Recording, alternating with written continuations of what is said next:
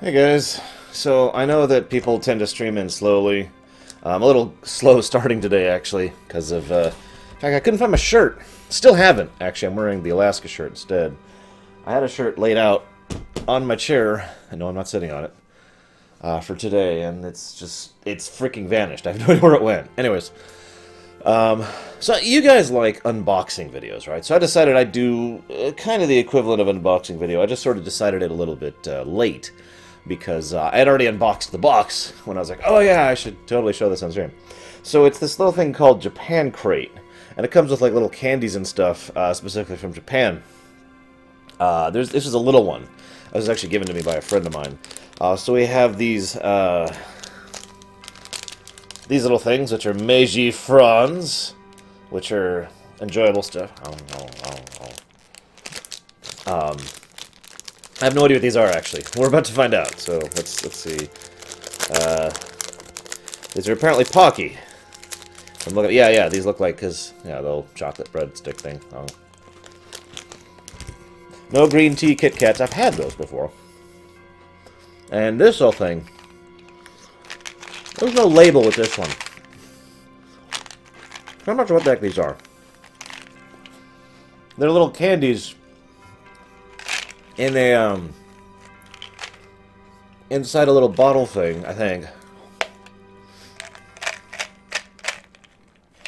Little white candies. I'm not sure what we got here. Chewable. Interesting. Those are good. This is the one I really wanted to show off. Hang on, I hate to... but you gotta see this, okay? Let me make myself huge so you can really see this for a second, okay?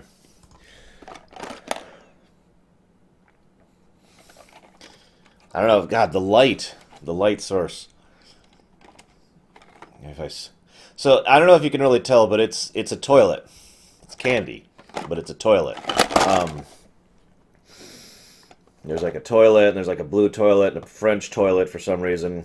There's the American toilet, which is eating a hamburger, of course. French toilet's eating a baguette. The Chinese toilet isn't eating anything.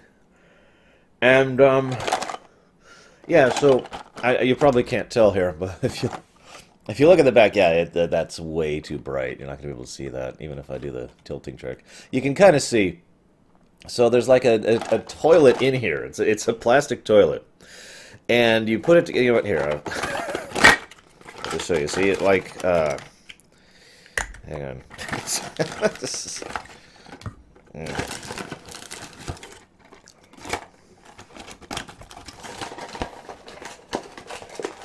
Hang on. So, there we go. So this goes here. Pretty easy to assemble. Candy, ladies and gentlemen, has gotten weird since I was a kid. Yeah, so here we go. Here's my little toilet. What you're supposed to do is you put the stuff in here and you like mix it up or whatever. And then it'll come out this part, all fizzy or whatever, at least according to the pictures here. You can also apparently repurpose these to be a planter or whatever. I have no idea what flavor I got. Blue flavor, apparently. I got blue flavor. I don't know what blue flavor is. Does anybody know Japanese? Is Javan on here right now? Javan, what does this say right here? You can read that. I know it's really hard to read. There you go. What's that say? That's the flavor I've got. I'm not going to try this right now. Oh, hang on. I've also got a thing here. I've got some stickers to decorate it. Looks like I apparently got the French. I got the French one. I don't know if you can tell. It says France in the upper left there, and it's got the eyes and the glasses and the Eiffel Tower because all French people are actually the Eiffel Tower. I can't think what that hat's called. The hat and a baguette. Oh, hang on. I got one more thing here. What else we got? Hang on. A pink. We have pink flavor as well, as you can see here. Yeah. There we go. Perfect. Pink flavor. Grinning, winking, pink flavor.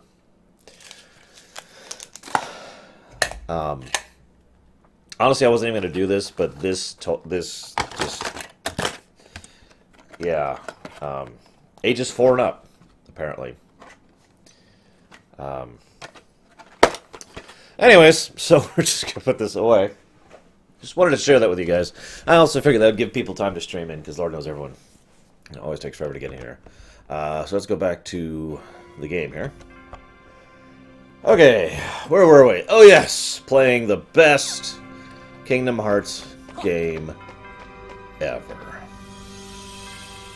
Berets, that's it. So, the only world we haven't done. Halloween Town. What the heck is Matsu Matsu? I'm very confused. No, Takoida. A friend of mine gave me this little mini Japan crate, which apparently comes with, like, random Japanese candy in it. Hey, Lulu. Hey, Msanda. Hey, actress. Gosh, we're in Halloween Town. He gets better eventually, Lava, but unfortunately it takes way too long to get there. Although I shouldn't say anything, because you haven't watched Star Trek before. Hey, Last Echo. No hellos for Samurai. Nice Haikunen. Or Himo, excuse me, Himo.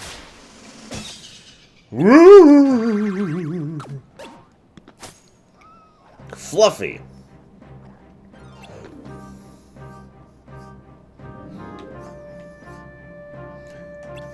Sorry. You ever wonder why he's called the Pumpkin King? I mean, he's a skeleton. And, you know... Hey, Octavian.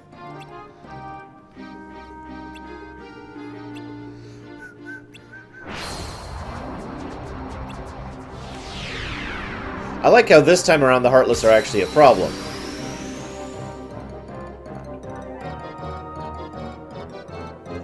Yeah, that's why I'm keeping my mouth shut too, okay? Hey, you're welcome, Lava Dude. I'm glad you're liking it, sincerely. I really want to say more, but I'm not going to. Oh my god! Someone tell me to fix my card order after we get out of this fight. Does Netflix have the Blu-rays of Next Gen? Because that would be awesome.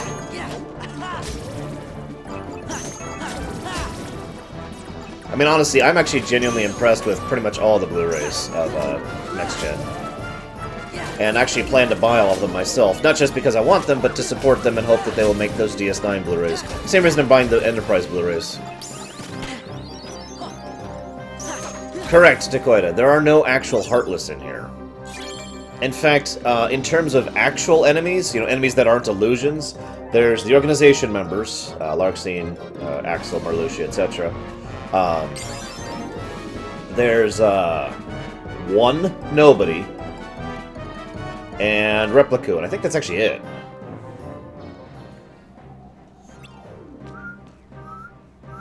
That would have been really interesting, Leander. And kind of horrifying if you think about it.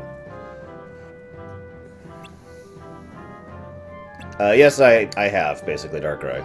In summary, this game was actually made after most of the previous games, so they already had the models, they already had the assets, they knew what they were doing a lot better, so the writing's a little better on point, the voice acting's a little better on point, some of the animations are a lot better.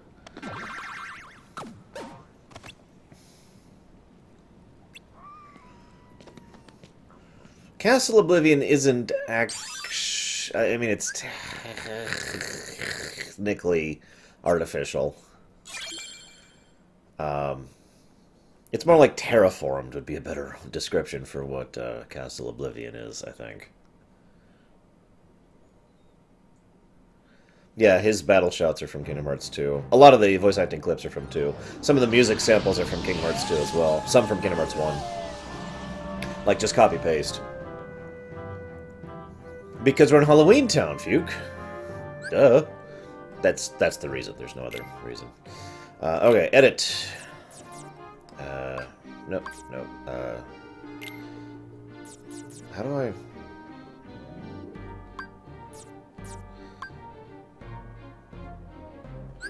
There we go, okay. How do I... Ah, there we go. Wait, what? No, I want... Oh, jeez, really? I might have to do this.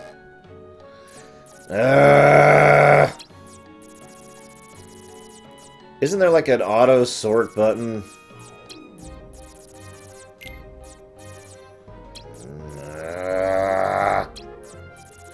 Actually, Darkrai, that's a very easy question to answer, because Enterprise is a more recent show, and therefore is way easier to convert to Blu-ray, and way less expensive. It's actually, as I've said before, and because I've already talked about this, it's exactly what I would do if I was in charge of Star Trek. I would put Enterprise out first, not only get the sales in, but because it's much cheaper to do than everything else, and therefore it's like a stopgate thing while we work on more long-term projects like DS9 and Voyager would be, because DS9 and Voyager would be much more reconstructive, just like TNG was, and therefore would be a huge hassle and difficulty and problem and all that fun stuff to do. With me?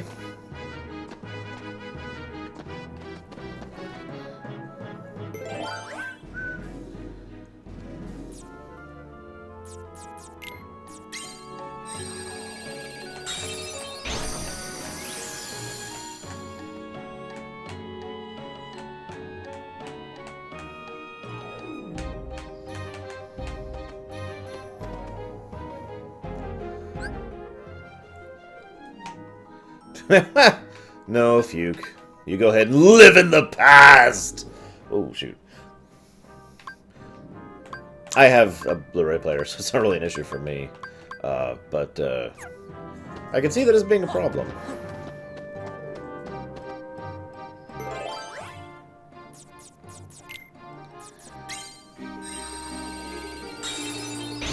And of course, I like the higher quality.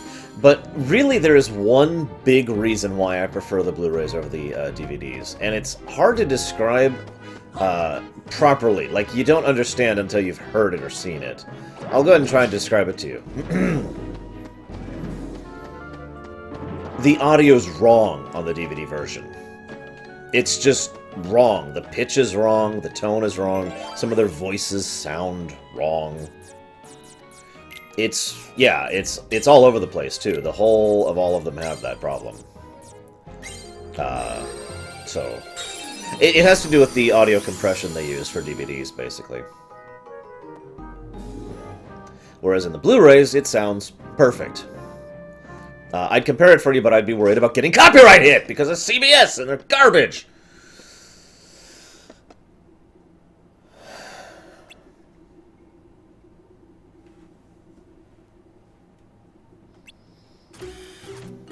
Actually, it's entirely possible they couldn't go anywhere, basically, to Koita, because they couldn't even produce more rooms to go into. They'd approach a door and try to open it, and they couldn't, because there's nothing to generate. You with me? So it's trying to generate something for the next room, and it can't because you're shielded from it. And that being said, there are certain people who can actually travel through here and have, you know, have the shielding thing going on. But those people cheat. They teleport around directly through the corridors of darkness. By the way, some memories grow ugly, some memories go more beautiful. If we could recover our crew memories, the world would seem completely different.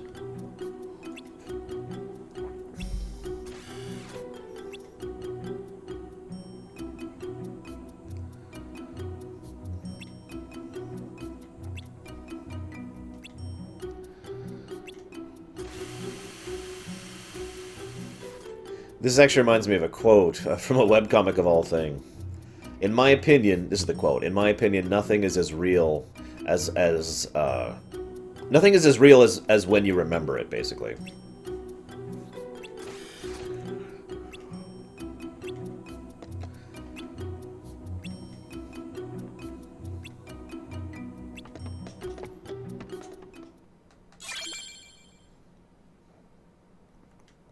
I gotta be honest, Replica is already pretty just horrifying in this one. With the issues you're having, Chemic, I'd probably go after the Nidus worms.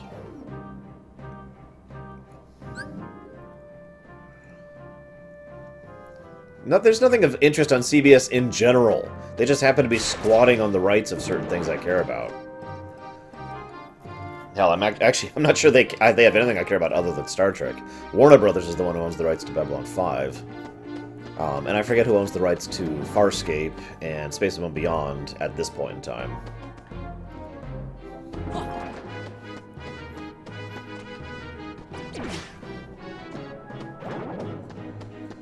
I have to admit, sometimes I wonder what things like this would do in real life, you know? I know that sounds weird, but, like, let me give you a weird example. Anyone remember the Mirror of Erised? Let's see if anyone actually has any idea what I'm talking about.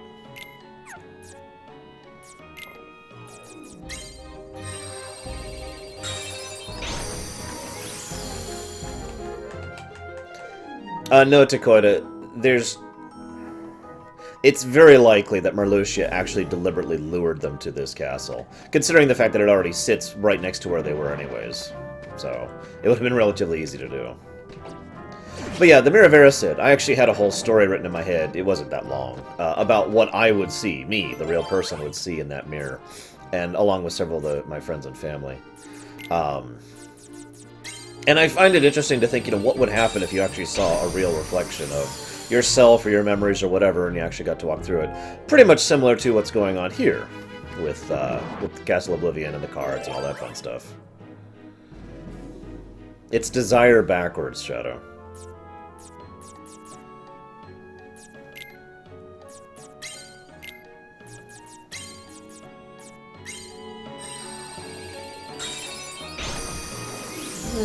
I don't know. All you're really doing is wasting resources, Darkrai. So I'd say like a 0. You're not evil, buddy.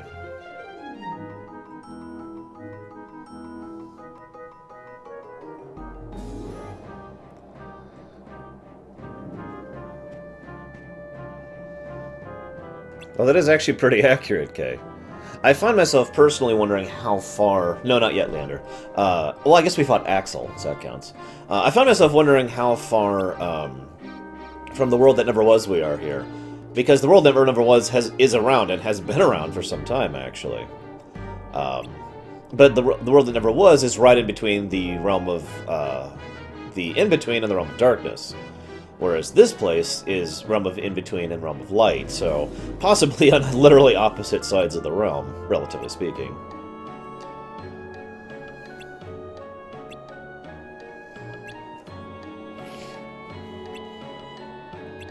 Once again, any risk is worth it to learn our true memories. Also, the Oogie Boogie Man.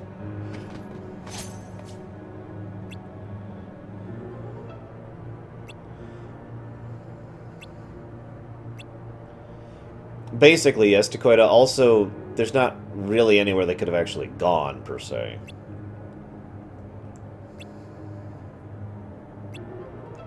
I mean, where would they go? Just keep going until they eventually find another world? Any other random world, and then possibly not even be able to reach it because the barriers are back up? Yeah, no, there really wasn't another option here. Excuse me.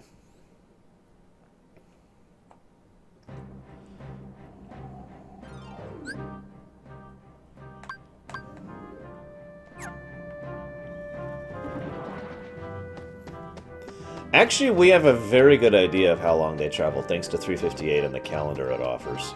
We know that, we have a pretty good idea of the range in which, pretty good idea of the range in which Kingdom Hearts 1 ended, relative to 358. Where's the frickin'... Oh, there it is. Ah, no! Enemy! Damn it! We don't actually know, Shadow.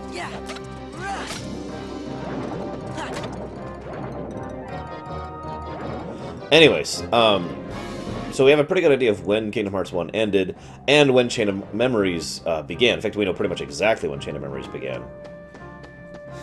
What? I'm just saying. We could figure it out to the day if we actually bothered. And I did once, I just don't remember. Favorite Harry Potter book? Probably 5 or 6. Favorite Harry Potter movie? Probably 5 or 6.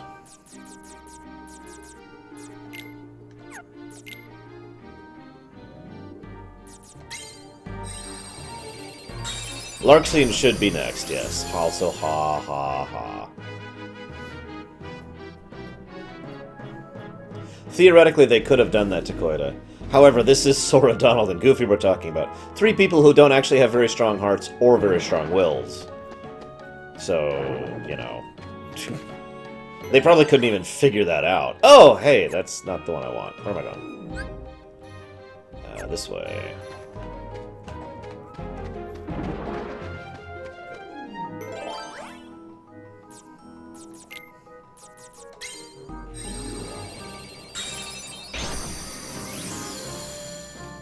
When we get to 358, just for you guys, I'll go ahead and figure out the thing. Actually, I suppose I kind of could. Just a second. You're gonna make me look this up. You guys suck. Okay.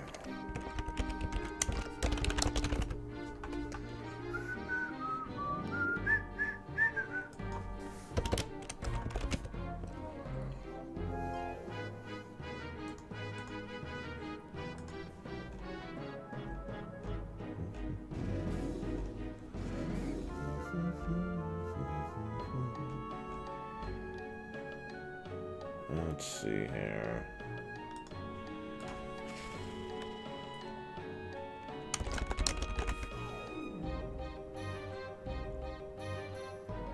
Surely someone else has done this. I'm trying to find the listing of the days. I guess it is more relevant later, so whatever. We'll discuss it later when we get there. Because I'll actually be able to talk about it then, because I'll actually have the game in front of me. And the ability to tell you how many days everything takes.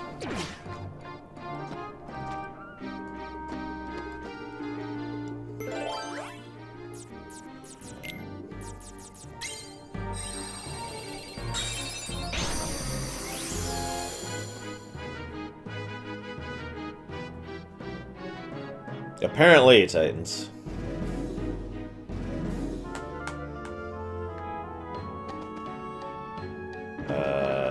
This way.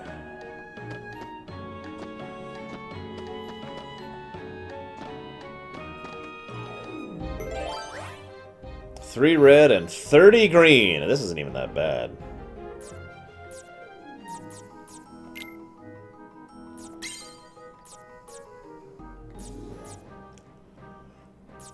Whatever, it doesn't matter.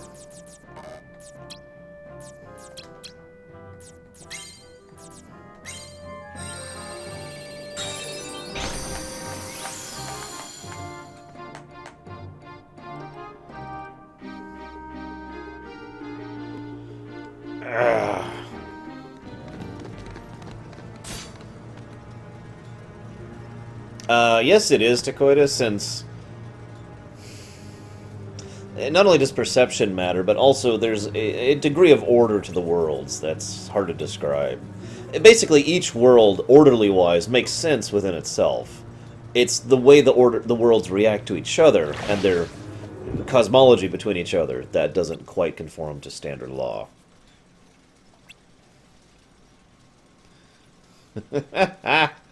Told you you'd like that one, Kemek. Actually, I might not have told you that, but I meant it. No, I like it too, Fuke.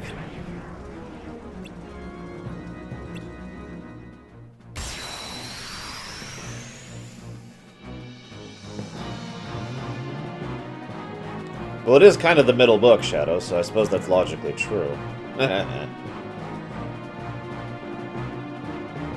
Time to fight the Oogie Boogie Man. And if he's feeling antsy and hasn't got much to do, he might just cook a special batch of snake and spider stew. Oh, baby. Okay, this is probably one of the most irritating bosses in Chain of Memories. Not the hardest, just the most irritating. Oh, baby.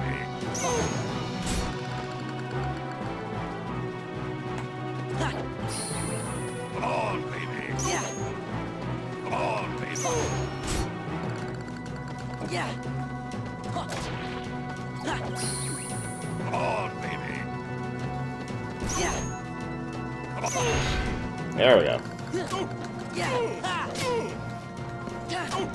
I actually was told, this is years ago of course, that I actually did a really good Oogie Boogie when I sang the movie. Yes, Titans. Of course, as I mentioned, there are harder boss fights by far. Pretty much all the Repliku fights are just an exercise in screwing you in the face. And then there's, of course, basically every boss fight, actually. As we were watching through it with my friend 2 weeks ago, I just kept pointing out, and then this boss was an irritating boss, and then this boss was a difficult boss, and then this boss was a difficult boss. And after a while, he was like, is there any boss in this game that isn't difficult? I was like, well, some of the Disney bosses aren't.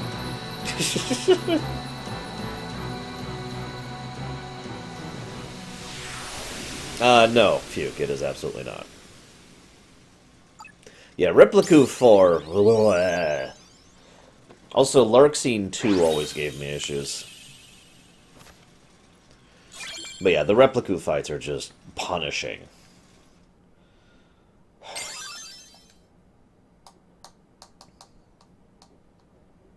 Actually, Andrew, that makes a lot of sense. Confound that Oogie Buggy. He drank my precious potion.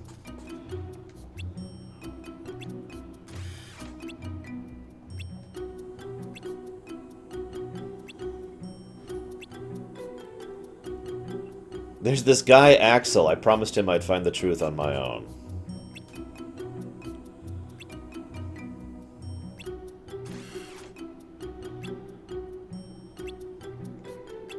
True memories must unbalance the heart and cause unpredictable changes within.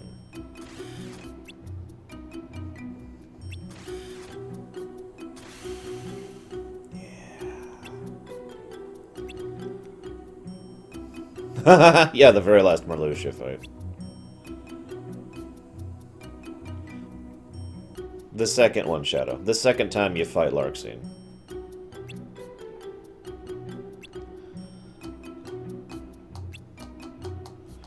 I have beaten this game legit once. And I am never doing so again. I've sworn that. You guys know this. In fact, I swore I would never play it again, and then I discovered I have cheats, which I'm doing now, and I was like, okay, you know what, sure. I'll play this one last time. For you guys. Hey, Pencil.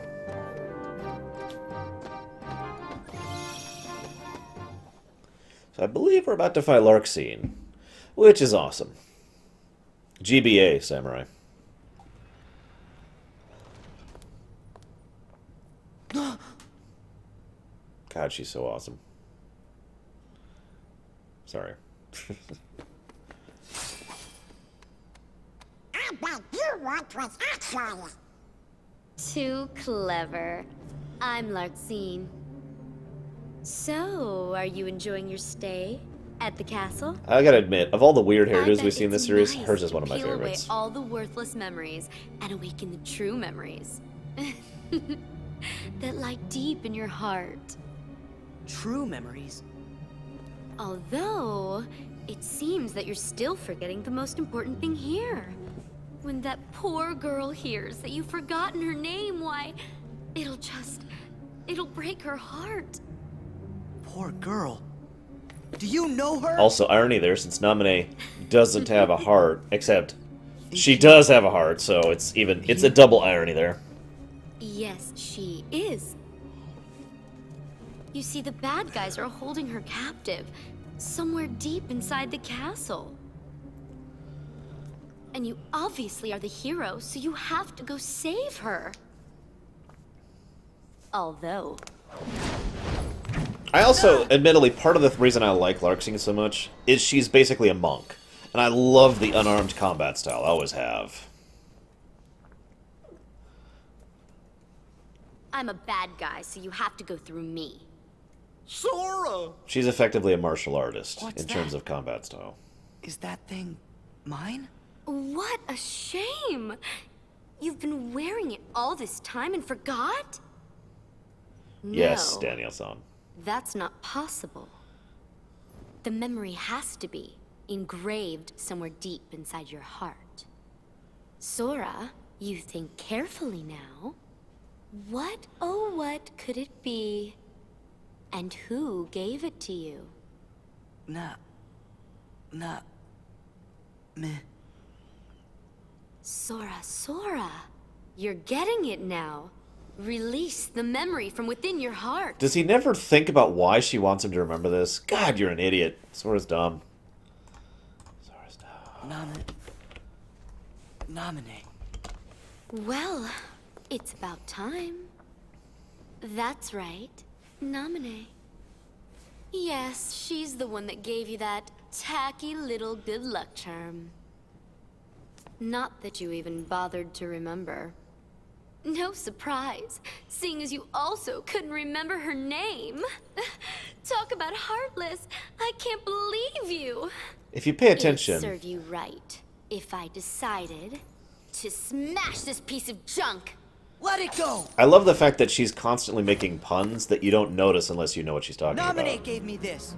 It's very important to me. Oh, it's important to you.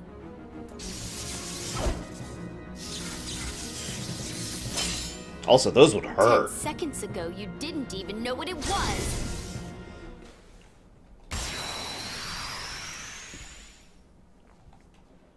Absolutely, Fuke. It's just a specialization. Yes, Deutsch, you're the only... I actually really like her voice actress. Sorry. She's actually probably my favorite... I'd say my second favorite voice actor in this game in particular. God damn it! Ah! Ah! There we go. I'm looking forward to showing off her when she's at full power, aka her data battle.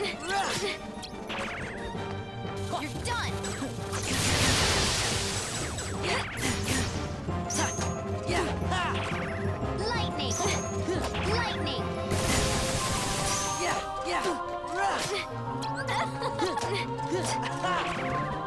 Vanish.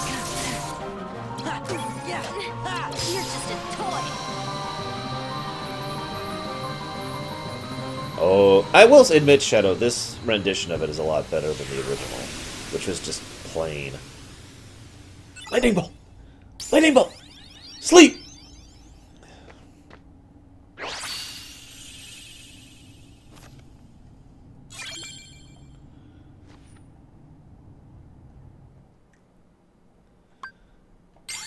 Yay, we know Blitz now.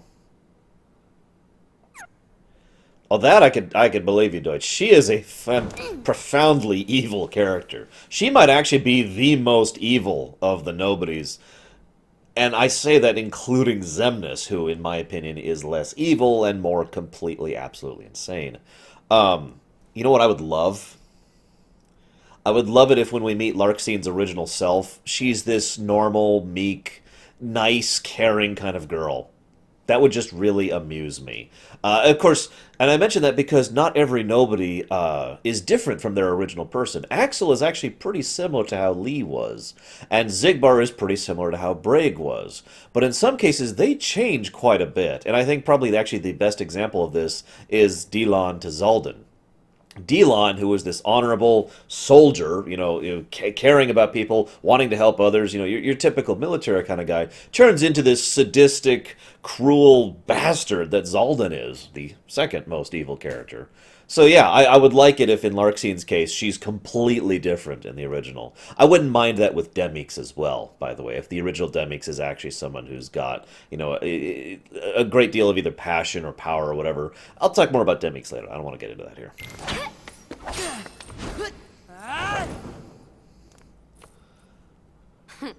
You're not as bad as I thought. You really are a hero. A heartless hero. Again, Who asked pun. you? Oh, does it hurt because it's the truth? You are just a baby. And if you're gonna be a baby... Get ready for the then drink! here we go. Take a drink! I created another card from your memories, Be a good boy and say thanks. Ta-ta. Wait, Larxene! No, I wouldn't, Fuke. Well, maybe a little. Where are you? Don't you dare hide from me! Show yourself! Larxene? I don't know. I've seen people try to dissect the original names of the characters. Sora, We don't know their calm original down. names too yet. She's not coming back. Funny thing, Sora? Well, I'll talk about it in a hate minute. this. Remember the anger thing. Remind me to talk about the anger thing. Why'd I need someone like that to bring back Naminé's memory? I'll go ahead and grab it now.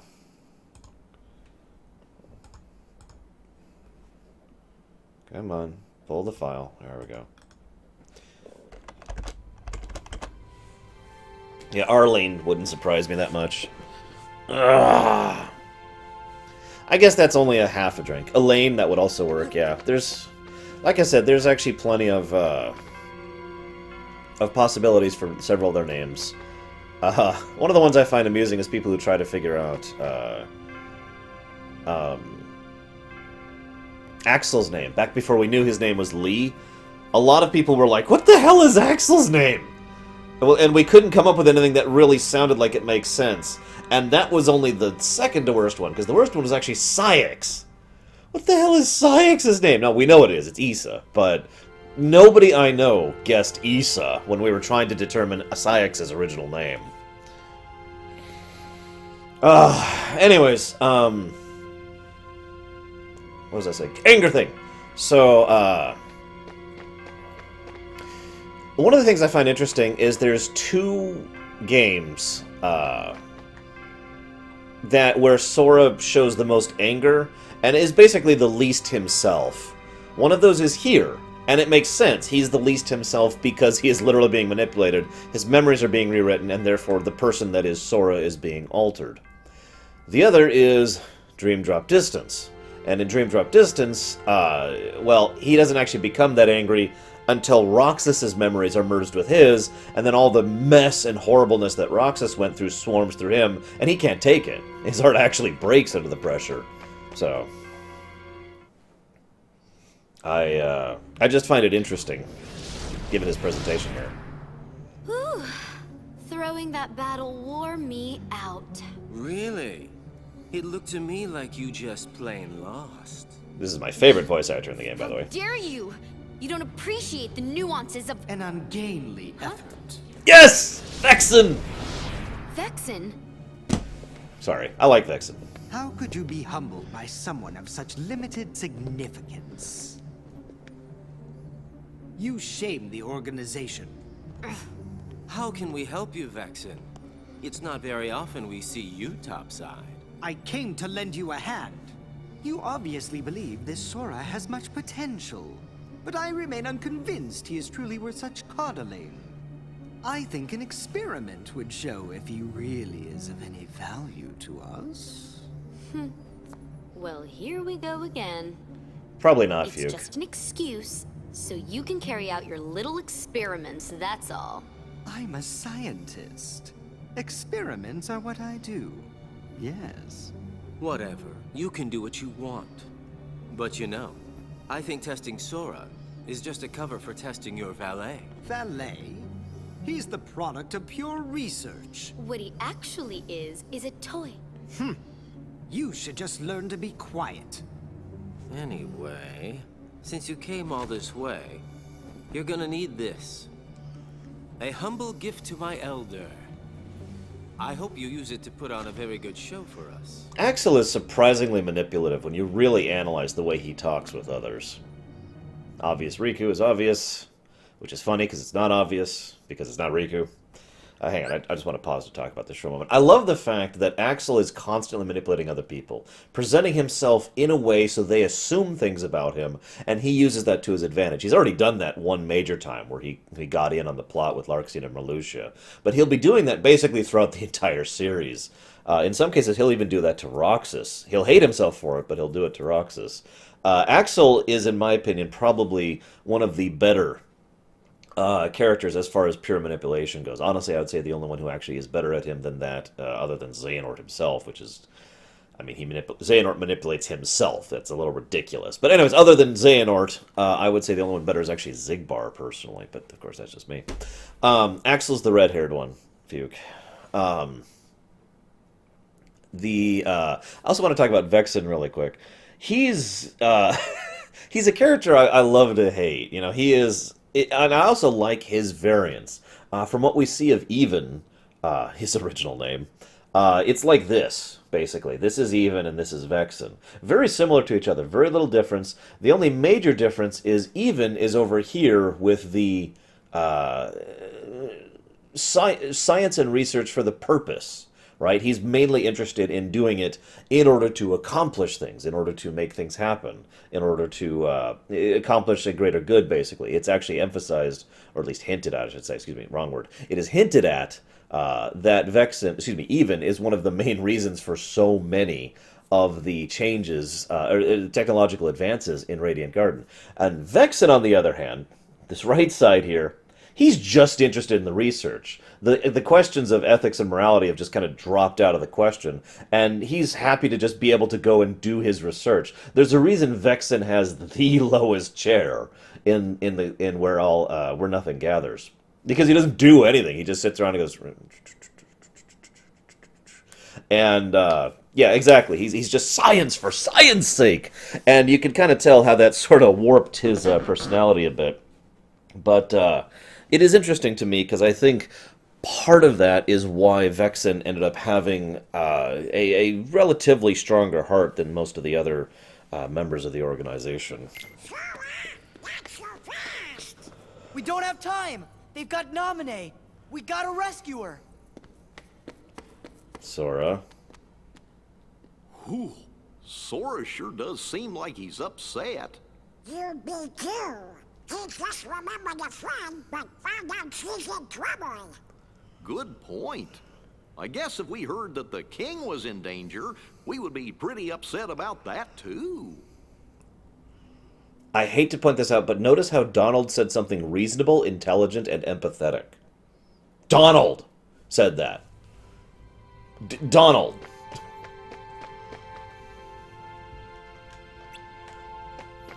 I also want to point it out because these two are... This is probably the moment of the greatest solidarity for these two relative to Sora.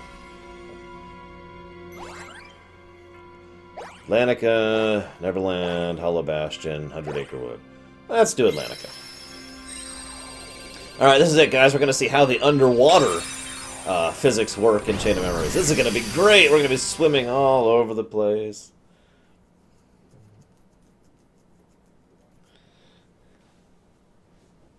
It's a good question, Heikkinen.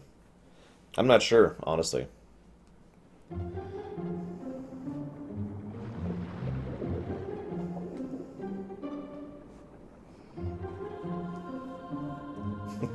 Thank you! Alright, time to swim.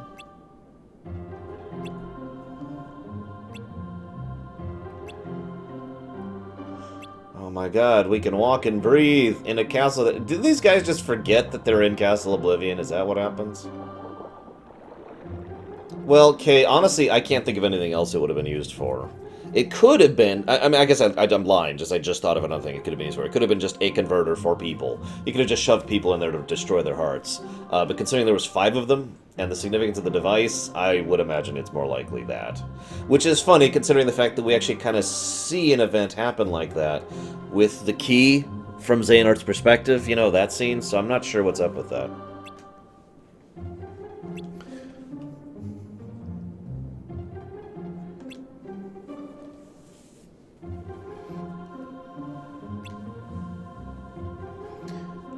Chain of Memories happens after 1 but before 2, yes.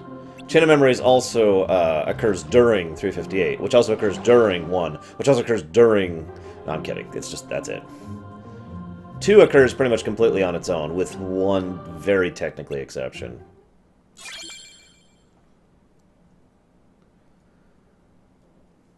Basically, there's like one scene, literally one scene in Kingdom Hearts 2, which actually occurs after Recoded.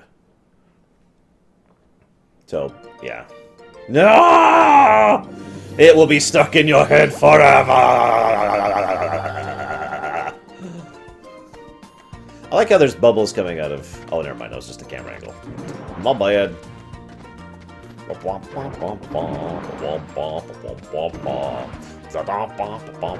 stop. It will forever be stuck in your minds. You will never be free. Sort of, but basically no, Titans. We will not be playing Recoded 358. That's it. Oh, and Dream Drop Distance. Where am I going? Where am I going? Where am I going? So yeah, later on, some of the worlds get kinda huge. Kinda unnecessarily, unpleasantly, excessively grindy hues. Huge. Excuse me. I don't know, I think Kingdom Hearts 2's Atlantica was the best one.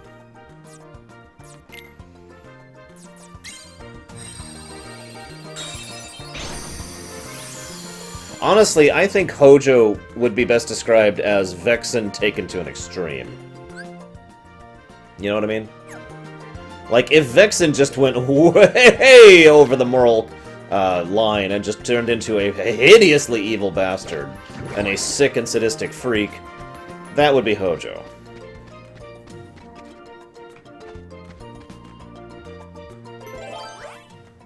The music... I know what you're talking about, Takoida. It is a neat idea. I wish it had been implemented a little differently, but then again, I don't really have a good idea of how it could be implemented elsewise. Yeah, I don't think I have a choice at this point. Okay. Yes, I do, Nerozaz, absolutely. But then again, I look forward to basically all the characters in the remake. I hope we get a little more characterization for the NPCs, to be honest. There's a lot of NPCs I feel they could flesh out more, and have fleshed out more in the books and the movies and all the other stuff that's come out since then, so... hopefulness, you know? It's the Turks! Oh, excuse me. Well, I was a huge fan of the Turks when FF7 came out. I still am, really. Advent Children only made that more. Are you kidding me? How the hell am I supposed to get over there?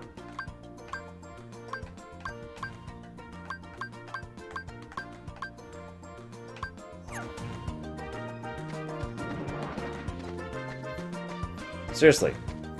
Yeah.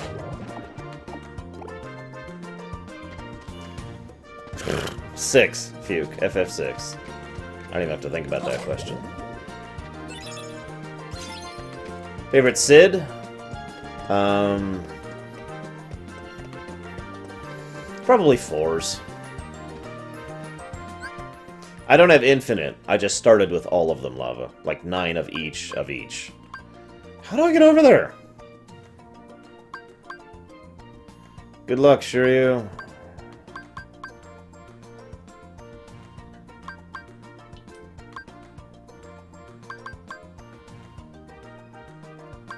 Well, I don't... You'll have to teach me how to swim that way, Samurai. Okay, seriously, though. What the hells? Am I going the wrong way? Because I thought the one that was glowing was the next one. Okay, gosh darn it. I was gonna say, I also like FF9's Sid. He's pretty awesome. If a terrible human being. Still awesome.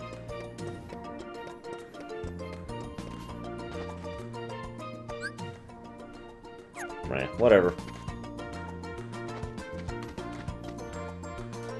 I just wanted you guys to hear this music for longer.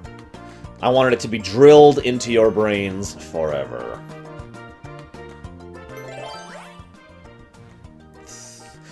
This is the treasure room, guys. I was right. The glowing the glowing one is the one I need.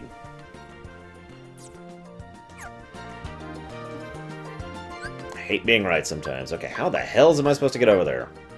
Maybe that way? Okay, we'll try that way. We'll try that way.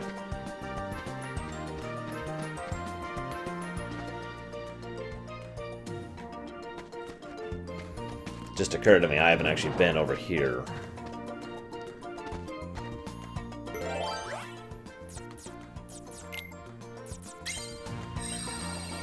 I blame you, Samurai!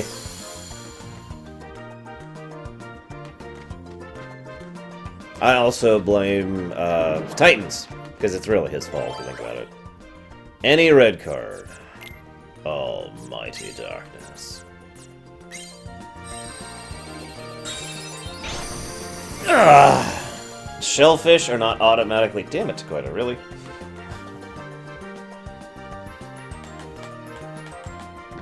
Elena, by the way. Or Elena, Titans.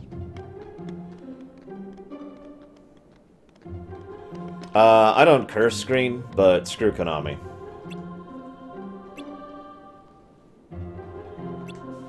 No! Someone stole the king's Ariel! Or wait, someone stole the king's trident! Totally unrelated. I can't do that kind of accent at all. So that would make Larxene, Scarlet instead of, Elena, wouldn't it?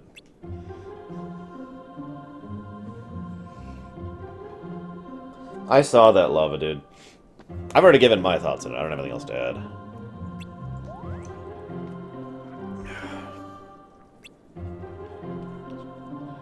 Yeah, whatever, Green. Oh, the organization is way cooler than the Turks. Not to say the Turks aren't cool. But, yeah. Oh, hey, Shazad, excuse me. Fight the fatherland, Django. Actually, you can do both.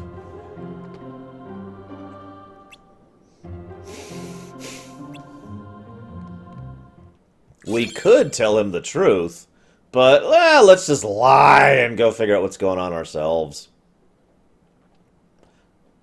That's a good idea, right? Disney movies tend to encourage lying a lot. You ever notice that?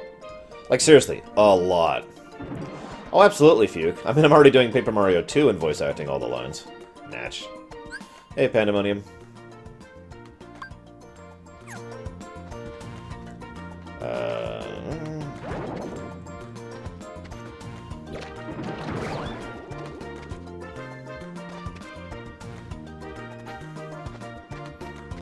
Poor Sang.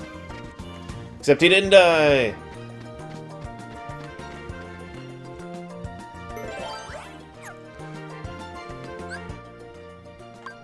But already... I guess I haven't been over there yet. Yeah, I was gonna say, the Disney company is pretty unethical in real life, so I mean, you know.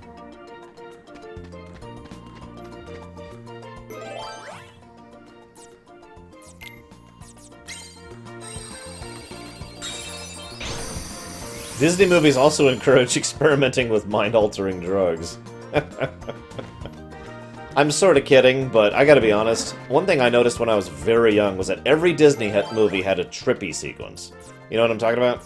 Every single one of them has just one sequence of just wah! This goes all the way back to, like, Snow White, for God's sakes. And was a trend for a very long time. It wasn't until much more recently that they stopped doing that. And honestly, most of that's just because of Pixar.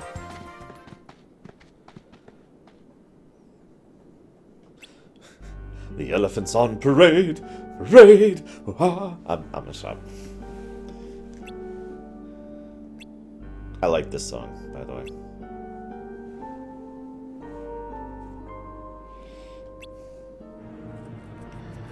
You did the right thing, child. I can teleport with ink! Why, I'm sure you'd do anything in the world to help your little friend. Poor Flounder's been swept away to the human world. That's a bad example of exposition. Or rather, example of bad exposition.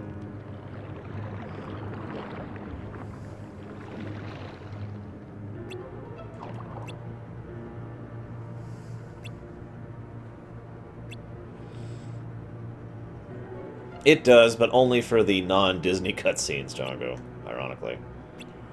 Like, everything except for the Disney stuff is voice acted for Chain of Memories.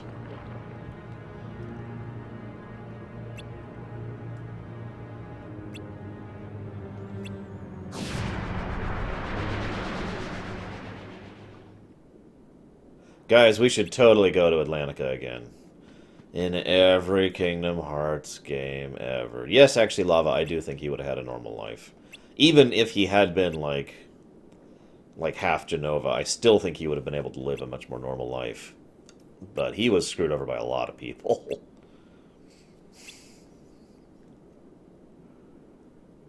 God, I hope not, Hemo. I like how none of them are like, how are you three walking on the surface of... Well, whatever.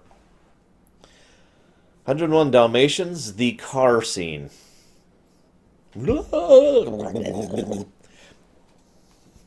Like I said, they vary in severity. For example, Robin Hood has the place burning to the freaking ground scene, which isn't that trippy so much as just plain horrifying.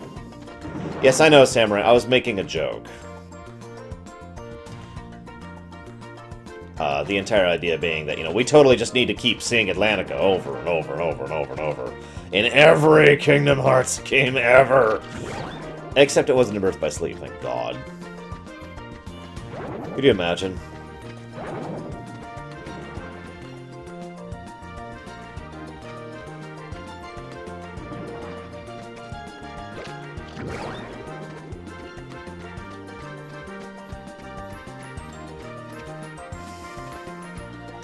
Now, I know this sounds really sad, but I have this really weird feeling I'm going to be disappointed by Kingdom Hearts 3. I know, it's way too early to judge, but everything I've been hearing about it has not been encouraging me, you know? We'll see. It's probably just because I'm too invested in the series at this point. There's too many things I would do if I had creative control, and they're not going to do any of them, and that makes me sad. Go ahead, make fun, it's okay. It's an expectation thing, I get it. It's just,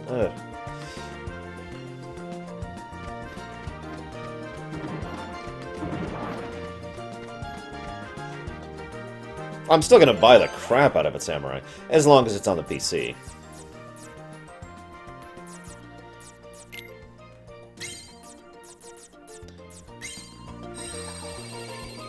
Yeah, Big Hero 6... I don't really think that was a good decision. Really, I don't.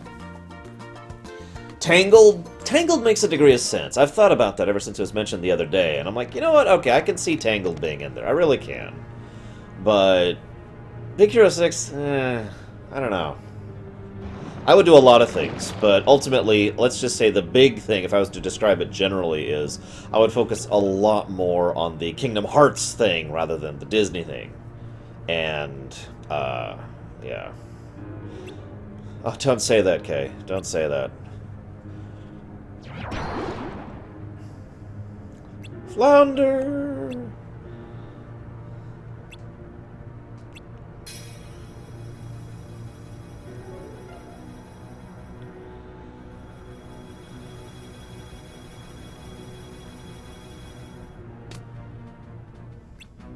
My point, Pandemonium, is I'm just not that excited for it, really.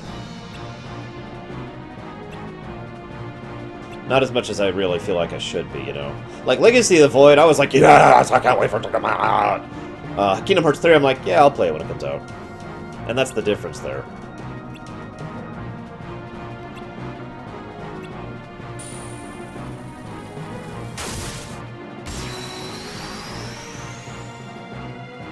That is true, Lord of the Flame, and someone else mentioned that earlier. It's happening after the movie. Ultimate Paradox mentioned it.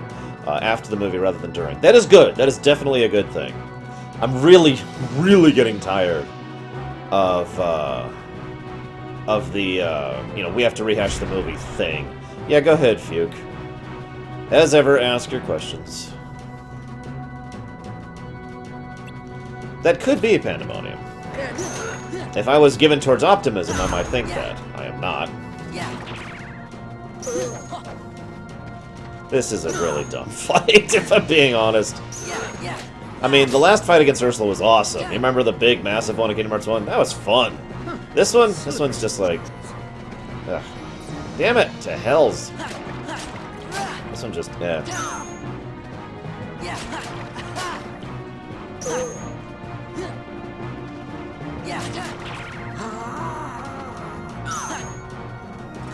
Insolent little fools! So here's a really controversial thought. How many of you have played, like, for example, the card game in Final Fantasy VIII, or the card game in The Witcher 3, or the card game in, like, I can't think of another good example off the top of my head, another game like that. How many of you would have preferred, how many of you guys would have preferred, that's true, Cloudy, if we literally had just a card game as the combat in this? Just full on, just stop trying to do this you know, pseudo action RPG card game mix. Just have it literally be a frickin' MTG thing, you know, like Gwent or whatever. Wouldn't that be cool? I would actually have been more in favor of that if we're literally playing cards against, you know, an Ursula, and then we zip out of it. And it's like, ah, we win, you know. I don't know. I'm just talking.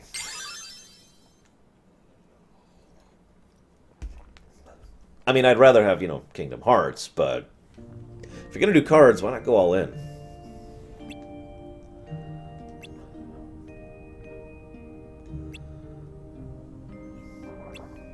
That's true, Kay. We definitely hurt her feelings in the next game. Ariel!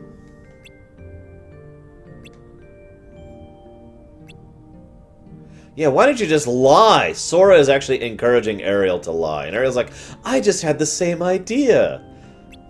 I know. There's, yeah, whatever. We can't lie. I haven't made the best decisions lately, so I have to own up to it. Cough! Cough! Foreshadowing, cough! Also, the idea of making a bad decision for a good reason is Sora in a nutshell, isn't it? That's true, Rackinson.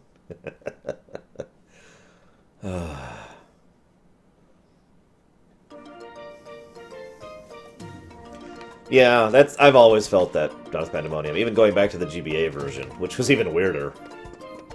Because it was the grid thing.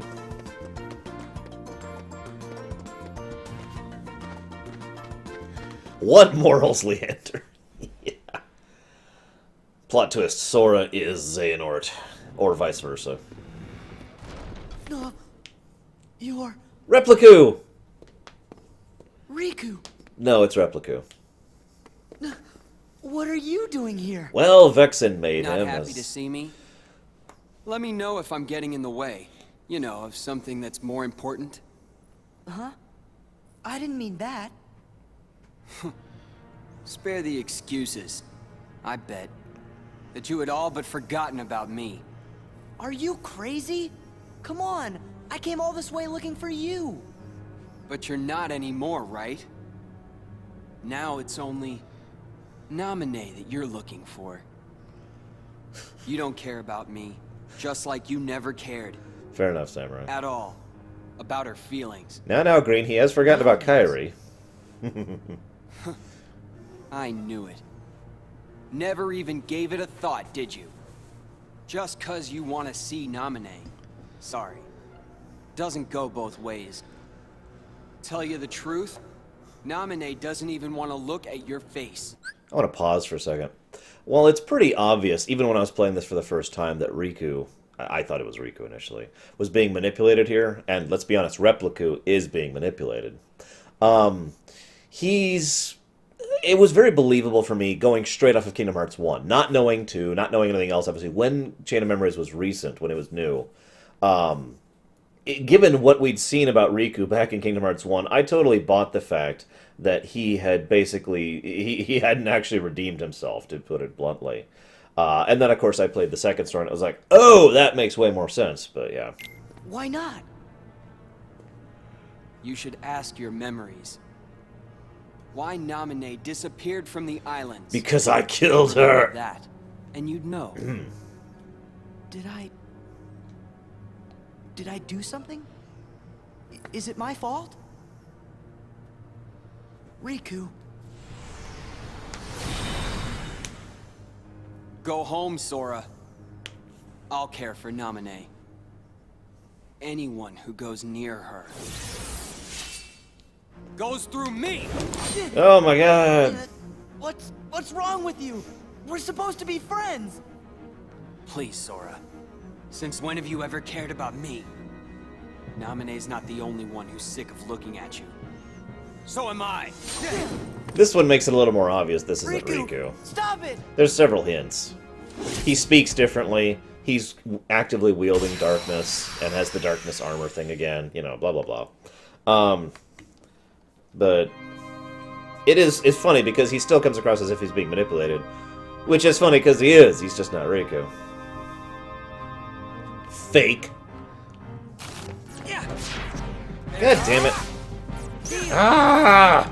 Why is R1 frickin' God? I keep doing that every single fight. Hey, Lucia. Lucia, excuse me, Lucia. Gotta say it right now.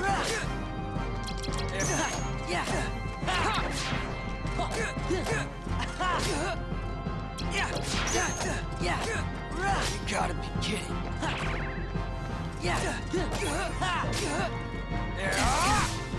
I don't know, Darth Pandemonium. I'm pretty sure that Replica is gone, so I couldn't really see that as happening. But then again, there have been other characters who have been gone that they brought back, so... I almost hope it's not him, though. Especially given the fact that Replica had a decent story arc that doesn't involve him becoming one of the 13 Darknesses, so...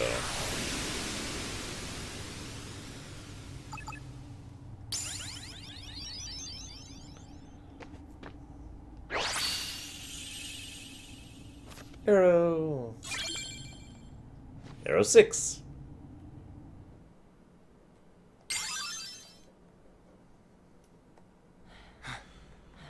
Probably Samurai. But then I'll just have to... Riku, please Wait, is it R1 in Kingdom Hearts 2? I don't remember. I guess I'll find out. Come back, Replica. Okay, he's gone. No Titans. You are one of the 13 Darknesses. Where were you two during that fight? I suppose at some point I should explain what is up with Replica, because there's a couple of interesting things about Replica, and all the replicants, really.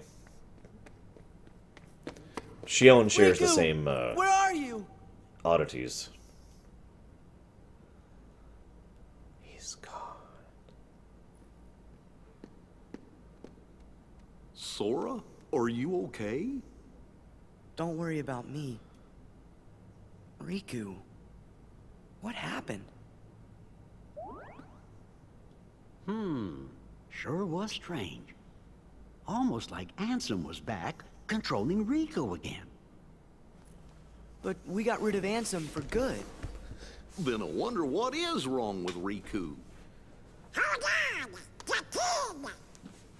If he's with Riku, he might be in danger. It's your own, Temo. Sora?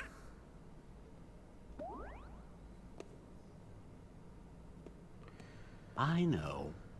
You're thinking Riku isn't your friend. But that's just not true. You sure? Well, I know he said some awful things to you back there. But you gotta remember, we are in Castle Oblivion. Why, folks lose their memory here a little bit at a time. Riku's probably just forgotten that the two of you were such close friends. That's all. So he just forgot? My guess is that's so. But Sora, instead of being sad, we have to figure out a way to help Riku get his memory back. If we all work together, why, we're sure to get you through this. No need to mow. Jiminy's right. You shouldn't push your friends away. Yeah. Okay. No sad faces.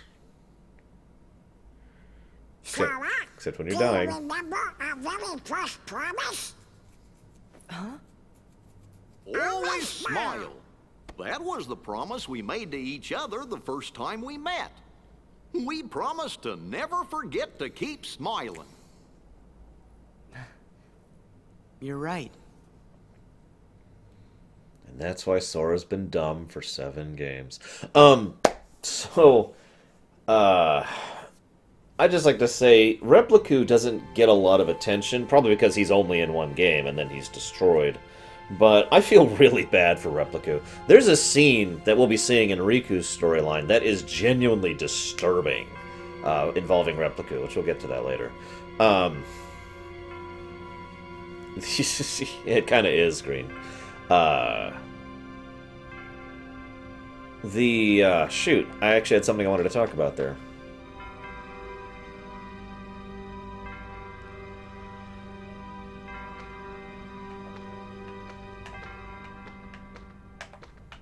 I don't remember. Oh my god. There's something in that cutscene I wanted to talk about. Yes, Nerazaz. Kingdom Hearts! Light! Darkness! There you go. There's the overall story, Nerazaz.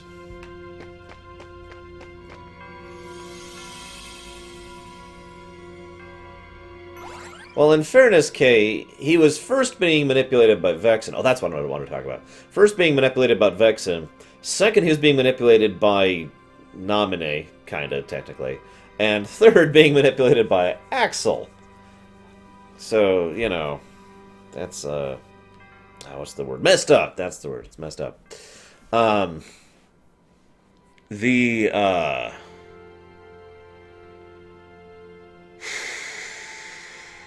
I think the only thing I want to talk about right now with regards to the replicants is that they are nobodies in basically every sense of the word. We know that they can make artificial Heartless. We know that. We've seen that. They can actually generate...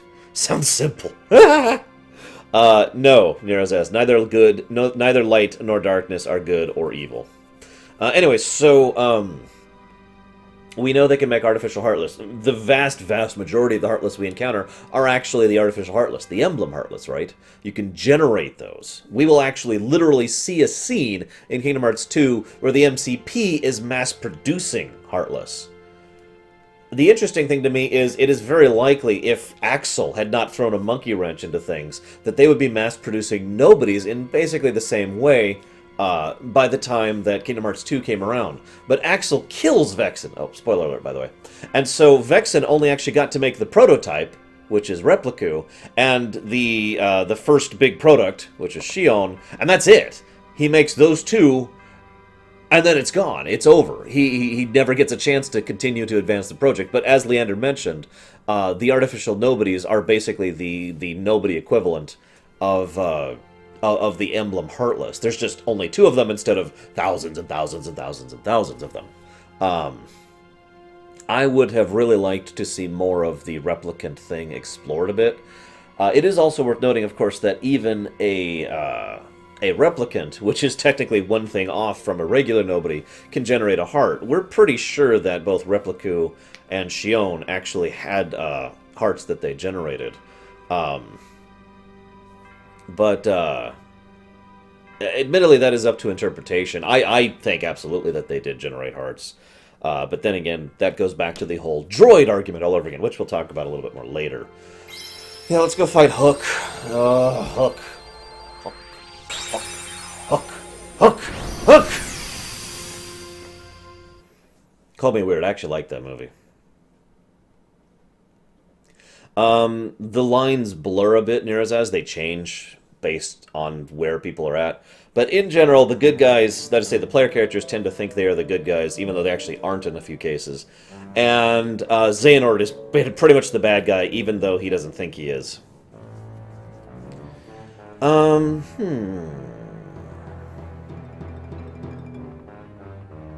Vaguely, but yes, Kay. I think that is a fair comparison.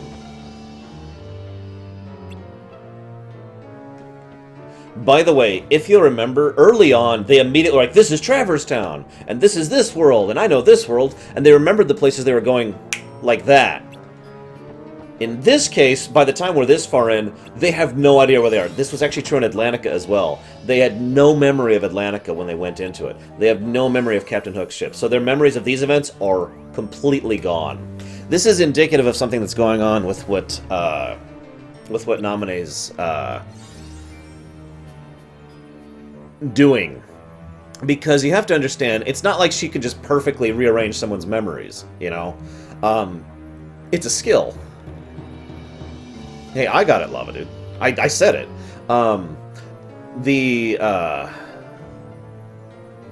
It's a skill. It's like a muscle. You have to practice at it. You have to get better at it. You aren't just automatically able to do it perfectly, right? I mean, you may be able to ride a bicycle, but that doesn't mean you're not going to screw up every now and again, right? And so one of the things that's emphasized in here and in 358 and in 2 is the fact that Naminé basically just made mistakes as she was unchaining and rechaining and reconnecting all these memories in Sora. So while she was... And it also feels like she's what we in the hacking business would refer to as a brute force hacker. No, and there's... that's actually a bad example, because brute force hacking is actually a little different than what I'm thinking of. Brute force networking is a little more than what I'm thinking of. In other words, forcing a situation to happen in a way that it probably shouldn't actually be capable of doing. It's really hard to describe. My friend Brinkerhuff used to do that all the time.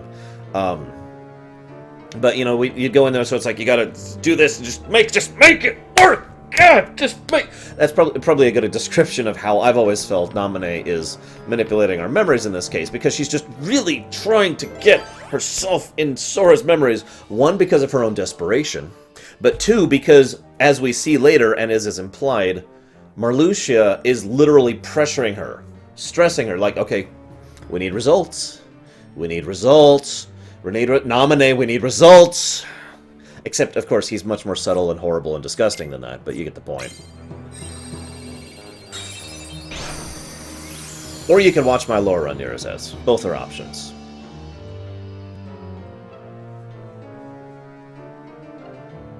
Damn it, Samurai. Really, dude?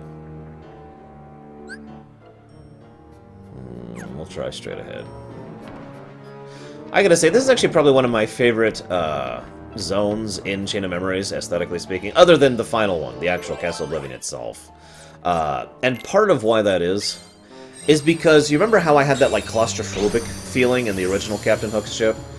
That's totally gone here. You got big, open, sweeping rooms with lots of space, and it's like, oh, I can just roam around. Lots of places to be. It's much more relaxing and much more, you know, better. Oh, there it is.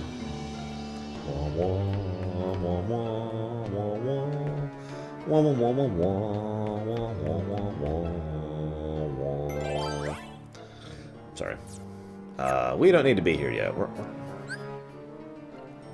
Yeah, we need to go. Okay, we need to go back that way. Well, Sora doesn't have any concept of scale. The ship was huge. It sailed through the skies. Yeah.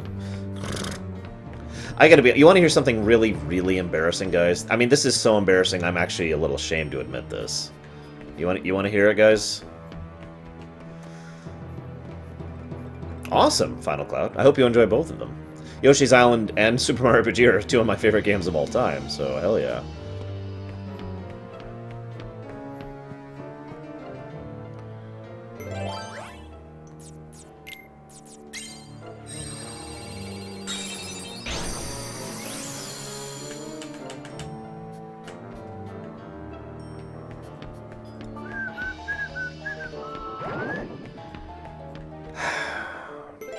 Alright, I'll tell you. Sigh.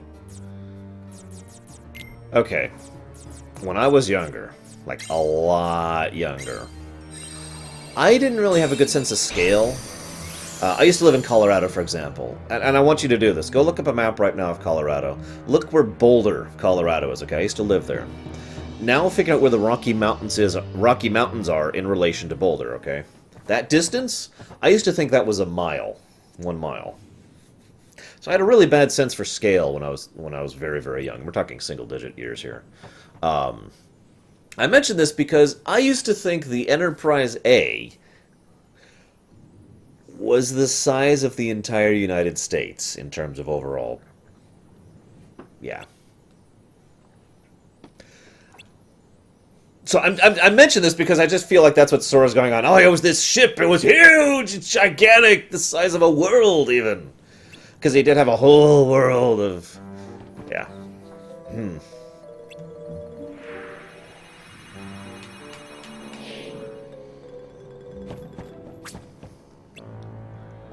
It's a very big ship.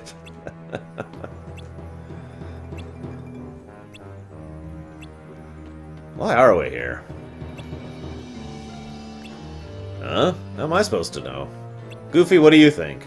Gosh, beats me.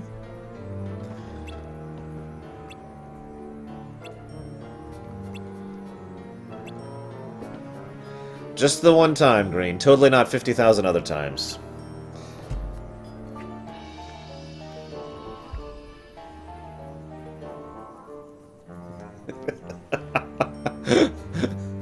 Damn it, Samurai.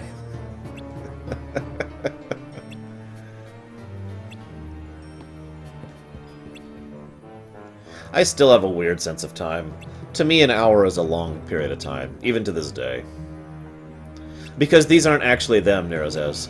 I liken these to holodeck characters, because that's the best and easiest way to explain what these are. They are illusions. They are not actually people. Thought exercise for you guys. Do you feel that if these illusions were allowed to persist and didn't fade the moment we leave... that's actually made a point, by the way. That's a plot point. The moment we move on from a floor, the previous floor is erased, so they're gone. But, do you think that if these illusions were allowed to exist long enough, they would generate hearts and become sapient beings? Sea Cat Fairy.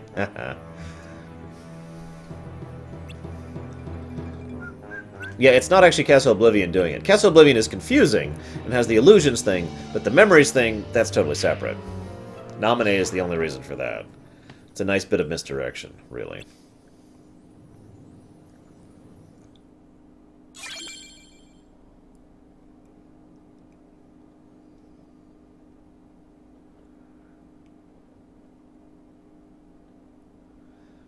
That's kind of the direction I'm thinking, Green. But again, they have to exist for a long period of time. It doesn't just happen like, BAM! You know. And again, I feel that's a subset of the droid theory that I've talked about many, many times.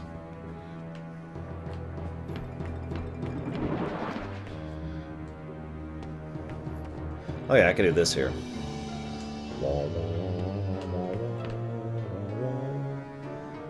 Oh god, Sledge, that...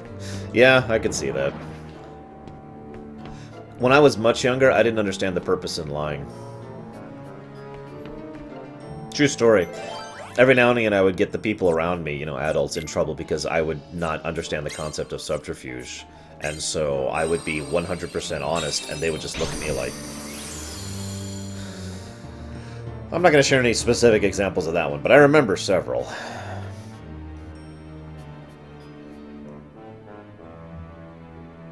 Yeah, no kidding, Lucia. Do you want Luxia or Lucia? How do you want me to say it? It's your name. I need to get it locked into my brain.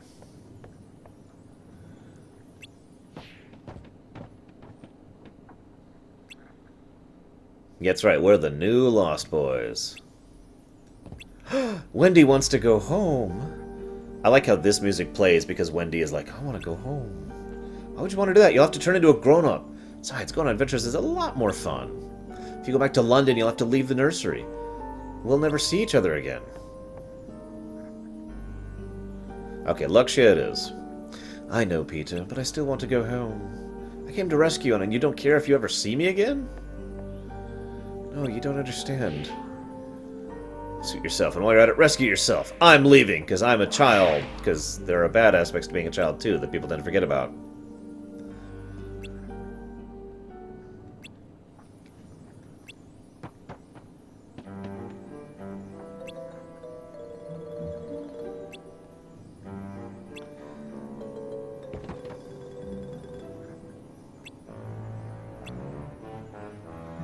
Yep, Peter Pan is still a jackass, ladies and gentlemen.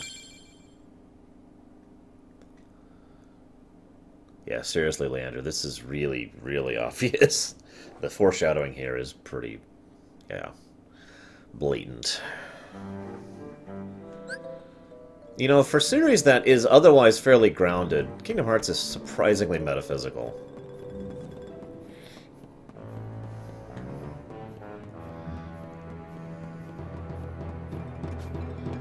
Trust me, Nerozaz. If you watch the whole Lorerun, well, at least the idea, if I'm doing my job properly, is that you'll understand what's going on. I know there's several people who haven't seen this series before, and one of the goals of doing this Lorerun, one of them, is to really go into it for people who haven't, who would like to get into the series, and just are like, yeah. Like, you asked me to summarize the series, and I'm just like, I don't even know how to summarize the premise, you know? It is a complicated series. Not convoluted, not overly complicated, just complicated. It's like summarizing Star Wars. How do you summarize Star Wars? Not the first movie, the franchise, right? So there's the Force, and there's this technology in hyperspace, and there's the Galactic Empire, and the way this works, and oh, and Wookiees, lots of aliens. You know, it's hard to do.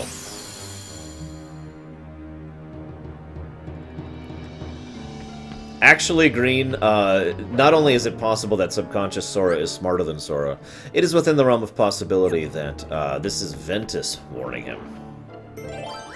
And yes, all lore runs always go to YouTube. Even though I get asked about that about 7 times a week. I'm not kidding, by the way. I get that question a lot. Is the StarCraft lore run going onto YouTube? Is the Mass Effect thing going on YouTube? Yes, yes. All things go to YouTube, as long as YouTube doesn't decide to be a dick about it. The only lore run that ever didn't go to YouTube was the original Kingdom Hearts 2 one, and that was because of copyright garbage. Screw, what is it, UMI? Something like that.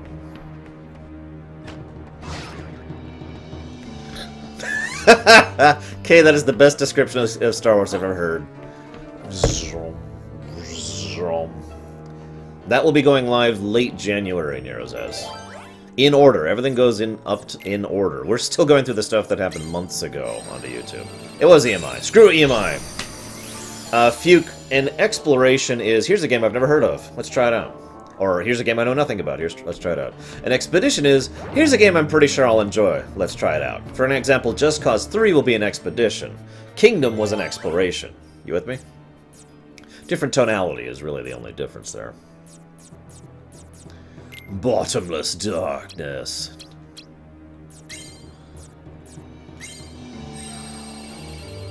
And yeah, duration is usually a deal. I usually only play an exploration for a couple of hours. An expedition I usually do with the intent to go quite a ways into it. Yes, that's why I'm occasionally muting this Lorerun, to make sure I don't have any copy wrong issues. I'm just gonna start saying that, copy wrong. It just fits so well. I agree. Xehanort is really the apex point of the entire series. And Hook. Hook is the other apex point. I'm kidding. Don't take that for red. Xehanort is the main character in many, many ways of the entire franchise.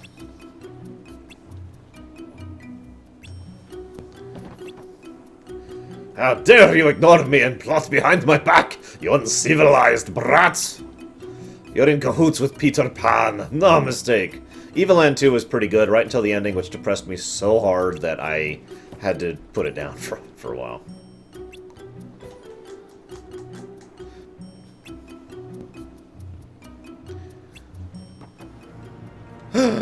Wendy!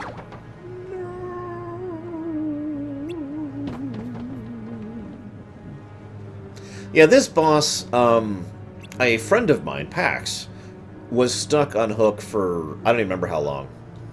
Or maybe it wasn't Pax. It was someone who was playing through Chain of Memories, and they just got flat stuck on Hook for a long freaking time. And I mean a long freaking time.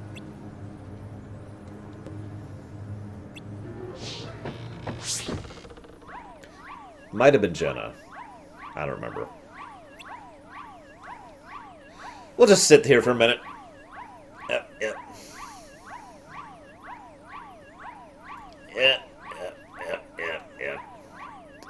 I think I'll go get a drink, you know, just kind of chill, hang out for a bit. You mind if I go get some lunch while we sit here? Yep. Okay, I'm done.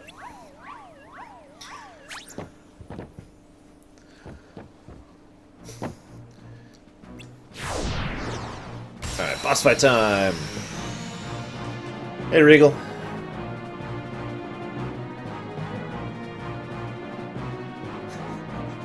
The sound effect is what was getting me.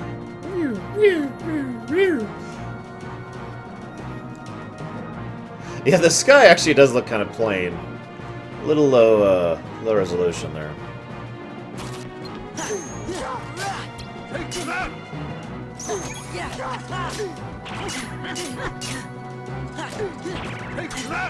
He's really good with his 0 cards, too. And you'll notice how many 9s he has in his deck? It's a little ridiculous.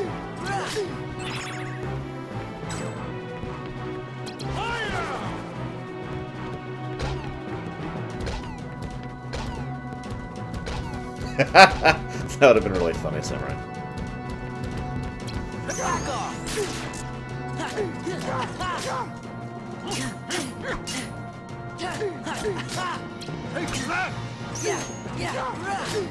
Some people I've heard argue that the only reason I don't like Chain of Memories is because I'm not very good at it. I disagree with that. I am very not good at it. I will freely admit that without even hesitating. But that's not the main reason why I don't like the gameplay of this game. I've given many reasons why I don't like the gameplay of this game. I'm just admitting that I'm not good at it. Even in a vacuum. I love his expression on the card. Look at him, look at him.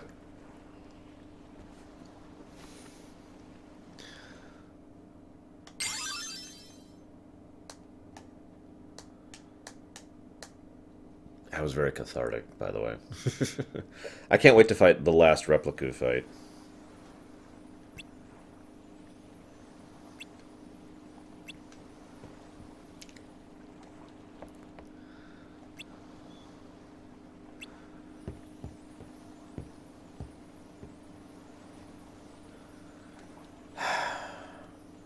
So, just to go ahead and point this out here.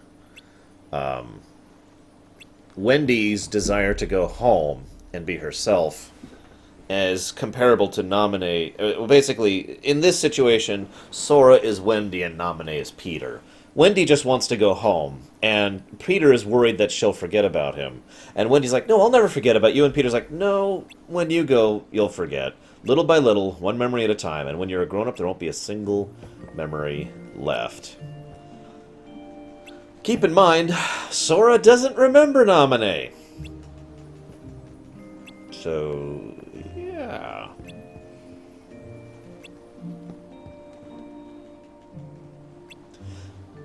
But yeah, the AI does cheat. It's a little irritating. Yeah, pretty much, Regal. Who's Peter? In fact, one of the things, really weird things emotionally hit me in this series, you know?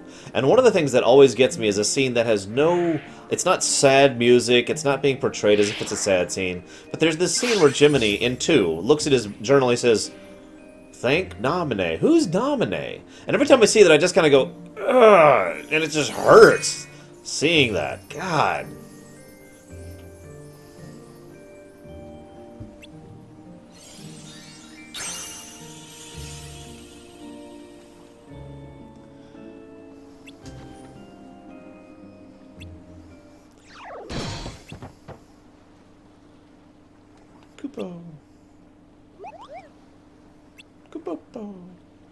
I love the Kingdom Hearts Moogles a lot.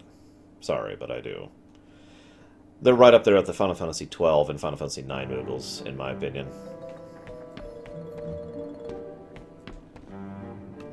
We were just talking about the relationship between Wendy and Peter and Sora and Naminé, Dakota. Namine!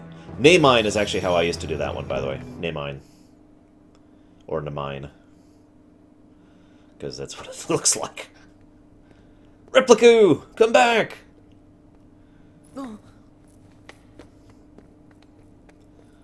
Take the hint.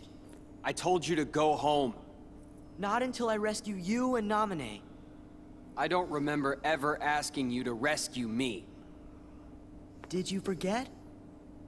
Kairi's there. Holy Waiting crap, for he us remembered both to she come exists. You're the one who forgot.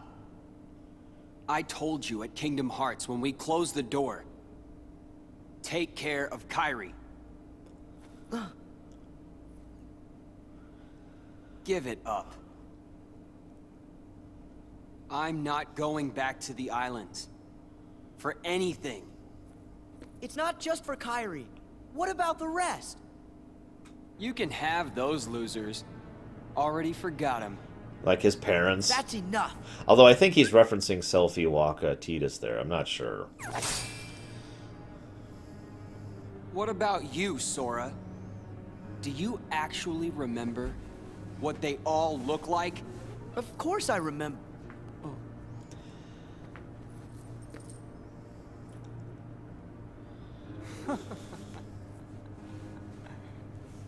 Don't feel bad. That's what this castle does to you, after a while.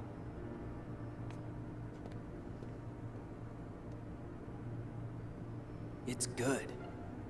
You forget all the useless stuff and remember, for the first time, what really matters. Damn, all that useless I stuff. remembered it, Sora. Kingdom remember. I now Oh, know the sorry. one thing that is most important to me. Protecting Naminé. Nothing else matters. Not a thing. I hate to interrupt, but his slavic devotion to Naminé is another example of her brute force approach to memory rechaining. The fact that she completely just shoves herself in there to the point where she's basically all that's in there, to the point where Repliku basically has very few other memories other than his devotion to Naminé. This also brings up an interesting point. We know for a fact that memories can change and alter a person, and affect them, and influence them, and alter them. We see this in this game, of course, but we also see this throughout the entire series. You alter someone's memories, you tend to alter the person, except bits and pieces of the original heart remain the same, right? The difference here is Repliku doesn't really have an original heart to actually use. If you follow me. For example, what I mean by this is if this was the original Riku, his heart would still have the, I'm just going to call it what Xehanort calls it, the etchings of his reality, of his self, so that he would still know this was a little bit off and he would still react in a different way. Repliku is still generating his heart while under these influenced memories, ergo, his heart is being generated in conjunction with these incredibly, completely overall this overriding compunction. He is practically being indoctrinated. In fact, I would almost say he's literally been indoctrinated. And as Samurai points out, after a certain point in time, his memories of Naminé are removed, which turns him into effectively a lifeless puppet. And it takes him some time to recover from that. And arguably, he never fully recovers from that. It's really, really disturbing when you see him here compared to the original Repliku when he had his own personality. It's... yeah.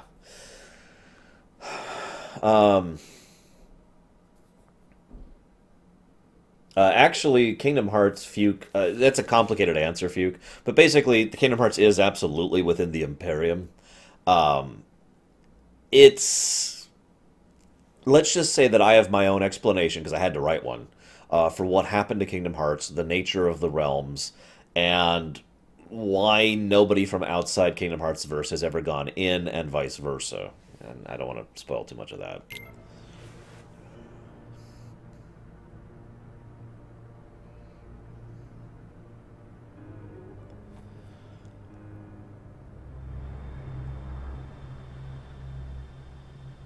Dramaticness.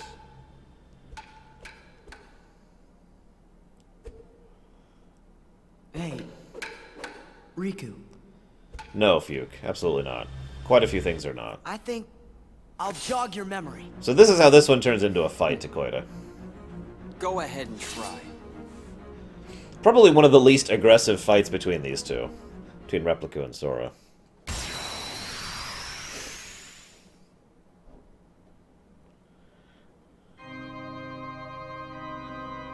At least it's a good song, but yeah.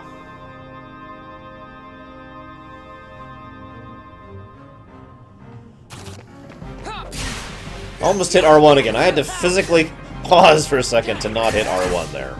God, that is so built into me.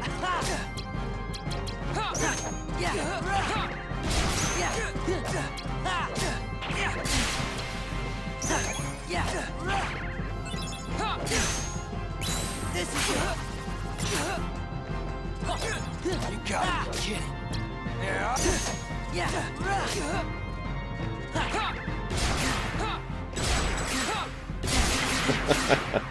Kind of regal, yeah. I don't know about you guys, but maybe it's just because I know the entirety of the circumstances, but I have so much sympathy and empathy for Naminé. That poor, poor girl.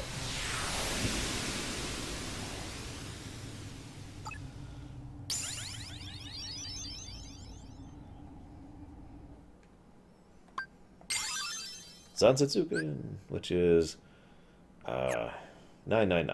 I can do that.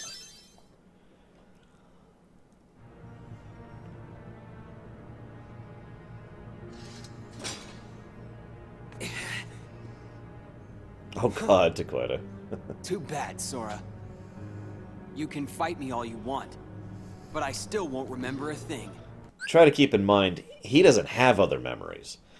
Unlike most people who eventually can recover those memories or access those memories, he has none. He has no other memories there. Fine, Samurai. Come on, Riku. I'll check. Let's quit fighting. Let's go help Namine. Together. Right. So like you. Sora, you're always trying to worm your way into my heart. Hold on. How dare you When be did a I good ever do that? person! I love this. You forgot that too? You never cared. It never mattered to you.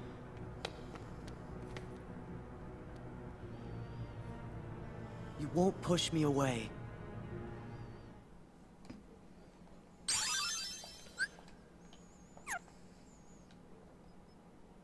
Probably doesn't help that Naminé more or less literally commits suicide. Alright, settings.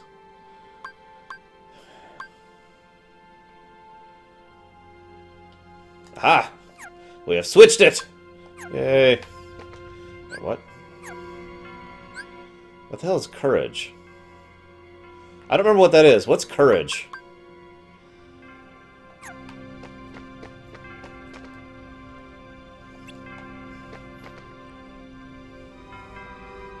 I have to admit, one thing that probably didn't help Riku's overall, presentability and likability is Repliku here. Naminé for like... Oh, that's right, we called it Courage. I remember that now.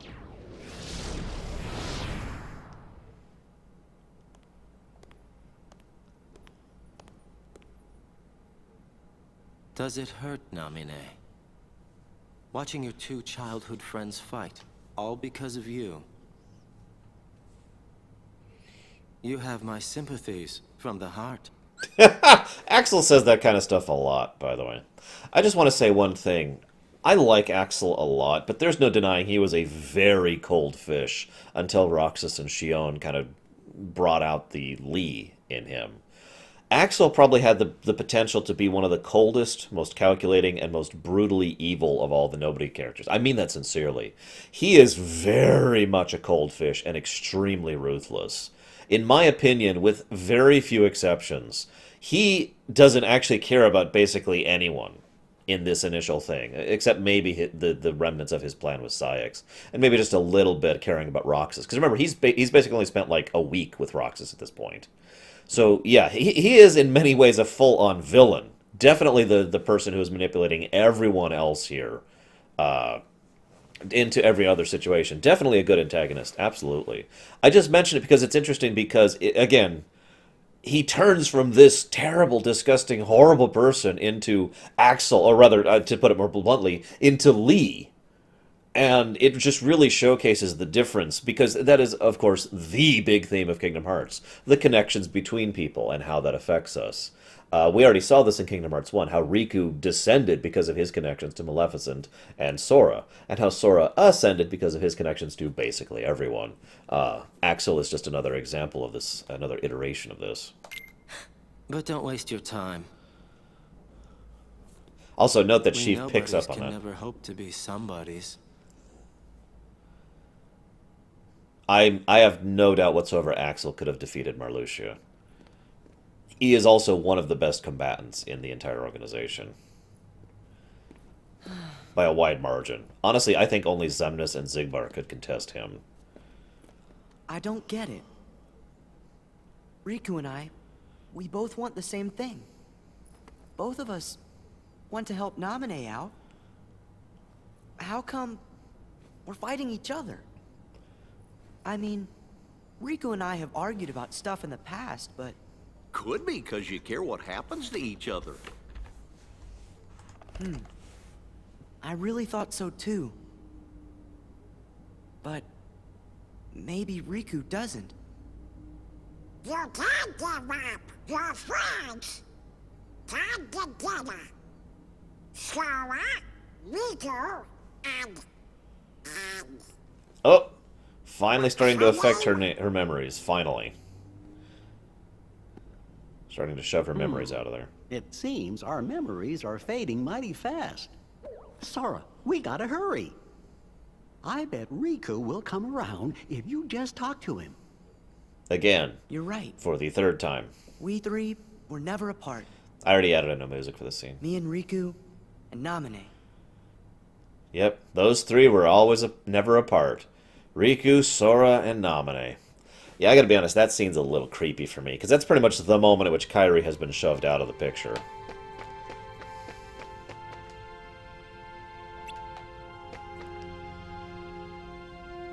I think, honestly, one of the things I love about Chain of Memories is it is so damned creepy, and it's so quietly creepy, you know? It's creepy without trying to be.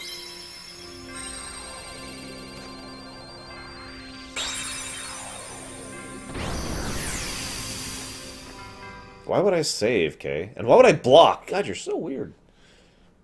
The game crashes. Yeah, no kidding, Luxia.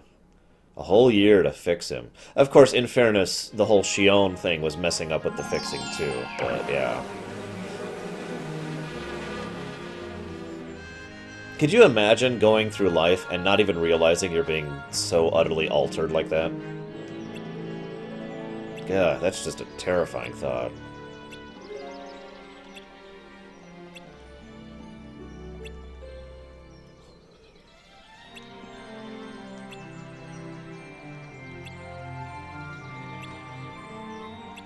We must go look for nobody.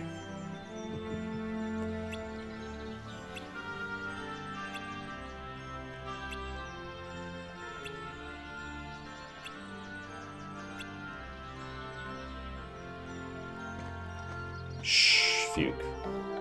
Yes, you really did, Samurai.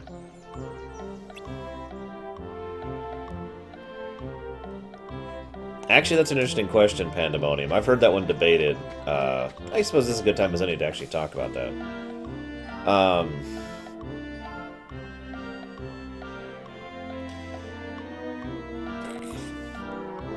See, I don't think most people actually realize the nature of what Sora is at this point in time. The incomplete being I've already referenced. So I'm pretty sure that,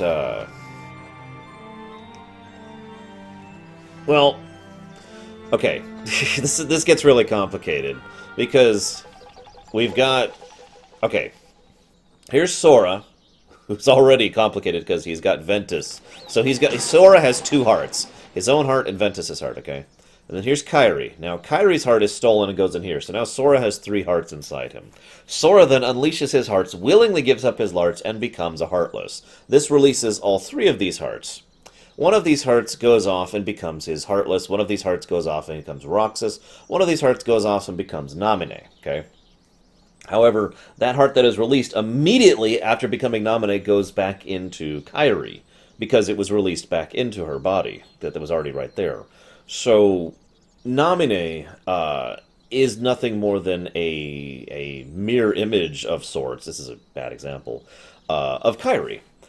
And furthermore, Namine has always been emphasized that she was actually going to fade, unlike other nobodies. We know nobodies can actually last for quite some time. Theoretically forever, as long as they maintain a strong mental focus on existing, since a nobody can only die if they stop concentrating on existing, basically. Hence why so many nobodies are so durable, actually.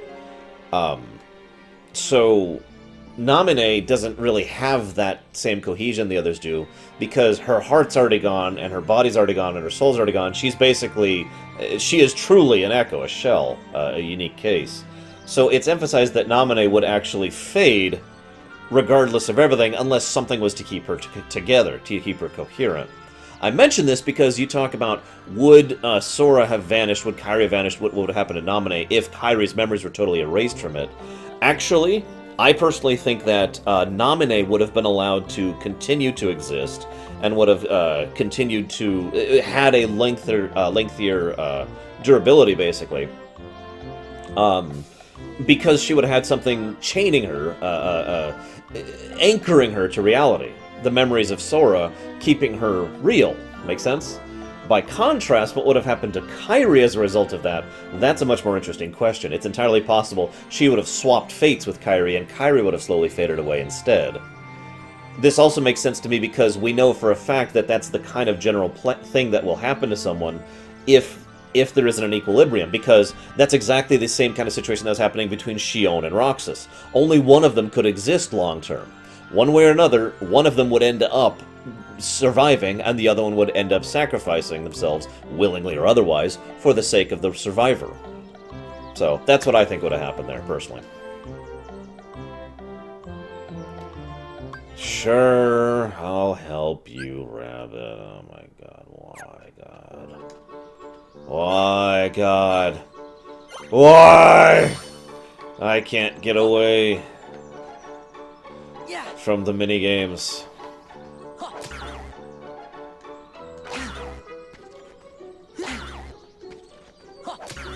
Oh, right, okay, I get it now. Sorry, I just realized what I'm supposed to be doing here.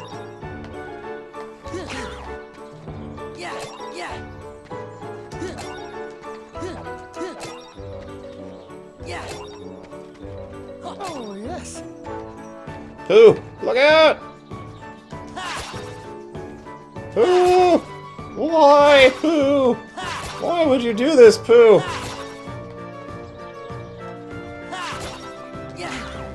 Damn it. Failed. Sorry, case now.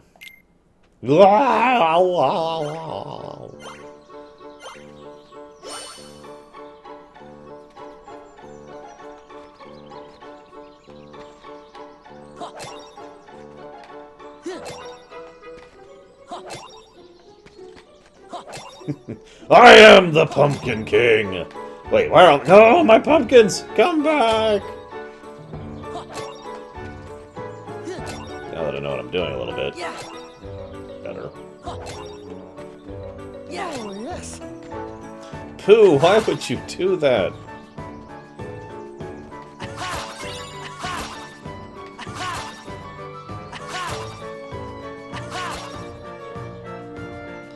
Winnie the Pooh will always be Kingdom Minigames. By the way, Kingdom Hearts 2 also has minigames for Winnie the Pooh. It's just that they're not terrible. Unless you have to do the Jiminy Cricket entries, in which case they're pretty terrible. Ah! Damn it! My depth perception has failed me yet again. Oh god, carrots! I don't know what to do about carrots.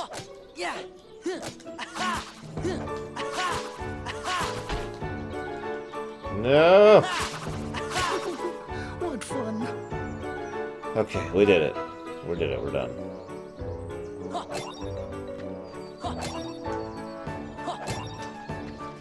yes.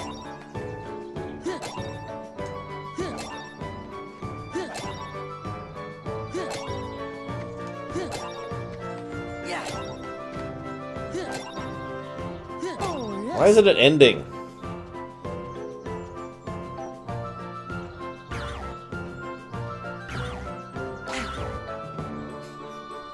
I have been defeated by lettuce. Oh, pirates. We're not even talking about that.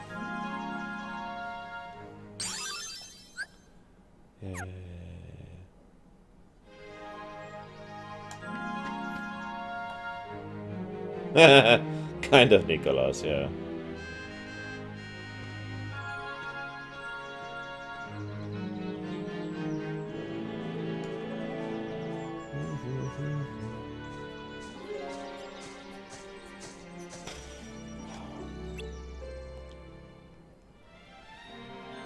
Damn it, Rabbit. Give me my... Wait, it's okay!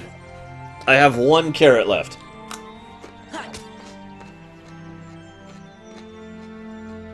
Sounds dangerous. Sounds like fun! Oh, God. I remember this one.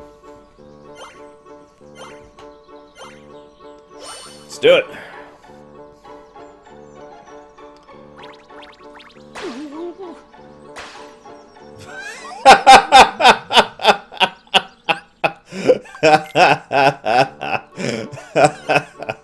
Dead!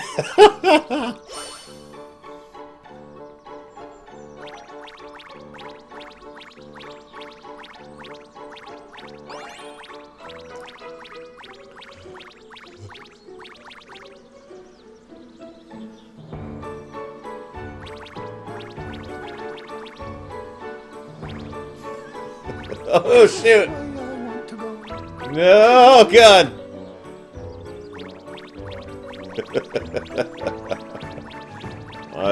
Oh, God! No! Okay. Oh, too high! Oh, oh my God! Oh, guys. Guys. It's over. This is just, yeah.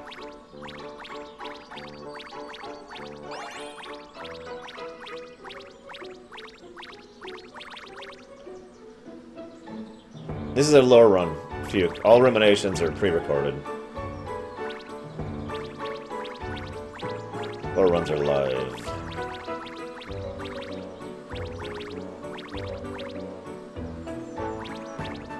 Is this the way I want to go? Eeyore's life is these mini games. It is all there is. Oh God, no kidding, Samurai. I can't even picture that.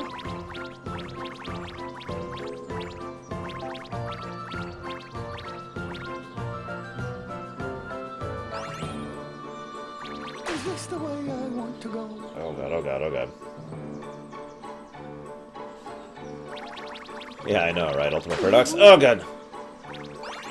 Okay, now... okay, whatever. We'll just accept that. We're almost there. Time to lose the last stretch. Because that's how that usually goes. Why is this tree so tall?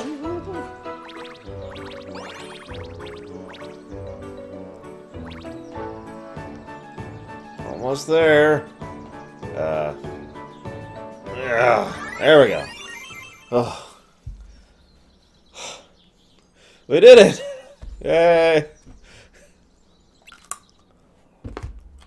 They're just that in. Yeah, Branch pops a balloon too, case now.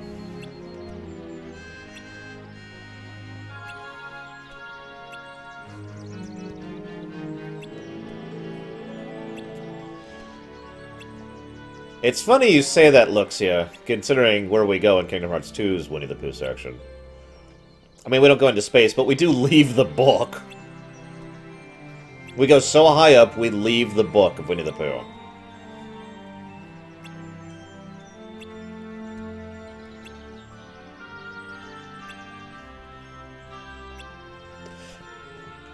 Oh, so this is like one of those orbital tether things. Okay.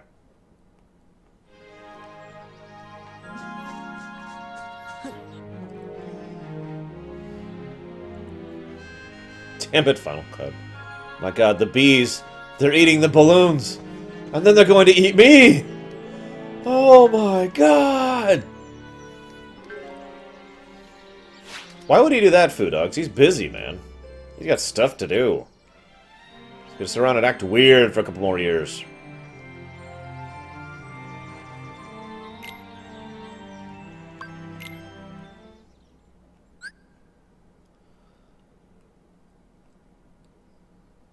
Okay. But the most wonderful thing about Tigger is I'm the only one.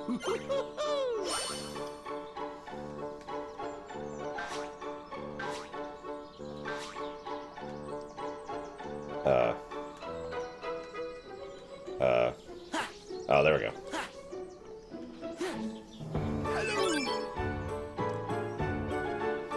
$100 million, Pandemonium.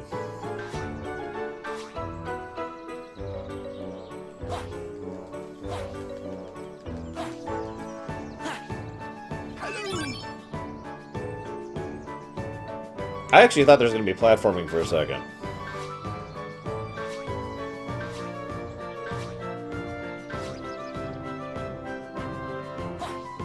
Oh, yes.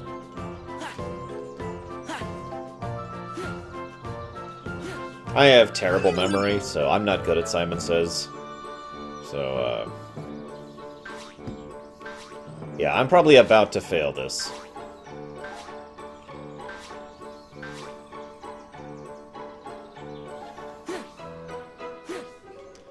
$1 feud. Oh, yes.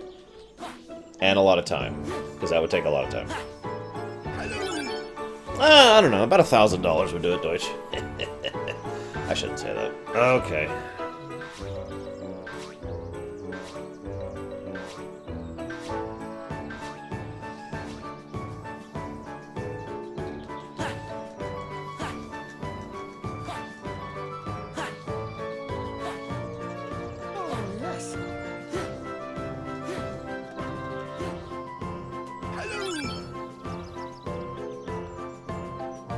I'm done! Screw you!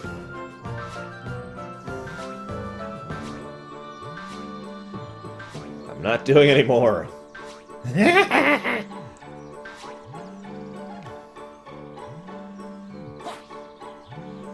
Oh my god, I totally screwed up. What a shock. Yeah, shut up. Stop calling me. Yes, Grenzler. I keep getting a wrong number. From Indiana.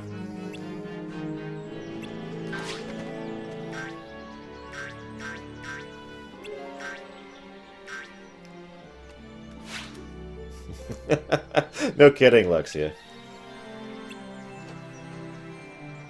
Pretty full, yes, Fuke. It's very, very full.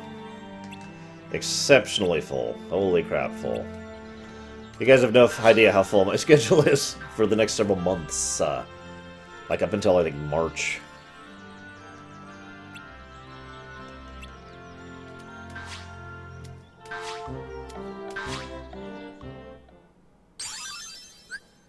You and your smartphone wizardry, Deacon. Us and our dumb phones have to deal with just hitting no whenever they call. And mentally remembering the phone number.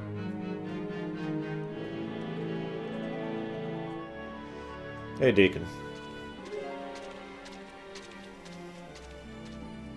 Remember this minigame from Kingdom Hearts 1? Wasn't it fun? Ah!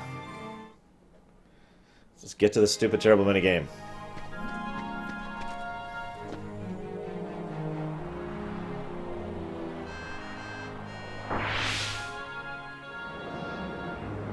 Well, I'm dead. Alright,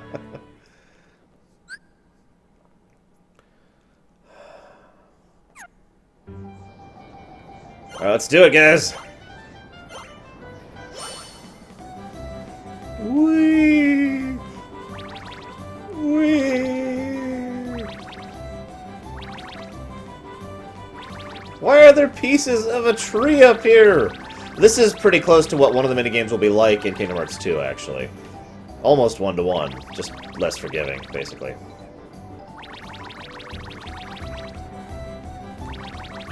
Oh, yes, that's very good. Help, Damn it. someone. I got you, Pooh. Someone. I got you again, Pooh.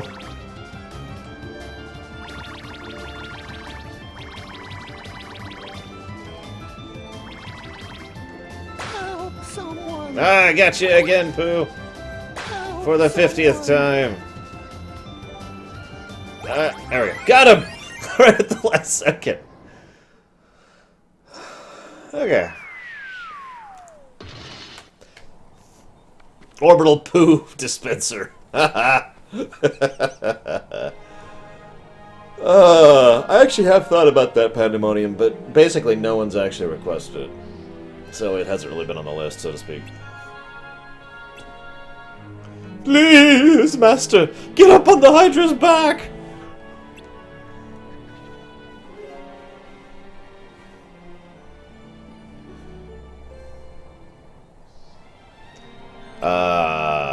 iTunes or Amazon, Fuke?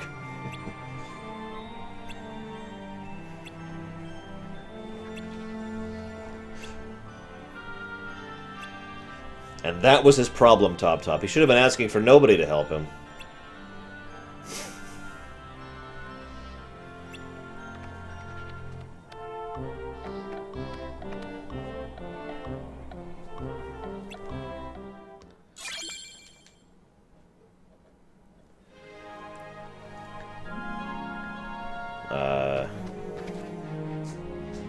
You're... I don't know what you guys are attacking. Warhammer 40k, that's the real orbital drops. Troops.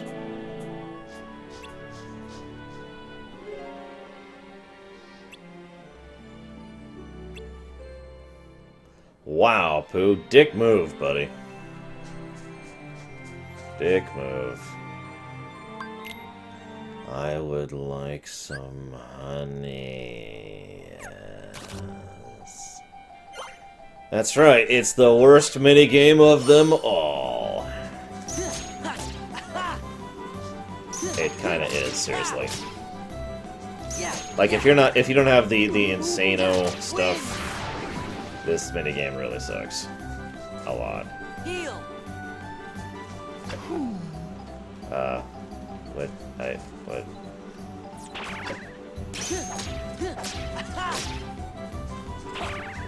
Help someone! You've never... Really, Samurai? Help someone! It's a card battle, except they determine your deck, so it's a terrible deck.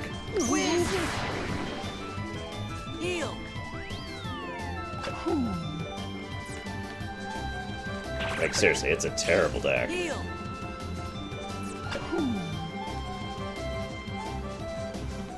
Screw those bees, Leander. Maybe Roxas secretly wanted to destroy the bees in Kingdom Hearts 2 because of this incident.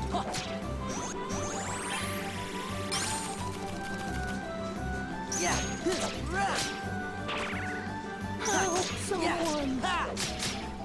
I'm coming, Pooh.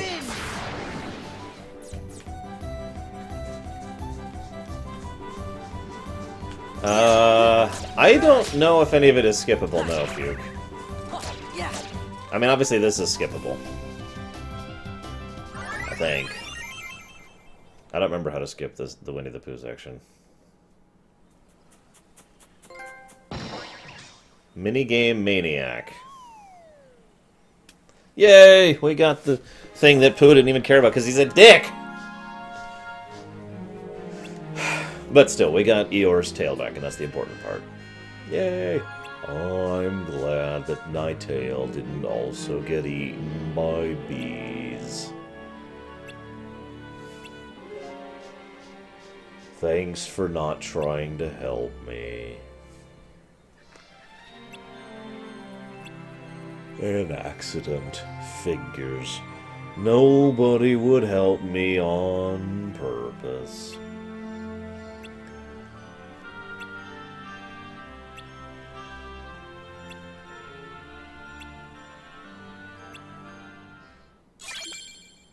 An elixir! Yeah. Okay, now, how the hell do we get out of here? Now that we're actually done. Oh, there it is, I see it. Onwards. Oh, come on. Really? Fine. Wouldn't bee blood be, like, really small? That's how that works, right? Soviet pure. I could save, but, you know.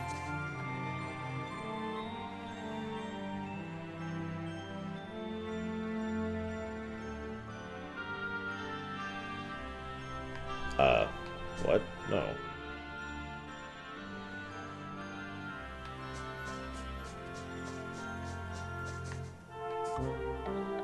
Ah, here we go. Yes! Okay. Goodbye, Pooh. We will never meet again until the next game, which in fairness is like a year from now, so...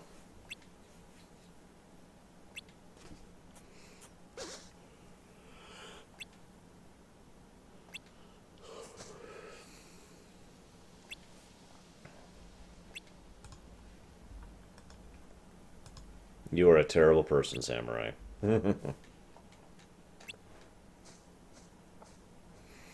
So next world is Hollow Bastion. Not actually the best floor.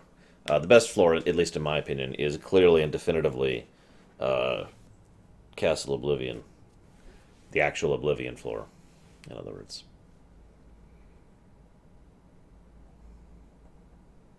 Where we will go. Guess he must have finally got tired of fighting with you. I sure hope so. Okay, I'll save, just because I don't think I've saved since I woke up today.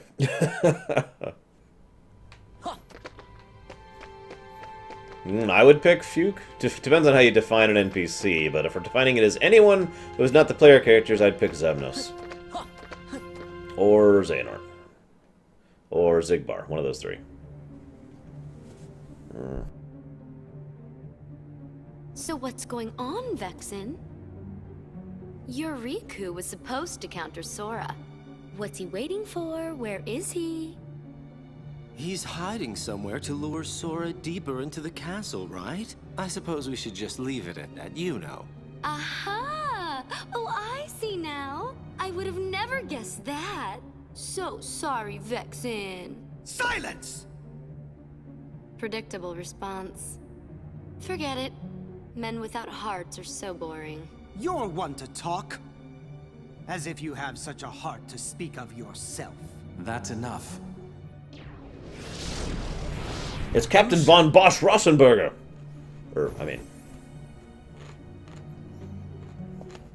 Vexen, the simple fact is that your project was a failure. You'd best not disappoint us again. Disappoint you? You go too far. In this organization, you're number 11. I'm number 4, and I will not have you! I've been entrusted this castle in Namine by our leader. Defying me will be seen as treason against the organization.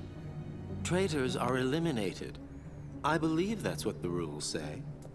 Who needs a half-baked good-for-nothing anyway? Vexen, you cannot win against Sora.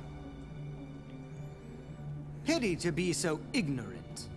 As you're only able to see the surface of things, I should not expect you to appreciate my true might. Oh? Then let us watch as you prove it. What?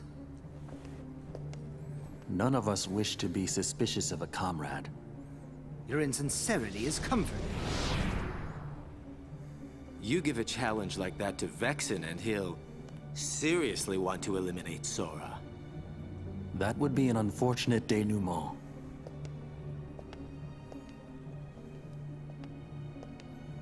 This scene right here is really creepy. What to do? Your hero is soon to be wiped from existence. But I believe there is a certain promise that he made you.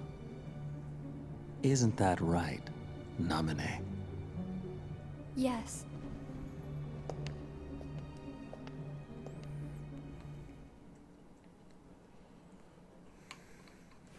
Couple things really quick.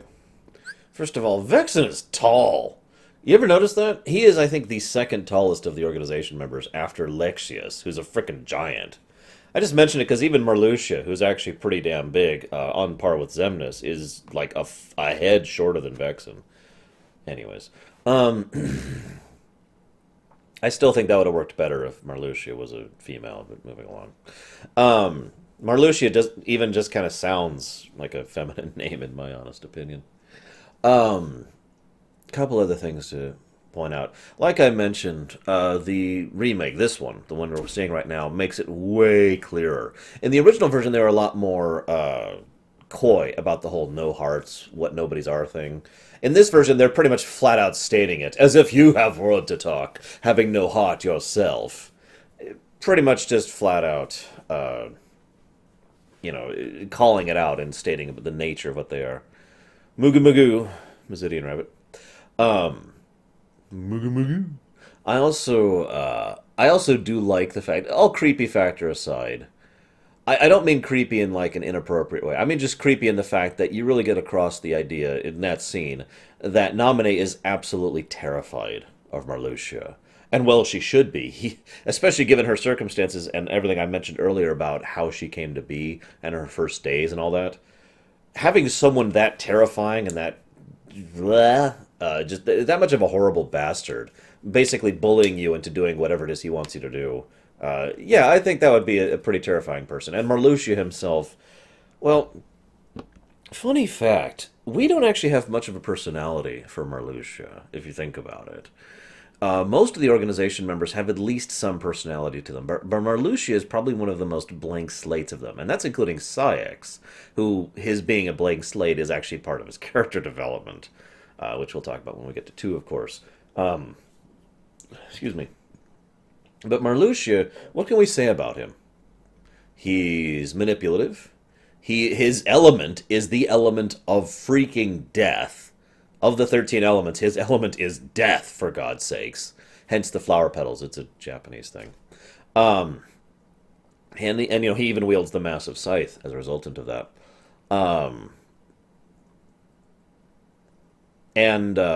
He's got that very dominant personality thing, very alpha male or female, as the case may be, and that's actually really it as far as Marluxia personality-wise, which is a bit of a shame. Now, that being said, I will say I like that's the other thing I want to talk about. I like the numbers thing. Vexen is, well, he's the academician, right? The Chile academic, and he's the guy who he actually thinks that ranks have anything to do with anything. Their numbers are actually the order in which they were recruited into the organization. They are not, in any way, an actual ranking system. We actually do see the ranking system in Kingdom Hearts 2, in 358, and very, very briefly in Dream Drop Distance, with Where Nothing Gathers, the 13 thrones. Each one of them, the height represents basically your overall rank and how successful you've been in your missions and accomplishing things for the organization. It's actually a fun thing to figure out the order of where they are in their thing. But anyways, the point is, Vexen is the shortest, aka the least ranked and the least successful in missions, which I find interesting since Vexen is fundamentally critical to so many plans for the organization. Now, one other thing, I'm sorry, getting back to Marluxia, it's something that Leander just mentioned. I've always gotten the impression, and I really have very little to go off of on this, that Marluxia was a prime candidate for Operation You Don't Have a Heart, and was one of the few beings, along with Saïx, who really bought into that. It's one of the reasons I think Marluxia is very likely to come back, or at least whoever his original being is, in Kingdom Hearts 3, because I feel like he bought the lie, and therefore was a prime candidate for being replaced. Also, his general callousness does strike me as a very Xehanort sort of a thing to do. Not that I'm saying he actually has any pieces of Xehanort in him, unlike Saïx, where we see three separate indications, arguably 4, that Saïx was already under Xehanort's control or was a piece of the new 13. We basically see none for Marluxia, so I don't think that's the direction they're going with. But in the future, yeah, definitely. Wow, the 10th floor. We've got it up pretty high. And that must mean we've lost 10 whole floors worth of our memories. Sora, it's still not too late. Don't you think we should turn back? Can't do it. Because that would break an old promise that I made. An old promise? What would that be? On the islands, I promised Naminé that I'd keep her safe, no matter what. But I forgot it. I didn't remember until I started forgetting everything else. A promise between the two of us. That's why I can't leave. Now that I remember the promise, I have to keep it. Of course. We understand, Sora.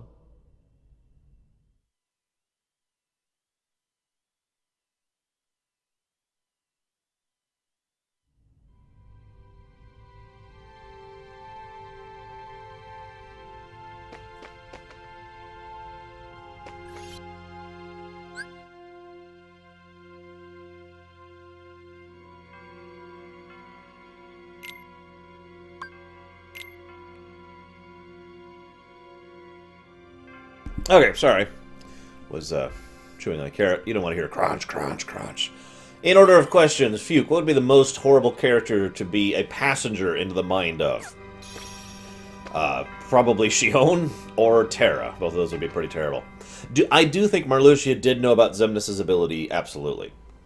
I also think that because one of the points of Marluxia's plot was to use Sora specifically to fight Xemnas, so that Marluxia would be behind the scenes and therefore inaccessible.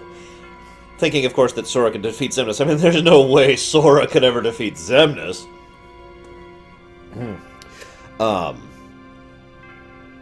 Yeah, some Alzheimer's things. Could Sora get his memories back if he lets Castle Oblivion? No. Again, Castle Oblivion is actually totally irrelevant to the memory altering. In fact, you just saw the memory altering kind of in action. Marluxia walks up and says, "Namine, your hero made a promise to you, right?" And the very next thing that happens, I mean, literally the next thing that happens, is Sora remembers a promise that has not even been mentioned up until this point in time that he made to Namine. In other words, the fake memory thing being generated by her on the spot. Alabastion.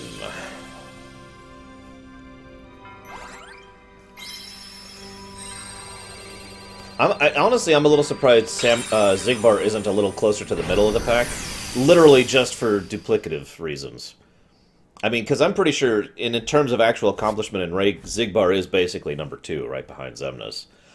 It has been argued Xigbar's actually number 1, and Xemnas is actually working under Xigbar's direction at that point in time. I've heard that argue, and it actually makes a degree of sense. Home.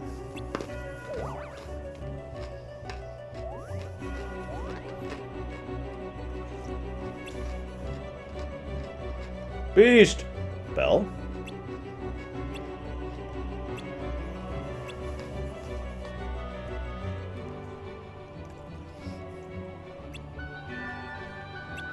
And yeah, no, Namine was not actually there. Yeah, Sora is still a good guy. Foolish, but a good guy.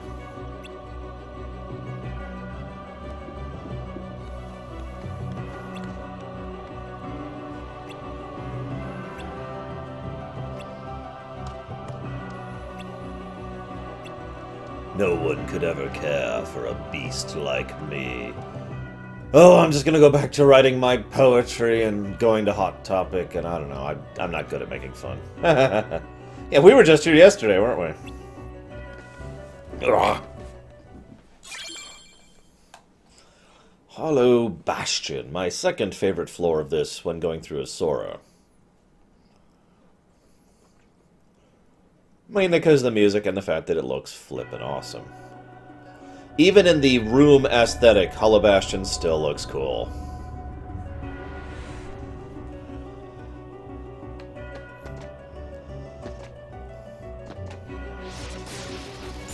Oh, you dick. Wah! You dick.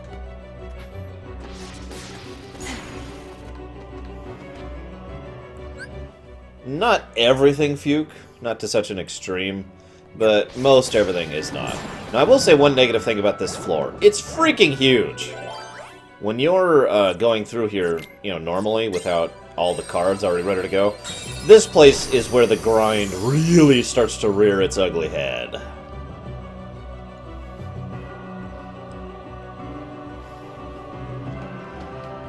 Like, in a big way.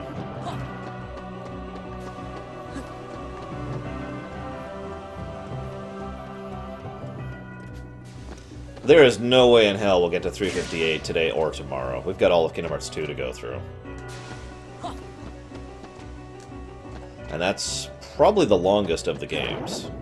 Especially since we're not cheating. Since I don't know how to edit the save file for that one.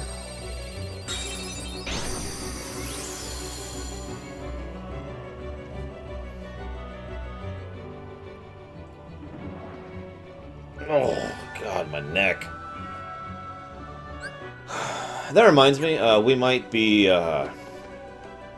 pausing today to get some errands done, thanks to some mattress-related issues, which is part of why my neck's been giving me so much issues today.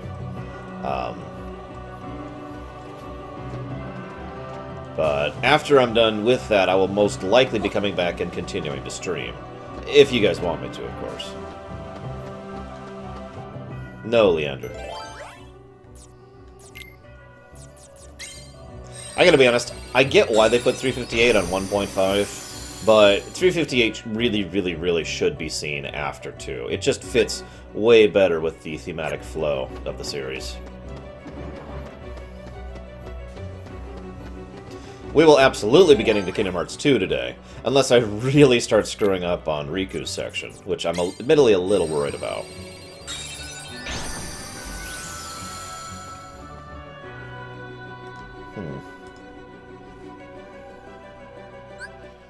Okay, we're going the right way. Like I said, the floors are pretty big by this point, and some of the doors require some really silly requirements. And, yeah.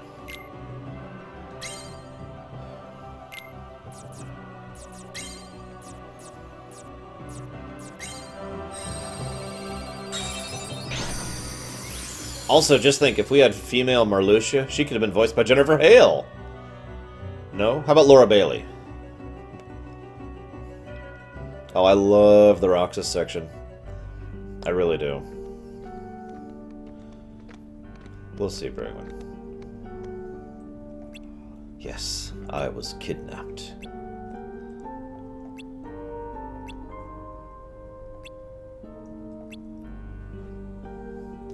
I've never actually cheated on Riku's section ever in anything, so yeah.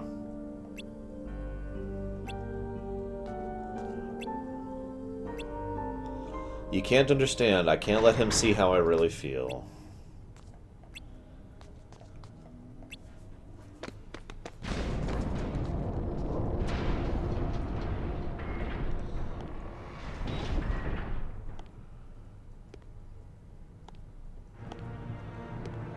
Maleficent! Actually, Tub, I have several theories about that. But basically, I think Xigbar is playing a longer game that has nothing to do with Xehanort. Let's just put it that way.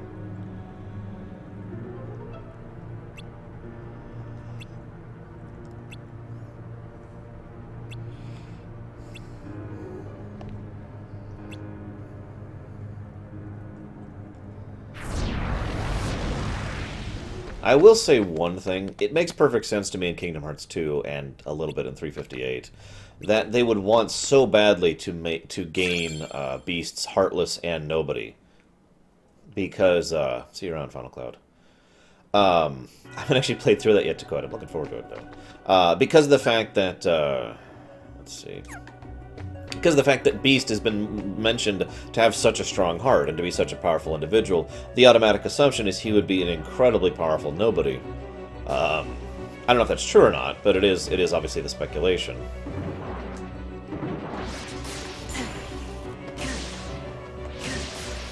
And Sora's confused.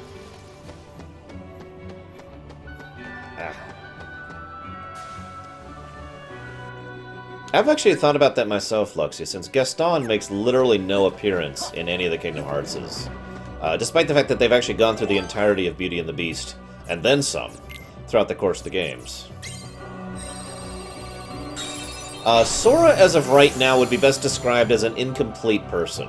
Pieces of a whole person. Most of his heart, most of his memories, most of his mind, but not all there. The rest of him is with someone else, and in a bit with someone else as well. And it's getting messed with because, you know, Naminé. But Sora is neither a Nobody nor a Heartless right now. He is literally just an incomplete person. Kind of like, well, Vanitas and Ventus, in a way. Both of whom were incomplete people during their storyline.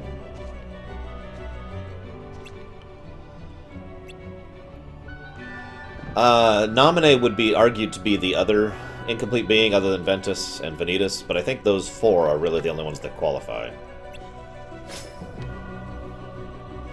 See you around, Soviet poo. I mean, Sledged.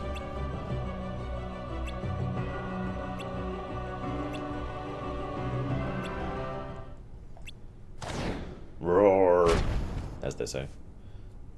Beast. Does anyone remember what Beast's name is? Or have they ever said what Beast's name is?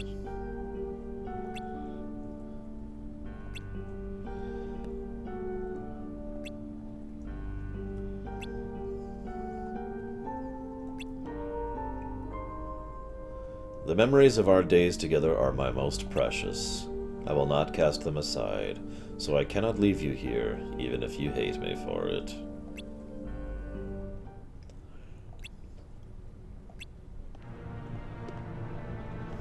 Mr. Beast! That's Dr. Beast to you! Is it Adam? I don't know. Hey, Marley.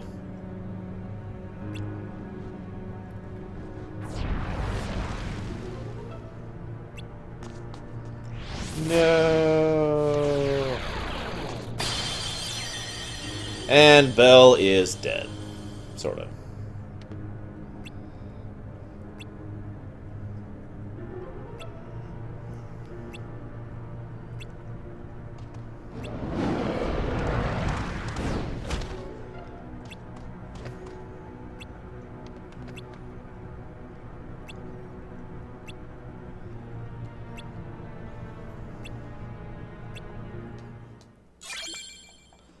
God, yes he does, Luxia. Bleh. He looks better as a beast. And he's better in bed, so I don't know why Belle wanted him. Kreia would be an interesting fit into Kingdom Hearts. I'm not sure if she would fit well, but it could be made to function a character like her into Kingdom Hearts, yes.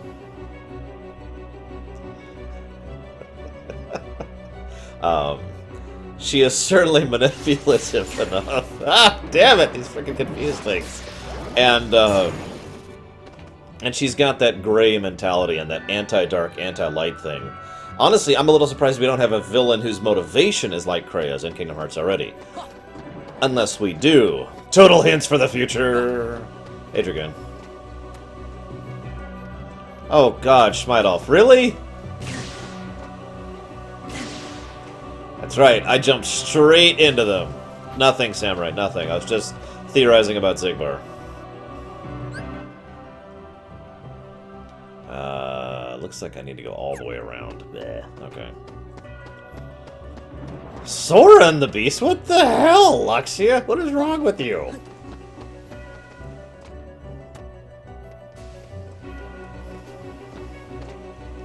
Hey, look, it's almost like this is effectively the same room I just went through.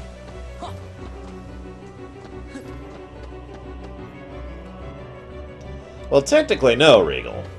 When you think about it. Any more than a werewolf would be. Hey, look, it's the same room again. Jump.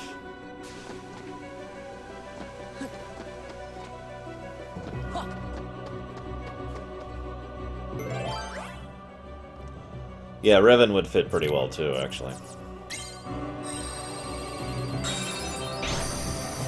Oh, Kefka should totally be in Kingdom Hearts. He fits surprisingly well. Like, he fits astonishingly well into Kingdom Hearts. Especially the Kefka we see hinted at in Dissidia, the first Dissidia. His trying to fix his broken heart. I mean, they literally say word for word, he was trying to fill his broken and empty heart with destruction and hatred in order to fix him. For God's sakes, Kefka is such a perfect fit for Kingdom Hearts that I am amazed they haven't tried to include him yet. Although that is apparently Nomura's fault, which means Nomura has lost a lot of respect from me. Like, I'm talking a lot. I'm actually genuinely pissed that he has been doing that. Hey, Natsuo, it has been a while. What's up, man? I have been terrible, but it's okay. I'll die soon. For now, Kingdom Hearts.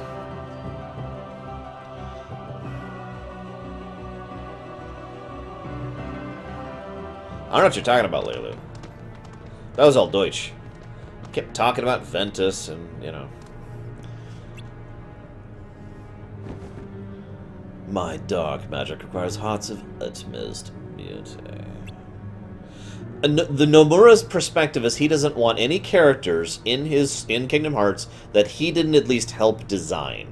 That's actually word for word from him. Well, not word for word because it's Japanese, but you know, as close as a translation as it's going to become. So, yeah, sure, go ahead, Natsuo. So that's why so many characters in that should be in Kingdom Hearts from the Final Fantasy series and from other Square Works aren't. Yeah, Vivi and someone else, I forget, in Kingdom Hearts 2, he acquiesced to letting them in because the design team argued with him for it, and we're like, no, dude.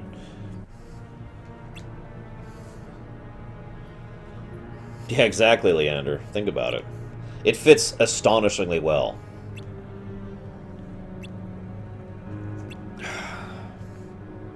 So yeah, I had a lot of more respect for Nomura until I learned that fact.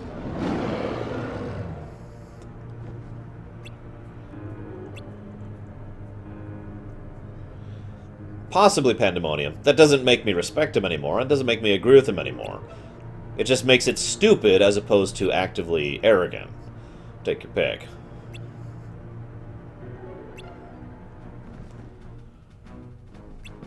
Me, the mistress of all evil!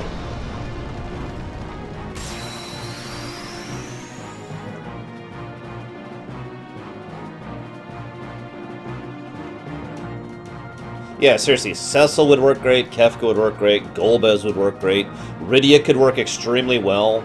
You could actually have young Rydia and old Rydia and have some parallels between them and the amount of darkness and light in her heart at the different times of her life. I mean, for God's sakes. So, okay, confession time. This fight was probably the hardest fight for me. That didn't involve Repliku. Other than the last Marluxia. So I think, like, those two. Last Marluxia, Repliku, and then this fight right here. Good. Lightning, I don't believe was designed by him, no. I'm not sure about that. The organization is something we'll be talking about much more later, Fuke. It is the name for 13 nobodies who are organized and working with each other. It's actually called Organization 13.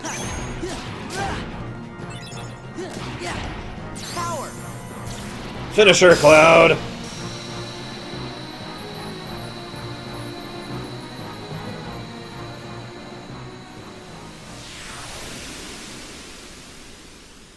Yeah, DDD had nobody. Zack made perfect sense in Birth by Sleep, and was actually kind of depressingly chilling the more when you think about it. We'll talk about that when we get there. But, yeah.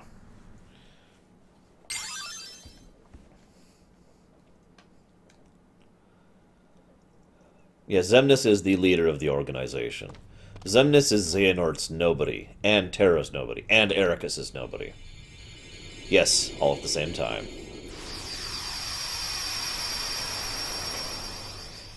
It's one of the reasons why Xemnas is such an unstable being.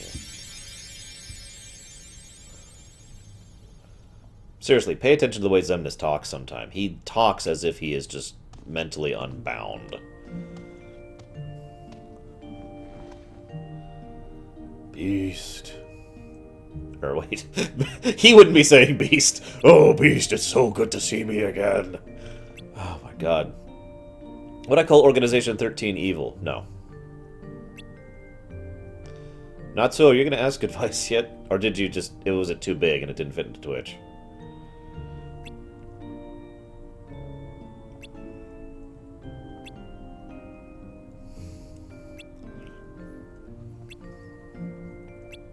Think of it like layers, Takoida.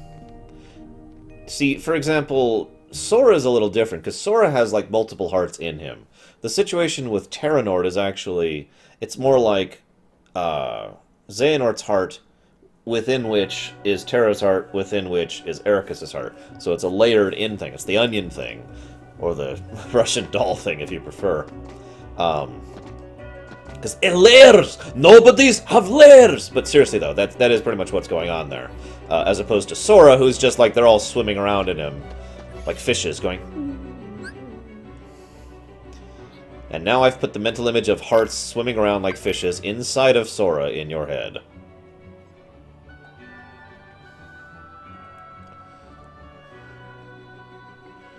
Correct. Nobodies are effectively the opposite of heartless. In that order, chaotic good, and lawful evil. I am Vexen. I have come to collect your debt, Sora. A debt? Sora, do you owe something to this guy? Come on, of course not. Oh, but you do. You owe me for reuniting you with your former friend. You don't mean... Indeed I do. I'm the one who brought Riku to you. Then... You're the one... Who messed him up. You're the one who's been controlling him! What have you done with him? I see no need to give you information about where Riku is. After all... By the way, another shield weapon. Also, his shield weapon is In awesome! your final hour. I wish Vexen was stronger, because he's got a lot of cool factors for me, personally. I love the idea of the frozen shield weapon. I like the ice element in general, and I like shields as a weapon in general. So Vexen has both. And he's Vexen.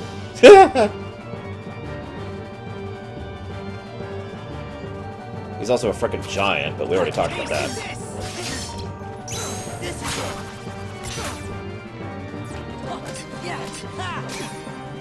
Okay, fair enough, Samurai, but that's true with all of them. I kind of mean in lore. Even in lore, Vexen is clearly the weakest. Unless you count Zexion as weak. Actually, that's a good question. What do you guys think, especially you, Samurai?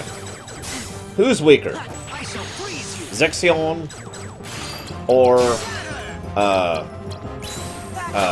Vexen in lore? Fuke, yes, a being, a thing even, can grow a heart. That is correct.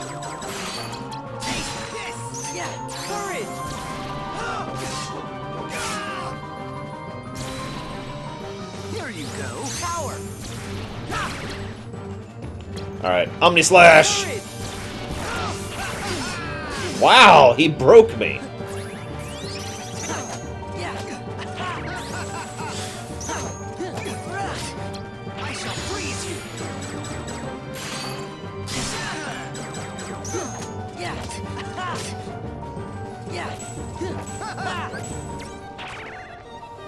No good. Here you go. Experiences and interactions, Fuke. The same way most people gain sentience and sapience, basically. Here you go.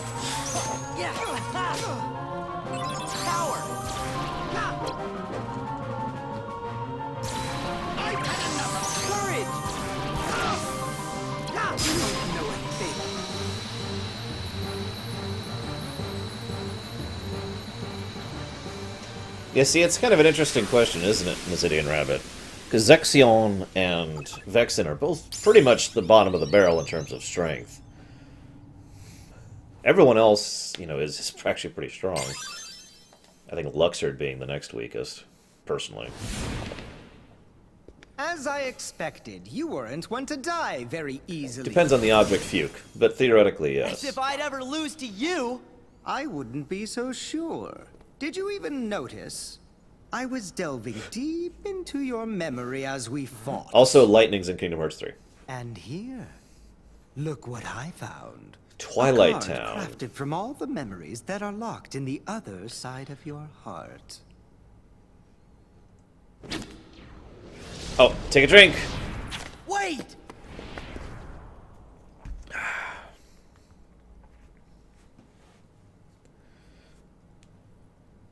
Memories? In the other side? This confused the unholy hell out of my friend I was doing the lore run for. Again, not knowing anything about Kingdom Hearts 2, not knowing anything about anything else. It was just, here's suddenly this place called Twilight Town, to which he was like, huh? This, yeah. Yeah. And of course, that phrase is nicely neutral, the other side of your heart. He is referring to Roxas, by the way. So these are actually Roxas's memories that are going to be cohesed into this next section. Well, that's because Luxord is very successful But also, I've always had this impression that Luxord is, he's like the Imperial agent of Tor, if that makes any sense. In other words, he may not have grand cosmic powers, he may not be, you know, super strong in a fight, but he's very good at using his head and manipulating situation and thinking and talking and cunning his way through a situation. That's just all how I've always perceived Luxord.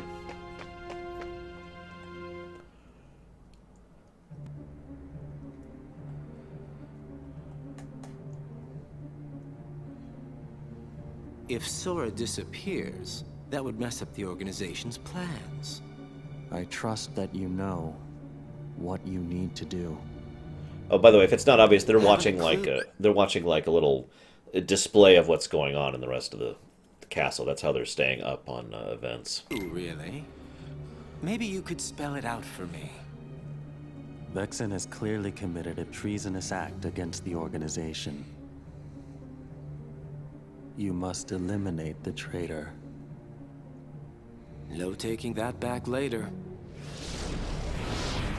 Oh, by the way, just another little point with regards to Axel. I mentioned earlier how he's the manipulative one and how he's incredibly good in a fight and all that fun stuff. Remember, Axel's nobodies, his class, if you will, is assassin. Which, in the traditional sense of the word, is pretty much exactly what Axel is.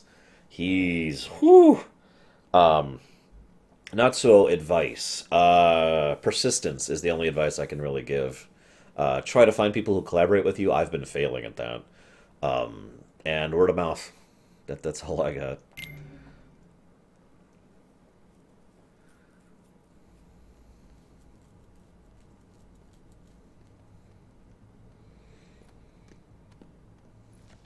A card made out of memories from the other side of your heart? I wonder what it does. We'll find out soon enough. It's the only one we have left. No other way to move forward.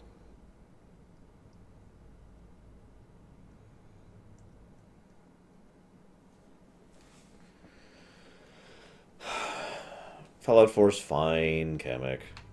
Do not be worried. So, the motivations of Axel taking out Vexen in what's going to happen here have been debated for some time, because there's technically two official explanations. Obviously, one, yeah, no kidding, Ultimate Paradox. One is that he was taking him out because he was trying to get in good with Marluxia. The other was the fact that he was trying to ensure that Roxas remained Roxas. Try to keep in mind that this is someone who, at this point in time, doesn't really care about Roxas. He doesn't really have the friendship thing going on with Roxas. He cares about Roxas because the organization cares about Roxas. Because they want to keep hold of their backup plan. And their backup plan. Now, that being said, Vexen's death was unquestionably a mistake for the organization as a whole. And for their plans as a whole. With his loss, it is arguable that they pretty much all the events of 358 happened because they lost Vexen and had no way of recovering. They had to rely on Xion or Roxas in order to keep their plans going. And it wasn't until late on that Xemnas revealed that he had a backup plan all along, which was Sora.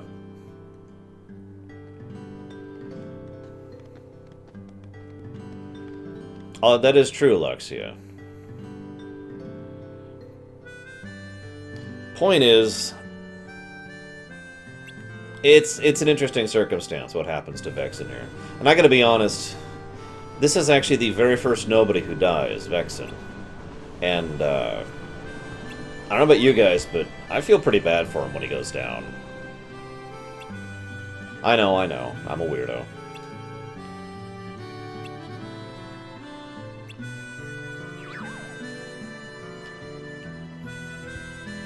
A mud hit, Kevin? I'm just making fun. Hey look, it's that charm that Namine gave to me. Vexen dies horrifyingly, too. If I'm not mistaken, it was actually toned down for the English release. Because he's burned to death.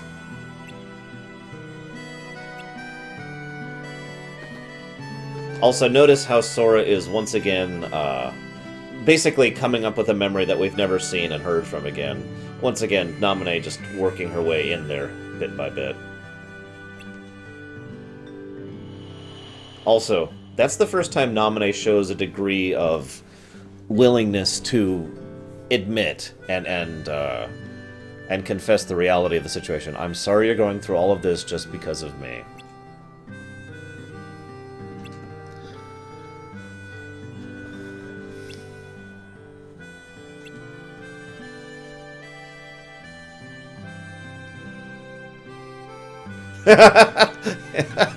You're never gonna let that go, are you, Luxia? Not that I blame you, it's a stupid censorship. Zigbar must not have the crosshairs. Why? What does it even matter? I forget if they did that in Birth by Sleep as well.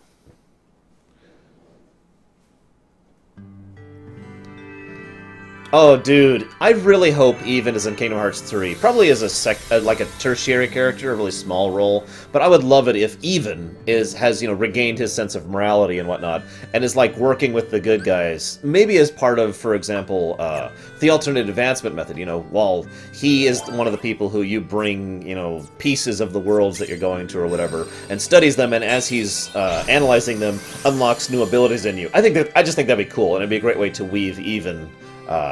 And maybe even Ienzo back into the thing.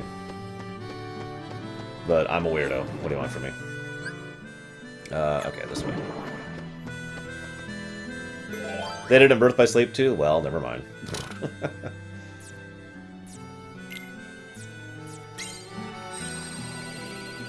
Keyboardia!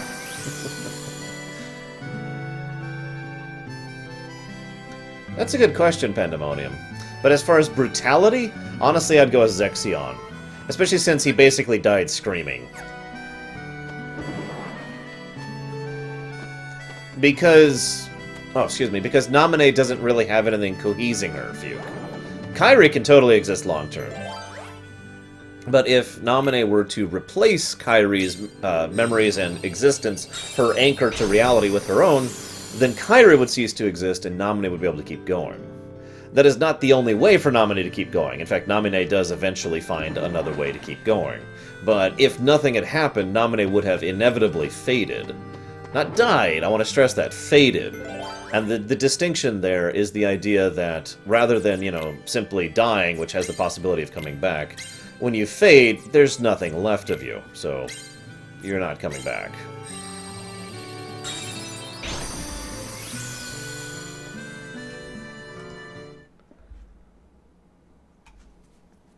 Yeah, exactly, Leander.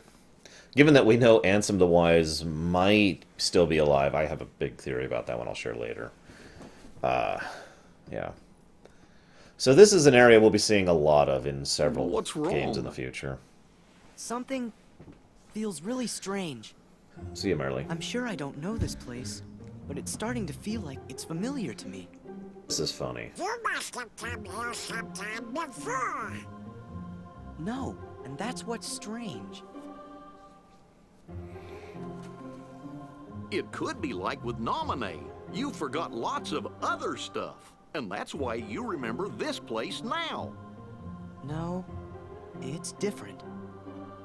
With Naminé, my memories sort of came drifting back to me, a little piece at a time. But not now. It's not memories, just this idea that I must have been here before. I just want to point this out really quick. This is very, very interesting. Yeah, no kidding, Darth Pandemonium. There's plenty in this series that is not. Anyways, this is going back to that etched in your heart thing. Remember that Sora and Roxas are still tied into each other right now, especially since the memories are being fiddled with, which is also affecting Roxas. And Lightning Lava Dude. Don't forget Lightning will be there as well. She'll be the love interest for Riku. They're still connected, but it's also that etched into your heart thing. Sora has none of Roxas's memories, nor does Roxas have any of Sora's memories. But the two of them feel things based on the other, from the other, as a result of the other's actions. And that's what the whole etching into your heart thing really kind of deals with. Yeah, exactly, Dakota. That's exactly what I'm trying to get across here. So, feeling nostalgic? Vexen!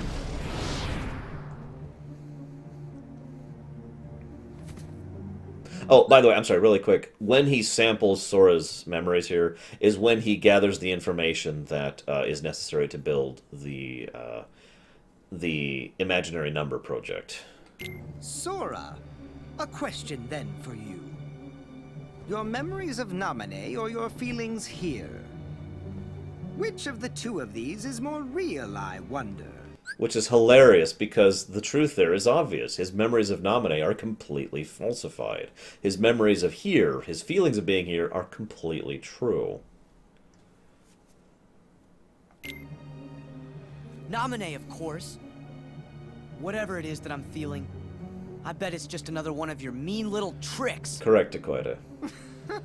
Because remember, Naminé can only affect memories, nothing else. So, like I said, that whole etching into the heart thing, the idea of the etching into the heart thing is something that can't be altered. That's the point of it. Even if the memories are erased, even if the personality is altered, something remains here that cannot be affected, cannot be changed, and will cause influence in the future, will affect basically where your personality goes. This is why I say Xehanort manipulated himself, because even though young Xehanort remembers none of the things he did through his manipulations, young Xehanort still grew to become Xehanort because of all those events and what they did to his heart, which Xehanort did to himself on purpose.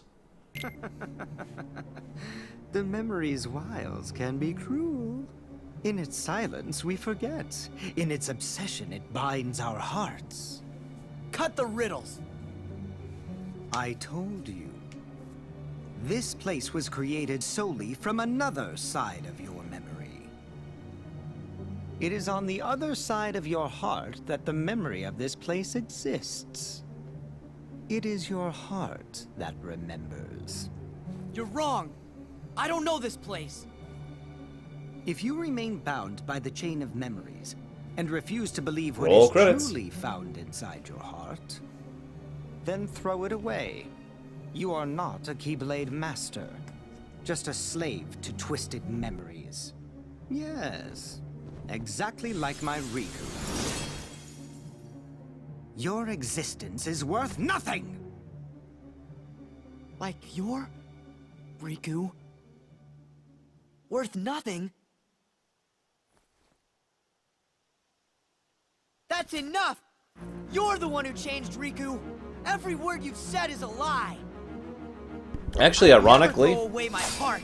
Vexen has said almost nothing but the I'm truth. gonna take you down and save Riku and Naminé. That's what's in my heart! Which I find hilarious.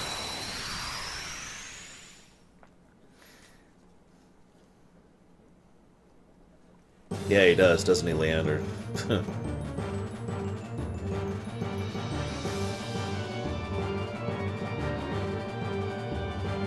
Whoever has the most time... Oh, sorry.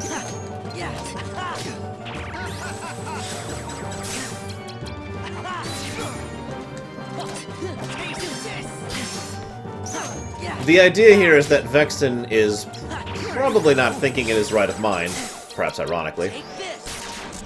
But yeah, he's trying to provoke Sora into attacking him here, for his own purposes. You are pushing back off!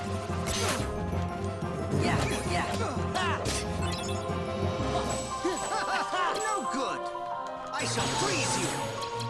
Courage! Axel and Reno do have deliberate similarities, yes. Damn it, I totally screwed that up. Power! There! Yeah! Caps, Lava Dude, caps. Yeah, basically Schmidolf, yes. Here you go!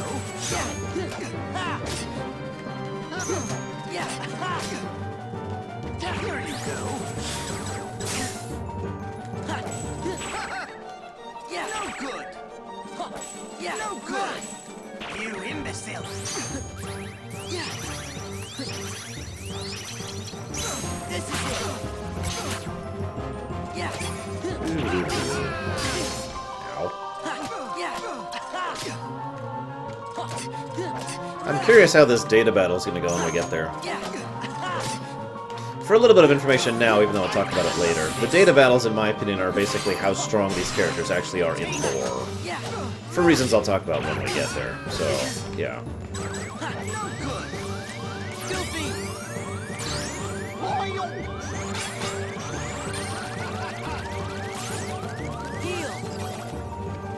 Heal. Heal. Heal. Heal. Heal. Heal. Come to me, Ice Blade!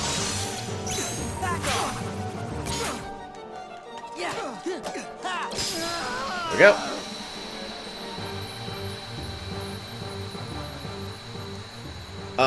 It's mostly Sora being dumb. That's Indian Rabbit. Yes, I know, Case, no. We all expected that. There was always the rumor that FF6 was coming out on Steam, and yeah, we were at like 99% chance it was going to be the mobile version, so... But at least people have a new way of getting hold of FF6, and that's always a good thing. You have such strength, even at the mercy of your memory. None of that matters. Just put Riku back. Just put him back. The Riku you speak of has but one fate, to sink into the darkness. And you will share that fate, Sora. If you continue to seek the girl Namine, the shackles will tighten. You'll lose your heart and end up becoming Marluxia's pawn. Marluxia? What does Namine have to do with... Ugh.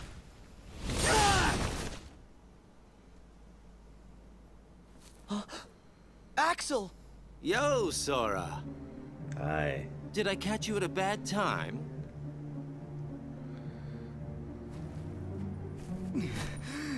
Axel, why? I came to stop you from talking too much. By eliminating your existence. No, don't do it. We are just nobodies who have no one to be, yet we still are. But now you can be nothing instead of just being a nobody. That is such a You're cold off the quote. hook. That is so cold. No, please don't. I don't want to. Goodbye.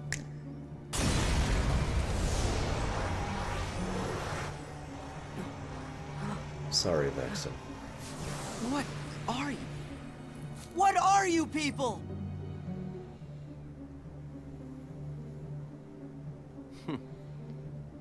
Don't know. I wonder about that myself.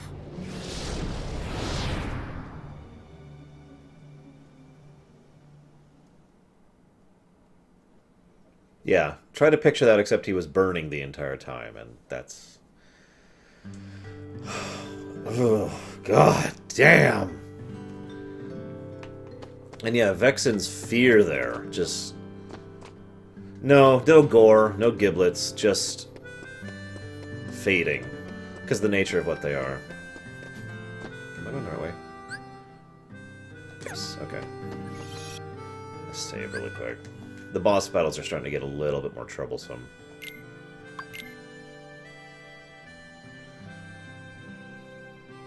It won't be the last, Cashel. But yeah, it is. It's the first time someone just flat out gets killed. Goodbye. God, that's just brutal. Nice work. I say good riddance to that blabbermouth. Marluxia, you used Vexen to test Sora's strength, didn't you? Not just Sora's, it was yours too. We weren't sure if you actually had it in your bones to take out a fellow member. Well, I guess that you did. It's time to join up. Taking over the organization will be like child's play with the three of us. Sora comes in. Of course. I'm sorry, I have to point out that even if they had some way to get around Xemnas' fact that he could completely invalidate their power, we're talking about them taking on the likes of Syx, Zaldan, Laexius, and Zigbar. Really? Never mind Luxord, who could probably manipulate his way out of the situation. Demix, who, as we've discussed, is far stronger than he appears, and, you know what, I'm just going to stop him. He wants to see Naminé, so why don't we just give him what he wants? Rejoice, Naminé. The time is near for you to meet the hero that you've been longing for. I'm glad. But I'm warning you. You better not do anything to betray Sora's feelings. Do you understand me, little one? I understand. All you need do is layer Sora's memories and bring his heart closer to you. Yeah, in the manga, Larxene is extremely flirtatious with Axel. Sora.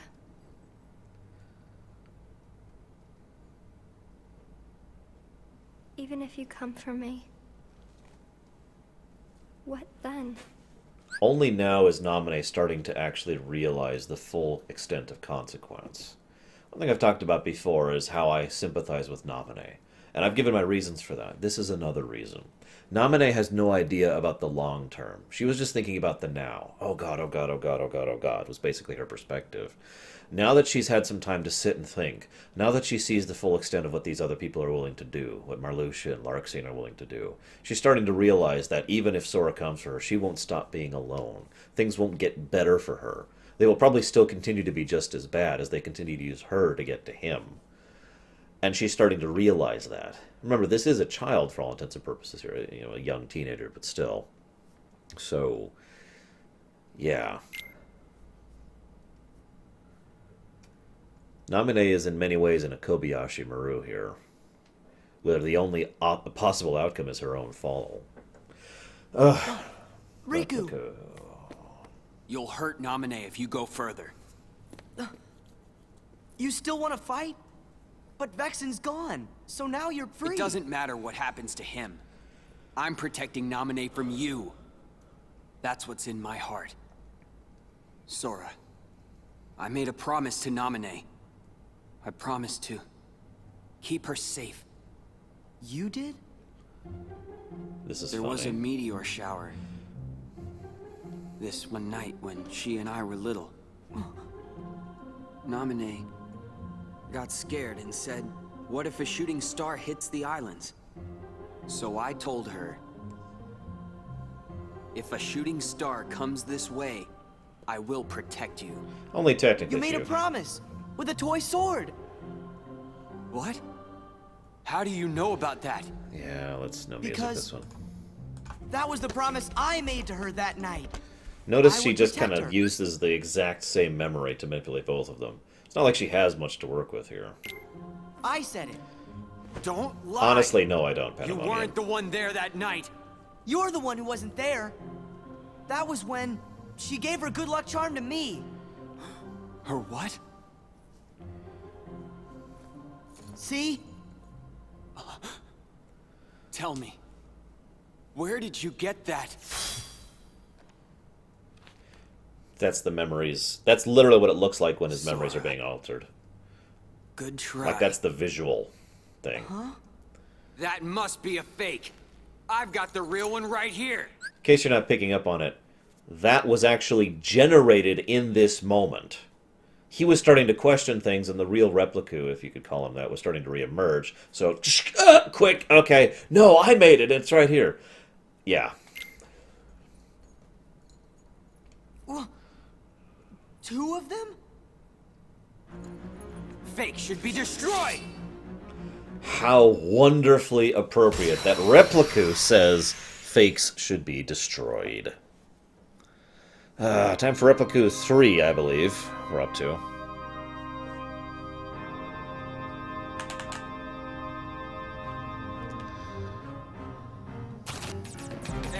Yeah, that is a wonderfully chilling scene, if you think about it.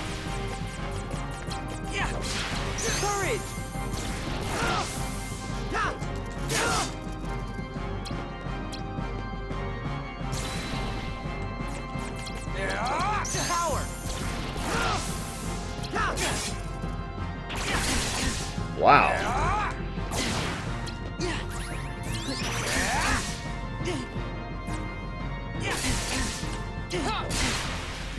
Oh my god, attack!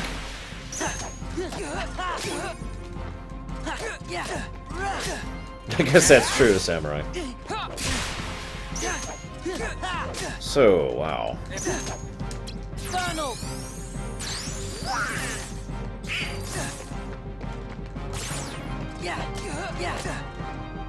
You got it, kid.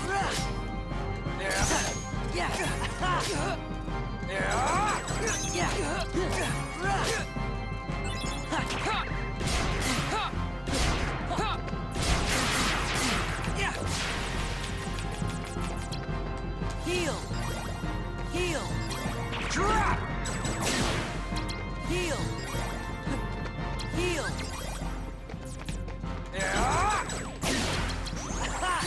Get ready! You're There we go. Sorry. It's kind of concentrating. Really didn't want to lose to that. That's not even the hardest replica.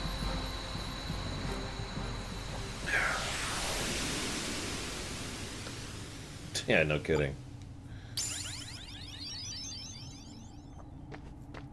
It's a bit of a shame. I always pictured that, if not for Xemnas specifically seeking out and grabbing the strong nobodies, the unknowns, if you will, they probably would have been more than capable of actually, becoming their own people and living their own lives, completely regardless of all of this and their nature and all that fun stuff.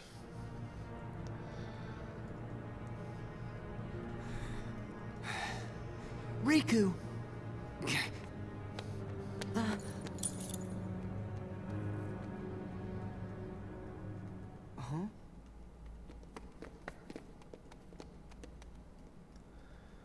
How could there be two of them?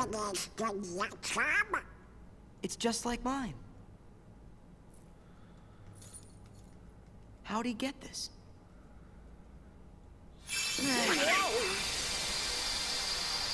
Yeah, I know, I love it, dude. Destiny Islands. We're almost there, guys. It turned into a card. 2 more floors, and then we do Riku's story. Well, aside from the fact that he has a tremendously powerful heart, Pandemonium, and is very magically powerful, and is very martially powerful, and has a ridiculous amount of experience, knowledge, and skill at his back. Actually, I do agree. I've always held the theory that there's more named, sentient, sapient nobodies than the 15, I guess it would be. 16, excuse me, 16. I don't understand what's going on. Let's just keep moving, okay? Donald is dumb It doesn't counter. matter. Oh, wait, are we at this scene? How can two of you have the same memory? I think we're at the scene. You can't both be right. I'm wrong. Fine, then don't believe me. That's not what he meant. We're just kind of worried. Then let's ask Naminé. That should clear it up. Look, we don't have time to sit around, so let's go! Sora, what happened to you? What's that mean? Well, you always get real touchy when it comes to stuff about Naminé.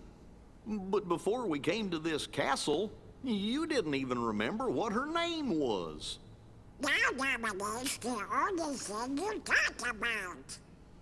It doesn't make sense. Probably not, Mech Maybe Machine. you should just slow down and think ahead about some of these things. Thank you, Goofy. Think ahead? What is the matter with you guys? Do you want me to abandon her?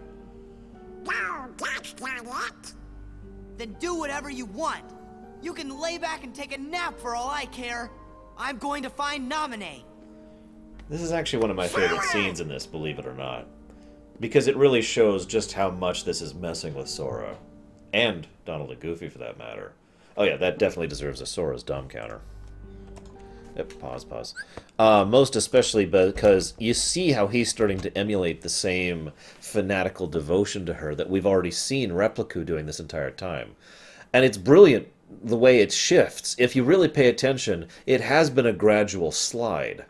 Bit by bit, as he's getting on here, he started out, I'm Sora, I'm Sora, I'm Sora, and it just gets worse and worse. And this and the next one are basically going to be where he's actually at his worst, where he is just completely, I'm gonna find Naminé, I'm gonna find Naminé, and that's all that's left to him. And it's kind of tragic, really. Nah, it still counts, Lux, You're yeah. all that he's got left. Mm-hmm. So then, if you don't stop this, no one will. He's right. But it's too late. One thing, if I could say really quick, that they did really wrong with Cypher in Final Fantasy VIII is the sunk cost fallacy. AKA, Cypher felt like he'd gone so far, he had to keep going. But they got that across really wrong, and honestly, FF8 suffered from some localization issues, and I think that's the main reason why. Squall was kind of badly translated, too. But I feel like that's exactly what's going on with Naminé here. I want to remind you again, this is a child, in every way. She is emotionally and mentally a teenager who has, at this point, like 14 days worth of memories. She is a brand new being. And she doesn't have any ability to deal with that thing like we do. We have years of experience in order to comprehend things like the sunk cost fallacy. And we still fall for it. Human beings who have grown up for 20, 30, 50 years still have that issue. I'm just kind of arguing for Naminé's case here, as weird as that sounds. I really do feel like people need to look at her in a slightly different light to understand her perspective on this, because it's a pretty bad one. You shouldn't give up just yet.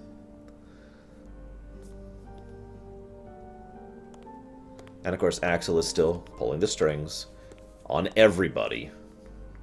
Say, Naminé, have you noticed Marluxia doesn't seem to be around? Yeah, 20 days of fear What are you and loneliness. saying?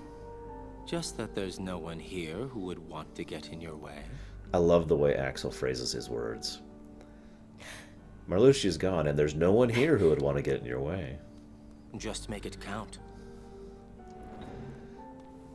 As I said, some people debate whether or not Now Axel... this should be interesting. Whether- Try and make it enjoyable, Sora. It's the least you can do for me, you know. Hang on, this is important, so I want to talk about it. Some people debate whether or not Axel is doing this out of any sense of positivity, whether he's starting to become a decent person or not. Again, I stress, I don't actually think he's at that phase yet. I think he is still being the manipulative, the assassin. But this thing right here is really important, and it is a little bit of foreshadowing that we didn't fully understand until Dream Drop Distance came out. A lot of us theorized about this. I'm just going to go ahead and drop this bombshell on you, because this is the big reveal of Dream Drop Distance. Even nobodies have hearts. They start off without one, but just like a droid, or a newborn baby, or a hologram, or anything else that is sufficiently complicated, the more time, the more experiences, the more connections they have with other people, the more things that happen, the more of a heart grows in there, and the more a new personality is devised, a new individual. They actually become a full and complete person. Which is, of course, the great lie of Kingdom Hearts 2 and 358. We must seek Kingdom Hearts so we can get our hearts back. They already had them. Xemnas is a dick. But this is our very first hint of that right here. Hey, wait. I'm enjoying this. Look how shocked he sounded You that. guys are something else. Like, the mere fact that he's actually enjoying something shocks him. I think that says everything it needs to say right there.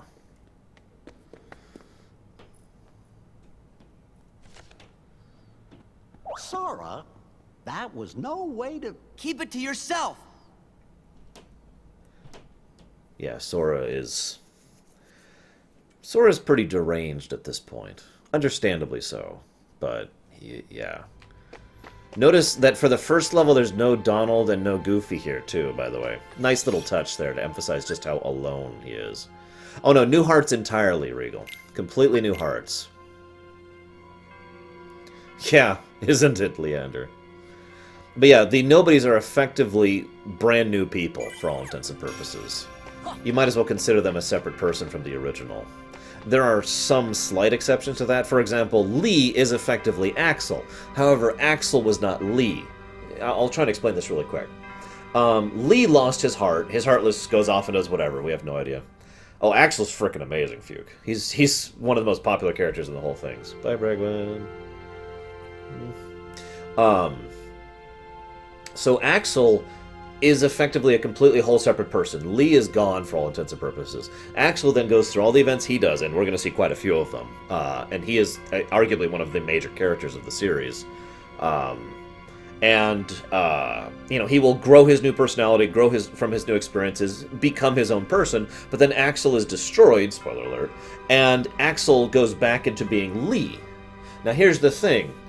Axel was different from Lee, but Lee is not different from Axel because Lee remembers everything Axel went through, and Lee has all of Axel in him. So Axel's new personality, new memories, new heart are in Lee. This actually leads to an interesting theory. Are there two hearts in a recombined being?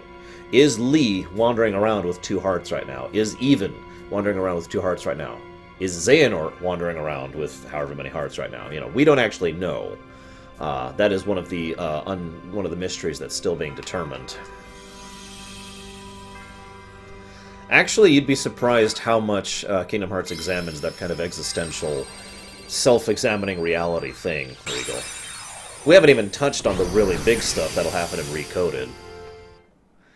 No, Samurai. No.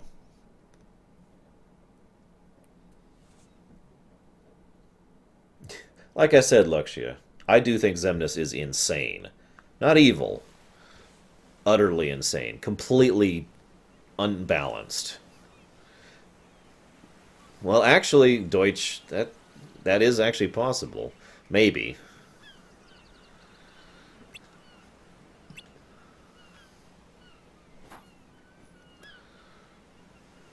That's a good question, Green. It's entirely possible that we might actually get two nobodies in such a circumstance. Yes, Fuke, and that has happened. Hey, it's Waka, and Titus, and Selfie. What's up, Mon?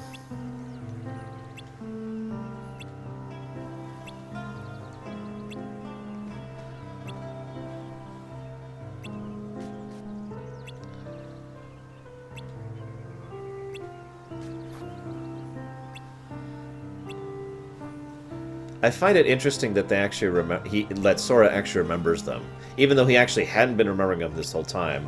And this is doubly interesting.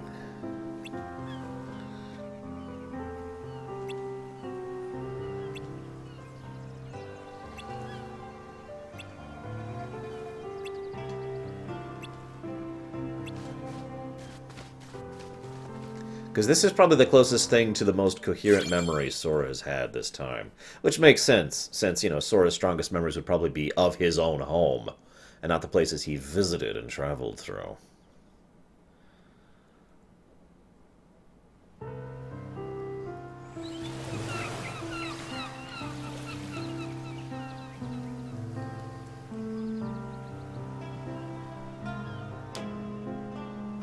Actually, Deutsch, there's one other little mystery that hasn't really been solved yet, and that is the mystery of why Xemnas does not wield a Keyblade, even though he has the power to do so. Nomura himself has gone on record saying that there is a reason for that. And we still don't actually know what that reason is, so... Selfie moment!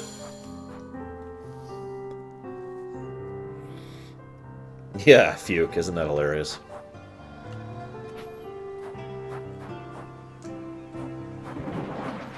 So you'll notice that the enemies here are much worse than everywhere else. And this is the song that plays here, too. Yeah, look at these things. The Paupu Fruit did, although we don't actually know if the Paupu Fruit has any literal ability. It may just be a cultural, it will totally do it thing. Kind of like a wedding band. I don't mean to imply romantic connotations, but my point is, in real life, a wedding band doesn't actually do anything. It's not literally connecting you to someone. It's just a way to say, I am connected to you. So it's possible the Paupu Fruit is exactly that. No. Hey again, Sledged. That is possible, Deutsch. It is possible that's the answer. I have my own theories, of course. But, what you just said ties into certain theories about that. For example, maybe Xemnas was deliberately trying to ensure a certain multi-keyblade wielding capacity or not. You know, that's true, Green.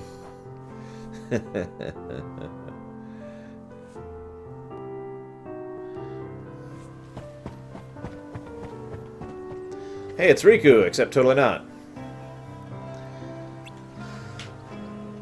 I know you. Notice that. He doesn't recognize Riku on sight. I mention that because, again, that emphasizes just how far gone Sora is at this point in time. I think there's a deliberate reason for that, by the way. I don't think it's just because he's been disintegrating. Like, this whole time, his situation is getting worse and worse and worse and worse and worse. And then Axel lets Naminé go. And Sora gets here, and he doesn't recognize Riku at first. I think that this is one of two things. Either Naminé is no longer actively trying to manipulate Sora's memories, so they're kind of trying to merging back into each other or whatever. Or the other possibility is Naminé is hastily trying to shove his memories back together, and as we've already described, that's actually not as easy as it seems to be, since it takes a frickin' year to actually accomplish. Now, that could be Pandemonium. It's a shame, because technically Xemnas could have, like, tri-wielded Keyblades under the right circumstances. No, this is not Repliku. This is not Riku, either. This is Sora's memories of Riku.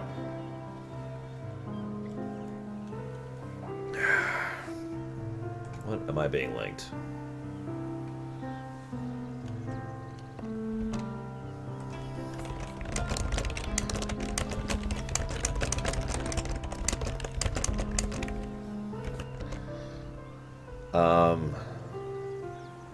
I have been linked something that I have been requested to share with the stream. I'm sorry, all of you. I also like how Sora pretty much picks up on the fact that it's Memory Riku, more or less immediately. Even though he's been so messed up for the previous floors.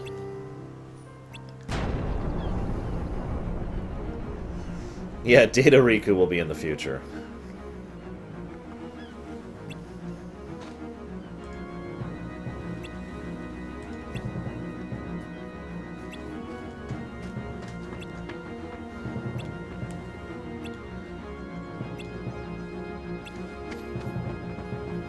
I don't know, Samurai. I was requested to share it. What do you want from me?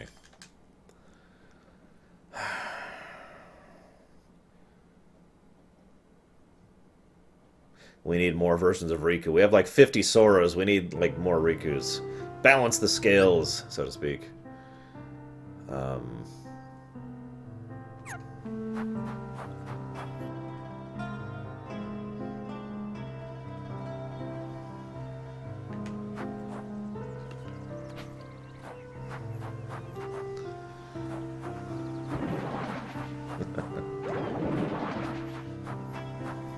I don't think you want me to, Nicolas. In fact, I know you don't. I also love the peaceful music for what is basically one of the hardest dungeons in the game. I'd say actually the second hardest, which is appropriate.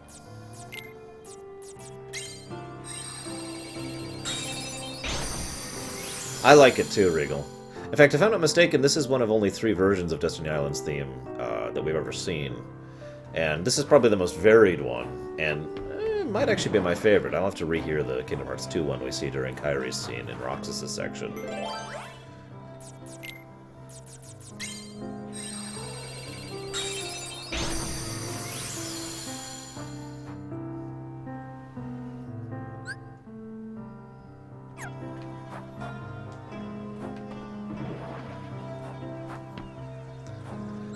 Whoops, wrong button.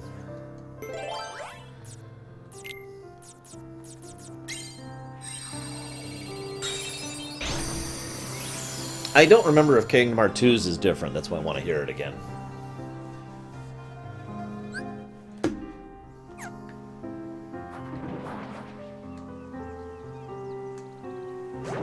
Yay, Rogue Galaxy. Good game.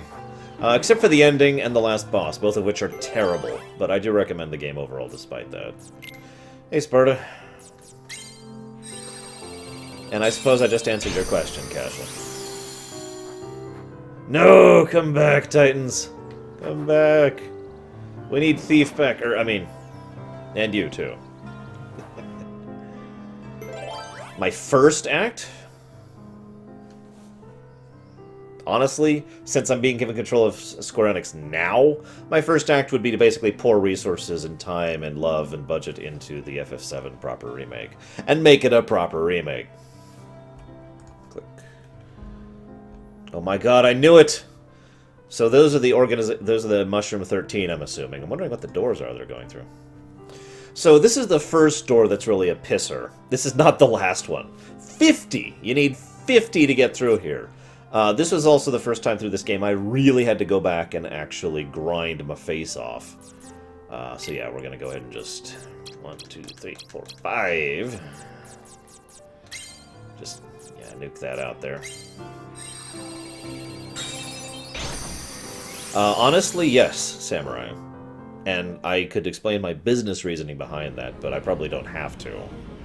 Oh yeah, I wanted to try out the Joker card thing, because, yeah. I'll try it out on one of the 99 doors. That'll be a better demonstration of that, I think. Oh my god, voice acting! In a world.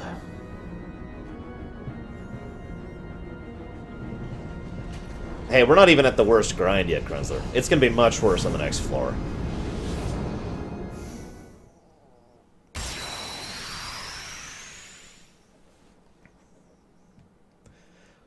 Now, of course, if I wasn't restrained by reality, I would love to focus on other things. A true remake might not be possible, Nicolas, in all honesty. I would try to make it a true remake, but I would aim for it to be a proper remake. If that makes sense. So this is not one of the dark side fights that are actually difficult, sadly. In fact, there's only one of those in my opinion, it's the one in Recoded. Although this one certainly has some hell to it.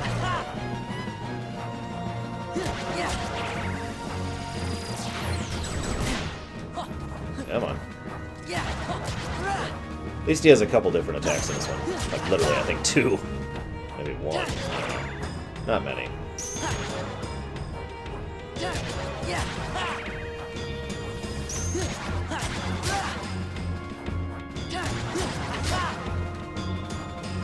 Almost.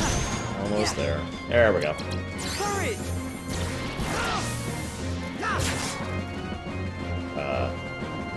One hit, Cloud, that's it.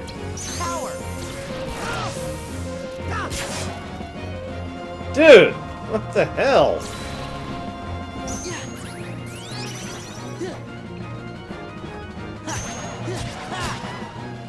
Oh, actually, that's a good point, Errol. I hadn't thought about that one.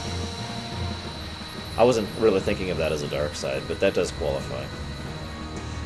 A theory was given earlier when I was going through Kingdom Hearts 1 that I actually really like. The idea is that the dark sides are not powerful combatively, but they are basically the Heartless that consume worlds. They are specifically the Heartless that eat the hearts of worlds. That's why they have such significance, even though they're not actually that good in a fight. They're technically very powerful. It's kind of the difference between a destroyer and a warrior, as I've discussed many, many times. Okay, I have to keep her safe. Nominate! Can you hear me? Oh. She looks so sad, and he looks so happy to see her. Sora, you really came for me. See you around, Fugue. It's you. It's really you. I've been through so much just to see you. This, if I'm Yes. remembering correctly, I wanted to see you too. is a really good scene. But this isn't right. I messed up. I wanted to see you. But this isn't the right way. Nominate? I was lonely for so long. I just kind of, couldn't Fugue. bear it anymore. Basically, so I yes. called out to your heart and had you come all the way out to this place. By the way, I've been holding on to that for a while. We all were like, oh, Marluxia manipulated them to come here. Oh, they just ended up here. No, it was actually Naminé, who specifically was unconsciously calling to their hearts and bringing them in this direction. That being said, Marluxia was certainly probably manipulating her to do that, but she is the actual course root cause of that problem. You came for me, and I'm so happy, but to your heart I had to. Don't worry. I'm here because I promised that Look I how would protect happy you. he looks. Sora. Thank you. And I'm sorry. Do you have any idea what it would feel like to feel like you belong, I'm not supposed to be in this picture. even when you know you don't? That's true. Naminé? That isn't me. I'm not there. I don't really exist inside your heart. I don't exist In anyone's heart. I never have existed anywhere. What are you saying? What's gotten into you? Weren't we inseparable? Always together? But then you had to go away. I came here so I'd never lose you again. Was it really me you wanted to see? Hey, Shadow. Of course it was. I know I've forgotten a lot of things in this castle, but never anything about you. Look! You gave this to me, didn't you? You have it. My good luck charm. No, Sora. You can't believe me. Basically, the one on the right is effectively Naminé speaking through the fake memory that is stuck in Sora. And of course, because of the nature of Castle Oblivion, memories are manifested, so that is basically a holodeck character of the fake memory she created. That is the real Naminé directly speaking to him, into his mind, into his heart. What am I supposed to do? Think, Sora. Think just one more time. About who's most special to you. Call out to that piece of memory that glimmers faintly deep inside your heart. No matter how far away the light gets, your heart's voice will always reach it. Who's most special to me? That's an easy one. It's you, Namit. And again, despite all those manipulations, all it took was a little bit of his heart actually feeling to recognize the reality there. And see her instead. Oh, absolutely, Darth Pandemonium, yes. It's entirely possible Sora might have been part of the one of us has to die cycle that Xion and Roxas went through.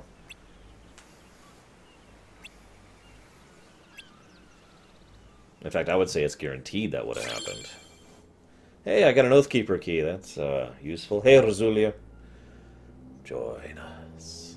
It is your destiny!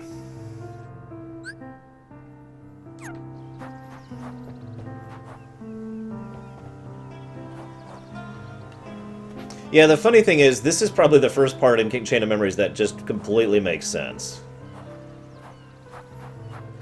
Everything else has been, oh god, what's going on? Oh god, what's going on? Oh, that actually makes sense. How do I get up? Grab the ledge, Sora. Jeez, there you go.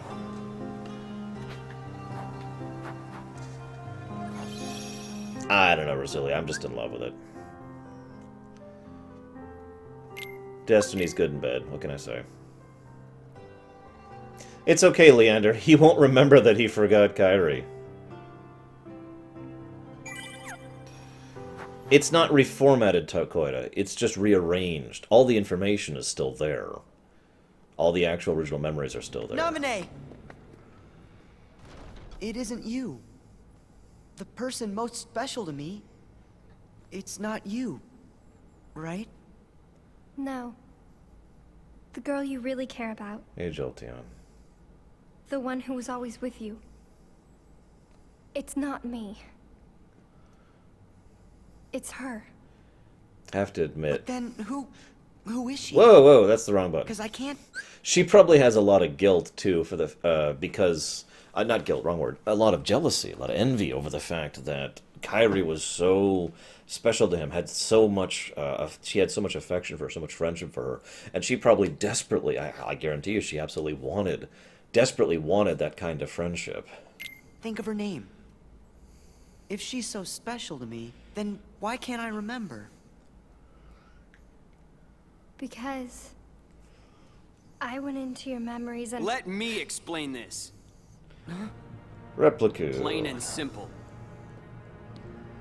This is pretty messed up. Your memory is a train wreck. You're not the one who's meant to protect Naminé. It's supposed to be me! But you and your messed up memories are always in the way. Sora!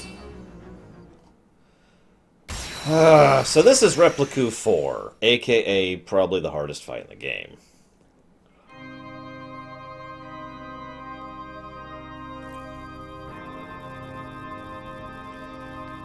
Blah. Wish me luck. I did save, right? Did I save?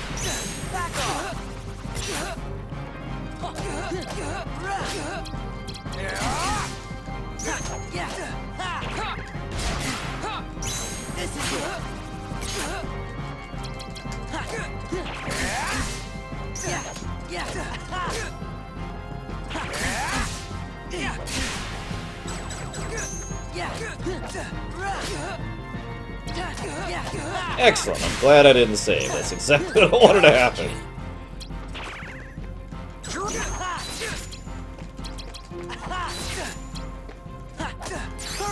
Whoops, I didn't mean to do that. You know, he seems to be doing better when I don't Omni Slash. Oh, God.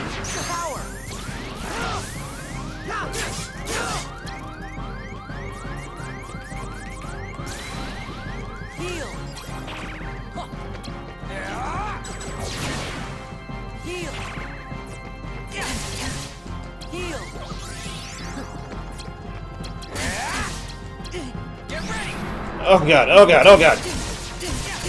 Let me move!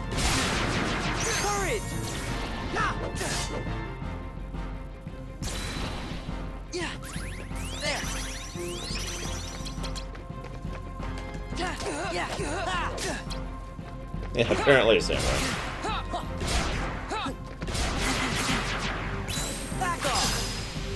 Yep.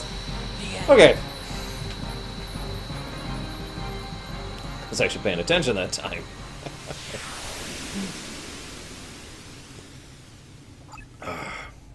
Experience.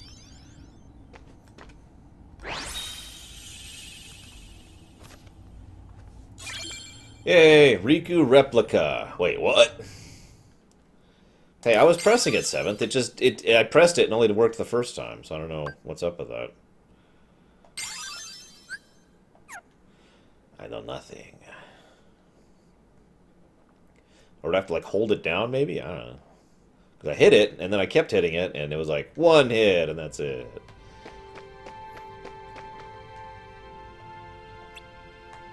Well, not completely your fault, Naminé. Hey, Fearsome. Riku! Want some more? Ah! Sora!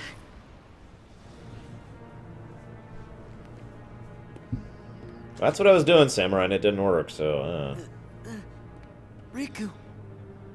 Looks like I win. Yeah, no Riku! kidding, Green. Stop! You are through! I said stop! And there go all his memories of Naminé. Riku? Riku? Riku! And that's what happens when all those memories go away. What did you do to him? Broke his heart. I'd say more like she smashed it, really. Smashed? She is almost twice as tall as Naminé. Then, what's gonna happen to Riku? Oh, you're so much fun to watch. If it's Riku you're worried about, then don't. Because Riku was never really here. Spoiler alert. What do you mean? Do you really think I'm just gonna say it? That's too easy. Oh, what to do? Quit the games!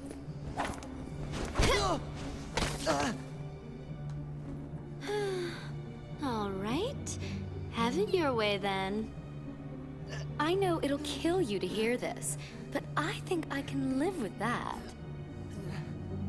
That thing lying there is just a puppet that Vexen made as an experiment. No more than a toy.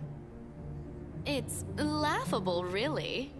It called you a fake, but it was the fabrication all along. Not Riku. A fake?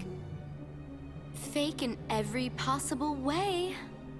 It was only finished recently. How could it remember anything? You get it? Its memories with Namine were just planted, not real.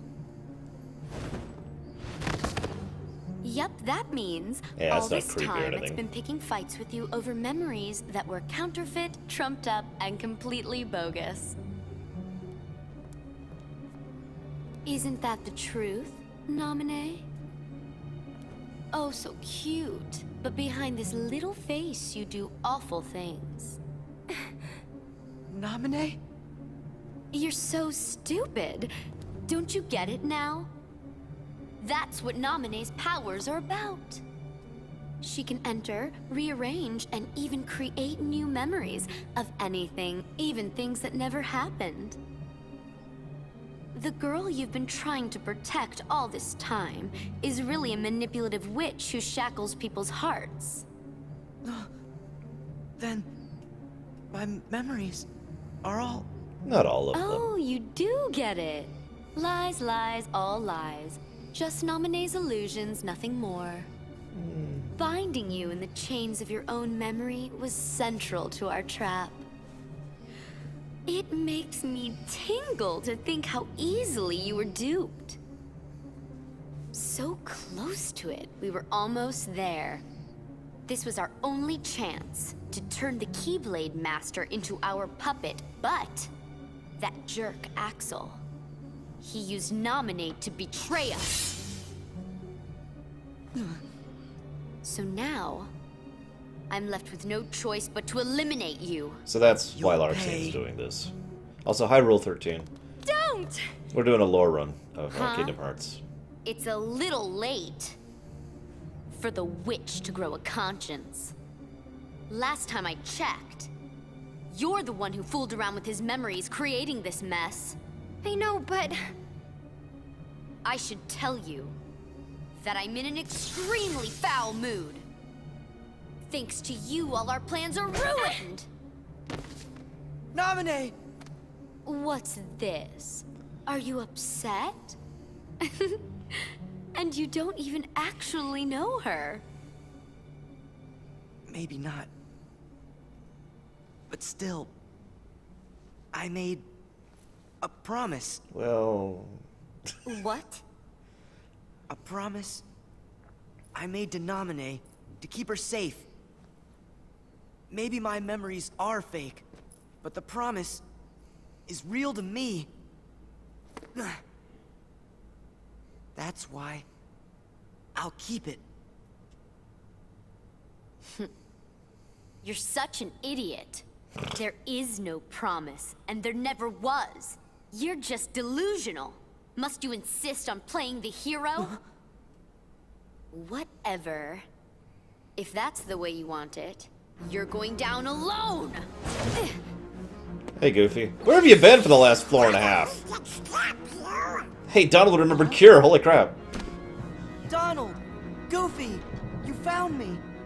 Of course we did. We were worried about you. And we promised. We promised that we would protect you. Heroes don't need memories. Well, you won't ever be he does alone. kind of kill someone here, It's always Chiquita. been the three of us, and we stick together. And that is how it's going to stay. It's been that way for like a week Okay. already. Have it your way. More pain for you means more fun for me. Boss fight!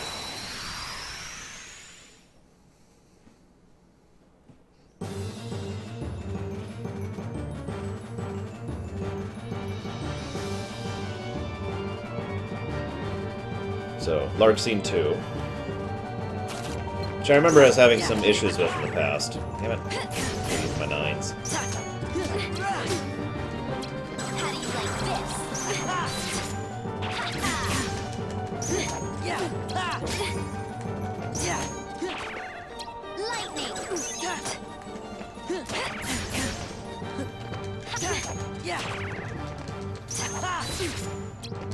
Lightning! Oh, sure, I'll try Omni Slash. Why not?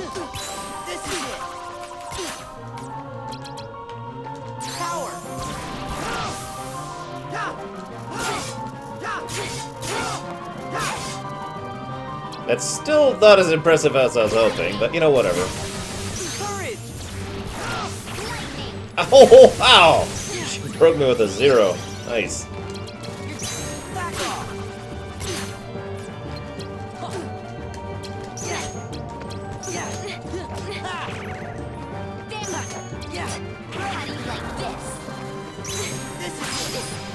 Goodbye.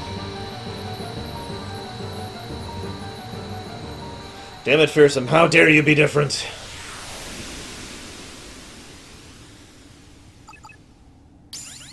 Let me just monologue and talk to you about my evil plans. Larkseen! And now to be sad for a moment. Yes, I've heard about it, Sparta. It's the iOS version, as we all anticipated. Hey, Nerdman.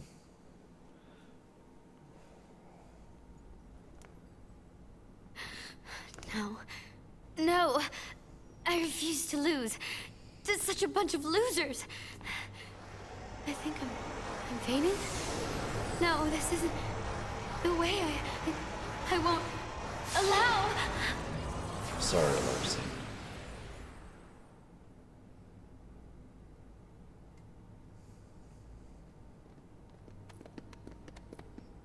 You must be Nominee. It's good to meet you. We're friends of Sora's, and my name is... You're Goofy, and you're Donald. Yeah, but how did you know that? Congratulations, Sora. I'm cheating, You Nerdman. finally found your friend. I'm so happy for you. Gee, there sure are a lot of questions. Nominate, I know this probably won't be easy for you, but could you tell us what happened? Of course. It's my fault. I like how they go out of their way to leave the broken body of Repliku in the screen. They'll do that for the next several cutscenes. They just leave it there, Memories just to get that across were the point. inside Sora's heart. And little by little, I replaced them with false memories. Hey, what about Sora's promise? Made up. It was fake. Sora never really promised me anything. He promised someone else something. Me being with him on the islands. That was a lie. It's her Just like nature to everything quit. else. Most nobodies, when they We die, never do that. met. I was never Sora's friend. And you were never anything more. Either. No. You see, in all of your true memories, I was never really there. Gee, then that must mean it was your magic that made the rest of us lose our memories too. Is there any way for us to ever get them back? I can fix everything. If we go to the 13th floor. But Marluxia, he... Bet I know who that is. Was he the fella who made you tamper with all of our memories? If I didn't obey, he said I'd be locked in this castle forever. I've been alone for so long. So you did what he told you to do because you were lonely? And I'm afraid. so sorry. Don't be. Please don't cry. Oh. Of course. I know I really don't have the right to. That's not what I meant. What? Still like in the this. still in the picture up there. I'm really not happy about you messing with my memories. But, you know, I can't really get mad at you for it either. We'll get there, Nerdman. These memories you gave me. In my head, I know they're lies. But they still feel right. Just to interrupt, this is another of the etchings of the heart thing happening here. because of the fact that, you know, he still feels as if he has a connection to Naminé because he actually does. None of them at this point realize what a nobody is, or her connection to Kairi, or Sora for that matter. So there is a genuine connection between Naminé and Sora. It's just one that neither of them are actually aware exists. And that's one of the reasons why Sora talks about this. This isn't a Sora's dumb moment. His memories of her may be fake, but you get where I'm going with that. Like the promise I made. I said I would protect you, and that I wouldn't make you cry. Not ever. Naminé, if you cry now, I'll feel guilty, like I let you down. So don't cry. Please. Don't cry, or else I will have failed you. Until I get my memories back. Smile and try to be happy. Fake it, It's easier damn on it. me that way. Sora. Ha ha ha ha. Sorry, FF10 reference. Oh, brother, that's a bit much. It's okay. Sora always gets like this every time he's around a girl. Oh, cut it out. I thought you both lost your memories too. Too bad. Good friends don't forget the good stuff. We're playing in our own order, Sparta. Come on. There. That's it. That's the Naminé I remember. Yeah. I really liked it when you used to smile. That is terrible Of course, advice to that quote. was really only in my fake memories. But what I'm feeling now definitely isn't fake. Girl alert! Girl alert! Well then, let's go. I'm gonna remember that a decade from now. I'm gonna be referencing that scene in like 20 years.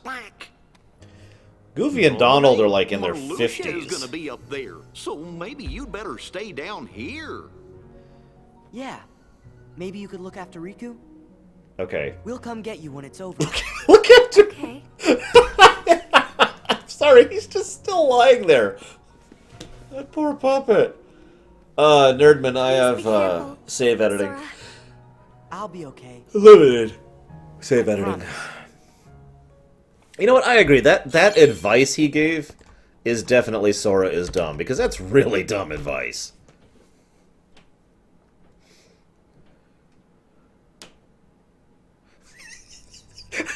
And he's still here! Oh my god! He's just... Oh god. No. I want you guys to picture Riku lying there going... excuse me, Replicate. And that's all he's saying.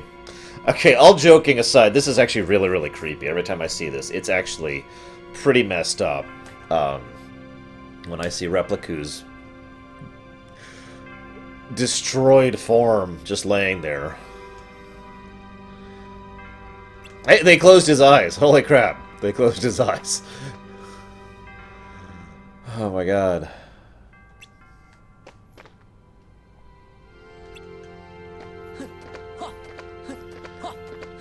Because they're stupid. How many times in this series have they just left behind someone like, could you stay here, Jasmine? Could you stay here, Kairi? Could you stay here, Naminé? It'll happen in the future, too. Is there a first-person view on this one? Doesn't look like it. Sorry, no first-person view on this one.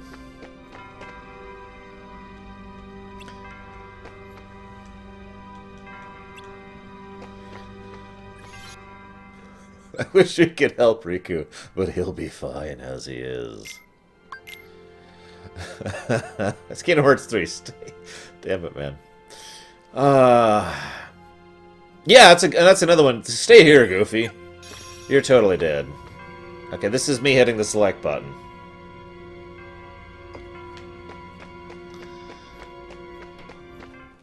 So, time for my favorite floor. Why won't you help Repliku? I mean, granted, it's more Vexen's fault than yours, but still.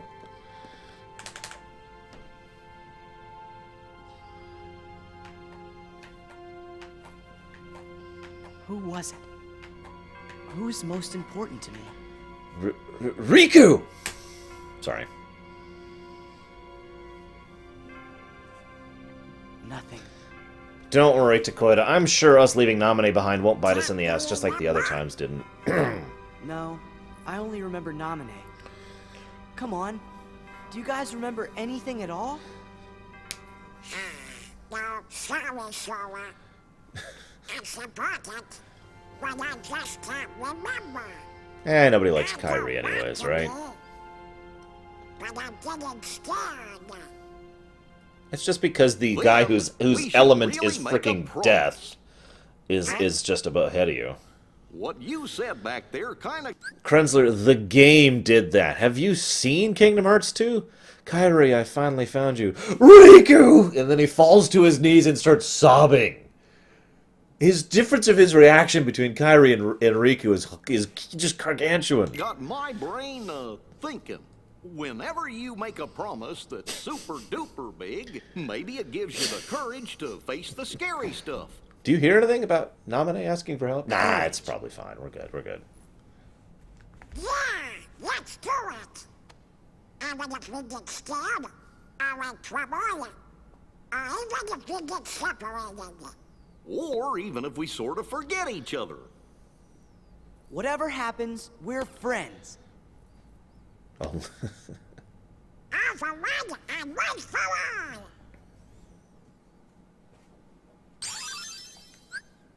Yeah.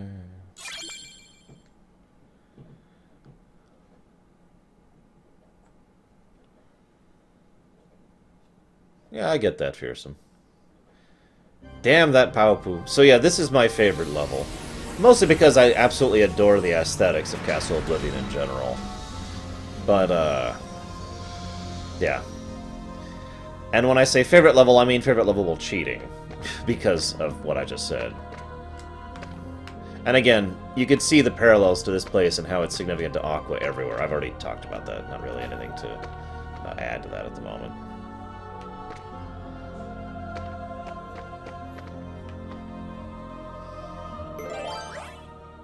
I guess that's true. Okay, sigh. It is... I'm not actually making...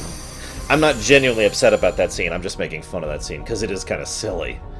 Kyrie, it's you! Riku!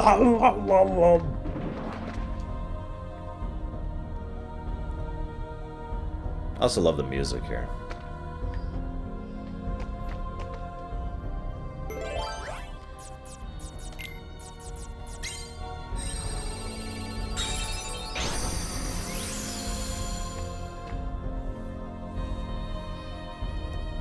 Ugh! No, I didn't, Samurai. What link? That's a good question, Nerdman. Because I imagine it would look different. In fact, I guarantee it would look different. Also makes me wonder what an Erika's Castle Oblivion would have looked like. A fairly significant chunk not through some. Don't worry, we're only about halfway through the game. I'm not sure, Pandemonium. Oh, hey, look! It's Naminé, and she's totally fine and safe forever. And she's screwed. Naminé! Well, shoot. Oh, well. She'll be fine, guys. Don't worry. I swear. Maybe.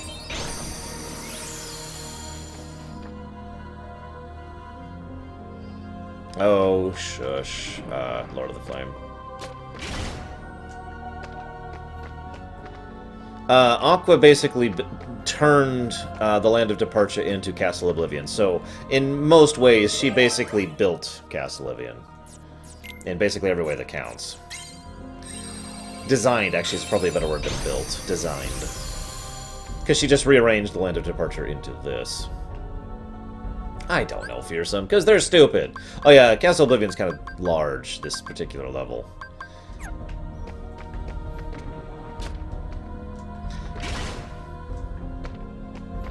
Sora will never save anybody. Hey, he saved the hearts of the world? That counts for something, right?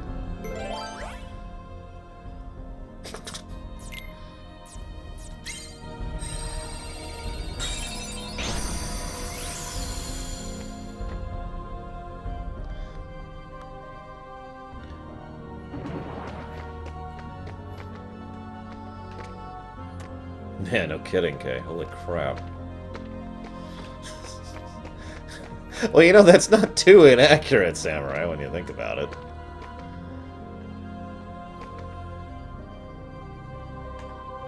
I've had some people really try to analyze some of the symbolism of a lot of the symbols we see here. I don't have much to add to it. I've pretty much told you guys my theory. It's representative of her.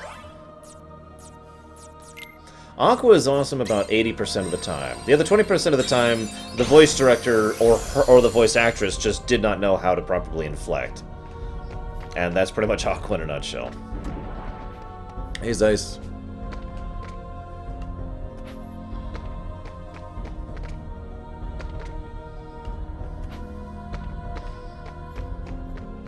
I like these rooms because they have no enemies in them, Lord of the Flame.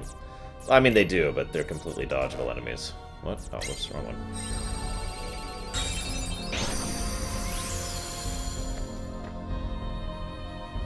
Actually, yes, Nerdman.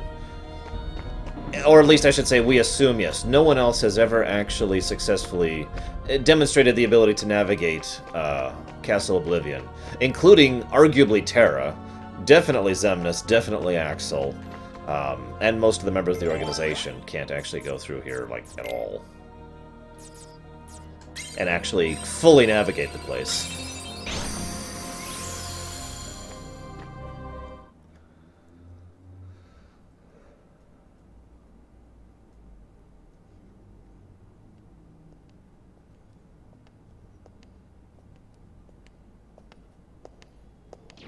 I always assumed it had to do with the bleaching of color, the bleaching of life from the circumstance ledge. Treasonous face around here. Some nerve indeed. Treasonous? I don't know what you could possibly be talking about. Why let Namine go? If it weren't for your needless meddling, we could have turned the Keyblade Master to come and serve us. Oh, right, your big plan. You use Namine to rewrite Sora's memory piece by little piece, and he turns into her total puppet. Then, using Namine and Sora together, you and Larxene overthrow the organization. 2 people Am I right? against 11. I would say that you are the traitor, Marluxia. Since when were you suspicious of us? Since he was sent Do here. either one of us have the heart to believe anyone? So you only eliminated Vexen to obtain proof of our plan. That I didn't want to do. But it was your order. Oh. Remember the order? Oh, fair enough. Because the ones that are You already must dead. eliminate the traitor. I was referring to their plan initially, because initially they had to have going I against always all follow 11 orders, of the others. Marluxia. So, you know.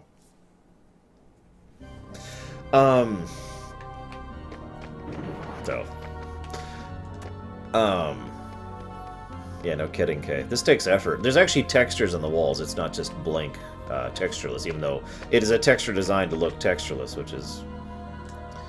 actually, to quote, it's funny you say that, because Roxas can wield a Keyblade. And we'll try this chest one. And Xemnas can also wield a Keyblade.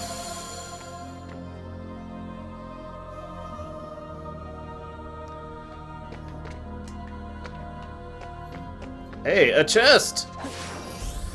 Gotta see the flourish at least once. Yeah! I got a slight! Yay! But I can't... There we go. More chests. More chests! In fairness, Xemnas seems to do pretty well for himself without the use of a Keyblade. It is also worth noting that, considering a Keyblade kind of passively augments you, without you actually wielding it as a weapon, it is entirely possible Xemnas just didn't feel the need to actually wield a Keyblade. He could have just had a Keyblade, or Keyblades, and was using them to, you know, power himself up. Yes, this way.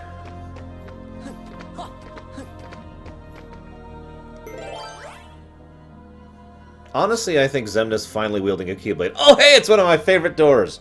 Would have been pretty awesome. So, okay, let's get a blue across here. There's the 1. And exactly a 3. These exactly doors piss me off. And 90 freaking 9. So let's try this random joker and see if this works. Wow. Just wow. Yeah, 99. That is Grindfest USA unless you get a joker. Holy crap. For record, I did not have a joker when I played through this game. Either of my previous times. Or any of my previous times, rather. Because it's a 3. Larxene paid the price for disloyalty when she disappeared. You must do the same!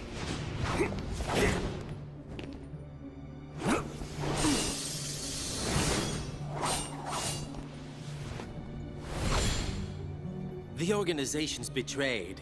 In that name, I will annihilate you. That line's not you. Well, had to try it once, you know.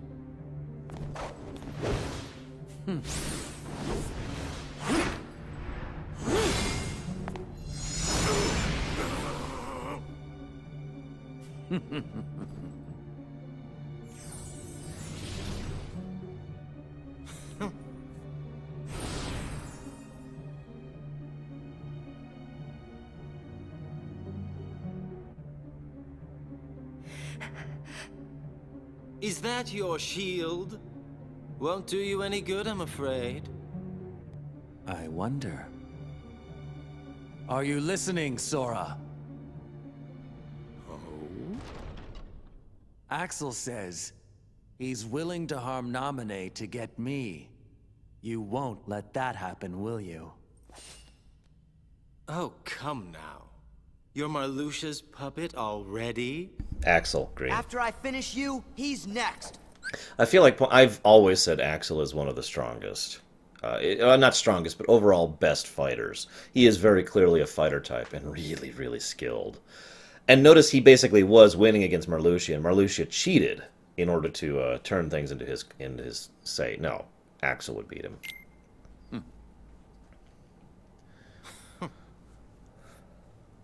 Now, Sora, we've got more in common than you might think. I'd really rather not fight you. But I can't dishonor the organization, now can I? So this is the first of several times Axel pretends to die. I think he could do it, Nerdman. He wouldn't be a good replacement because nobody would be, but I think he could do it.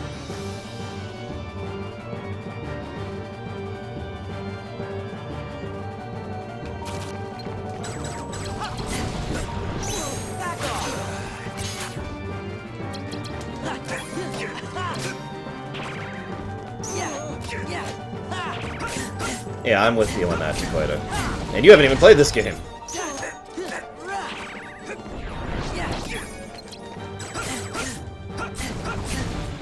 Oh my god, let me move!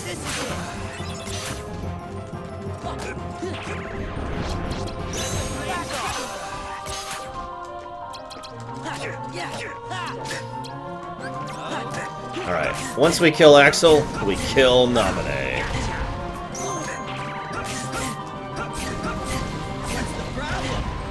Oh god!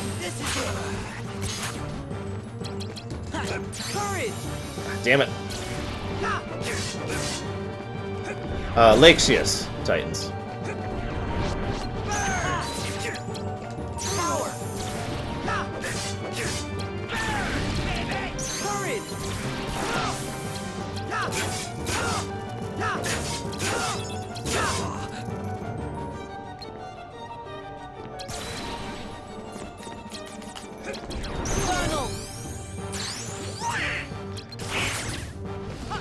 Actually, you know, it's funny.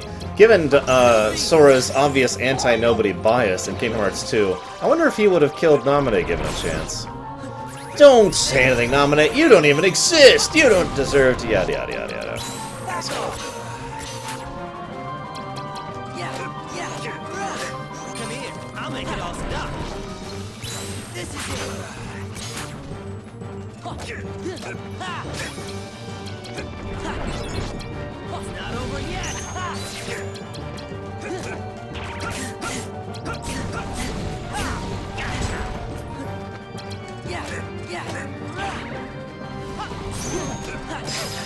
Okay. So this is it.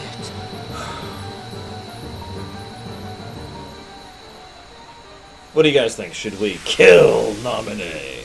Or should we let her kill herself? Because that's what happens.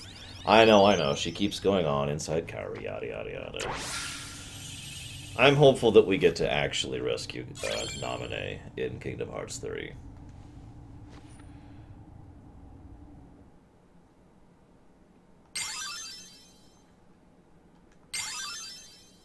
Uh-huh. Sure, Kay. You're better than I thought you'd be. It was worth saving you after all. Saving me? What do you mean? Sorry, I would hate to kill the suspense. Axel! Notice it's slightly different animation. Again, faking his death.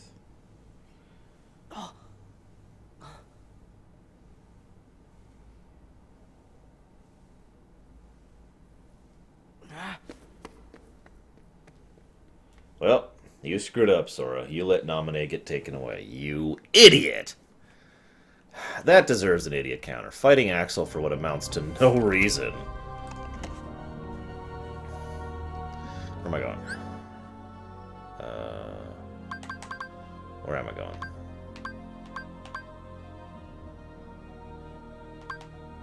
I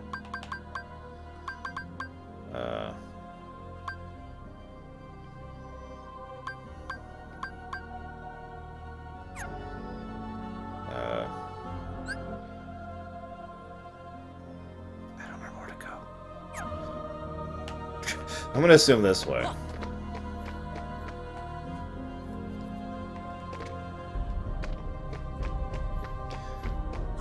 Not anymore, Nominee. Except, I'm hopeful that we get to make that happen. That's a good point. We should place bets on how high the idiot counter is going to go in Kingdom Hearts 2. So place your bets, guys. Place your bets. Hang on, let me pull up a notepad here. Just for fun, just for kicks. I will bet we're going to reach this amount. So Arsh bets this amount.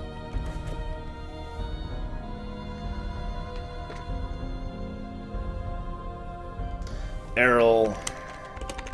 That's 35. Ultimate Paradox. That's 50. Oh no, that's 300. Top. That's 69. Okay, so now it says 60. Green says 88. Deutsch says 42.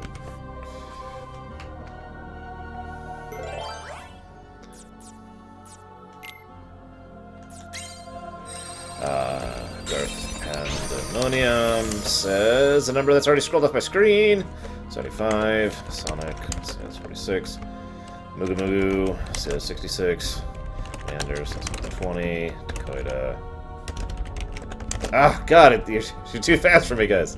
47. Samurai says 75. Seventh says 65. Blood of the Smith says 57. Laser says 25. Ultimate says 82. K says 35. You are an optimistic man, sir. Pencil says 80. Sigma says 25. Hakka says 90. Bandit says 53. God, I have a lot of viewers right now. Nerdman says 42. Kitterman says 95. Azulia 73. Fearsome is already wrong because we're already past that number. Eagle 40. Sun says 53. Aram says 82. Sometimes they do, Zeiss. Not all of them do. Some of them do. Okay, we've got a whole big list of votes. Back to the game. Lava Dude. Lava Dude says 55. Titans says 57.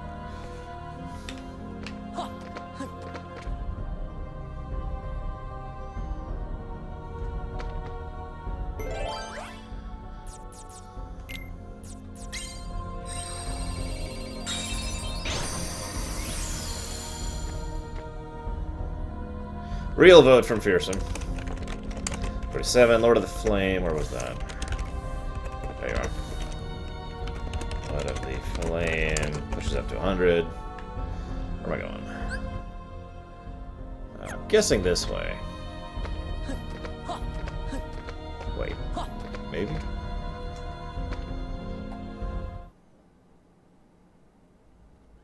Yeah, here we go. Okay. You've defeated Axel. What, in like 4 months, Nerdman? Except we don't even have a release date yet for The 2.8. Keyblade's power. How I've longed to make it my own. Let Nominate go! You've no chance of winning. Nominate. Erase Sora's memory. But if I do that... That's right. Sora's heart will be destroyed. I'm just gonna give the Sora's dumb His counter heart in advance here. You can do that! I'd rather have preferred him unmarred.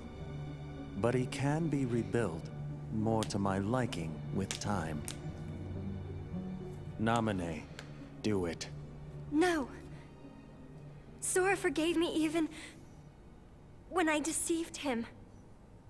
So how could I destroy his heart? There's no way! I don't care what happens to me. I won't hurt Sora. I won't do it!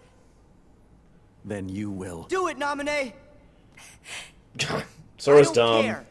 You can erase my memory. Sora's dumb. Sora, why'd you say that? Because who will I look after if I don't have Nominate? So just do it. Erase my memories. Destroy my heart. Should I bother to point out that destroying his memories would have an irrevocable effect on a lot of people? I mean, we already know how badly people that aren't even in this world across the realm of light are affected by his memories being unchained, just rearranged. Actually erasing that, there's a very feasible possibility that would actually cause some serious consequences, possibly even deaths back in the realm of light. You, Sora, are dumb. I promised. In I'll fact, always yeah, protect you. we're just going to add You have to one believe more me. for this one. Sora! One I more don't need any Sora's memories to take on someone like Marluxia. You bet! Even if Sora I don't need my memories to take on someone like Marluxia. Should I bother to point out that one of the plot lore reasons, things that happened when we entered this place is that our memories were altered with removing our ability to fight properly? I don't need my memory. How do I use this thing again? forgets it all. Goofy and I won't forget. Donald's right. He and I can remember everything for Sora. Except as I've already proven, that's not true. See? I'll have all my friends' memories, so I can piece my own together again. You ignorant fool. If Naminé uses her powers to erase your memory, you'll be nothing but an empty shell. Your heart will no longer be able to feel or to care, just like Vexen's pathetic imitation of your Riku. Take another guess. Dun dun dun. What? It can't be. Riku! Well, no. No. Just an imitation. You're a shell. A shell who has had everything taken. Everything! What can you possibly think I ever had? Both my body and my heart are fake. Damn it, Naminé. Don't do it! There is one memory I'll keep, even if it's just a lie. Whether it was a phantom promise or not, I will protect Naminé. Imbeciles.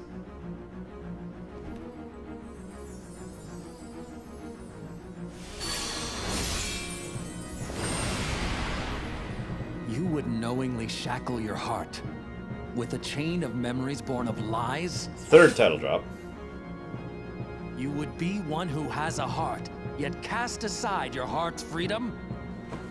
I do think it's interesting that Marluxia... Turn from the truth because your heart is weak. It's your own, Urban. You will never defeat me! I do like the interesting fact that Marluxia sounds pissed off, at least maybe that's just me reading into it, at the idea of someone willingly becoming a nobody. I mention it because it's probably one of the only hints we have ever of Marluxia's backstory. Possibly his heart was actually taken from him, because we know they can do that. We know it's within the realm of feasibility for them to actually be, you know, have their hearts ripped out of them forcibly. And given the organization's recruitment policies,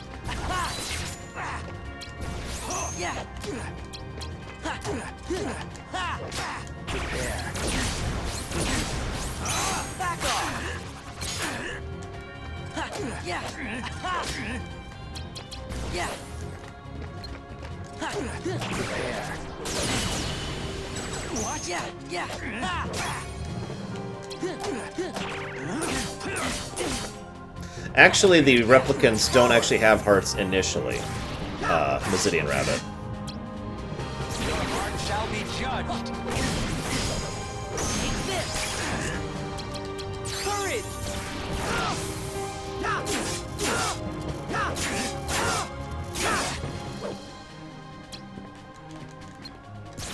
So yeah, no heart was actually originally there.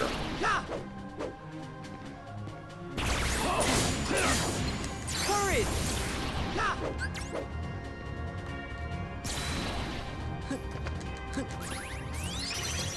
Prepare. This is it.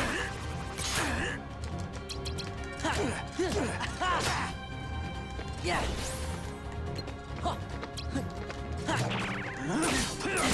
Away! Yeah.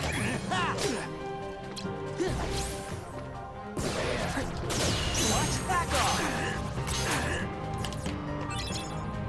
Donald. Get him, Donald! Oh, I was hoping that would finish him. Oh well. So you are a hero. I was hoping that would finish him off with Donald.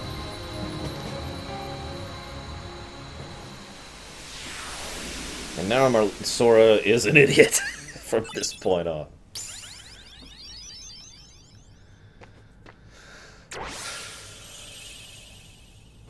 Damn it, Deutsch, stop fangasming over Marluxia. I really wish we had more personality for him. He really does not have much in the way of characterization, and I really feel that's a shame. Oh well, we'll probably see more of him in Kingdom Hearts 3.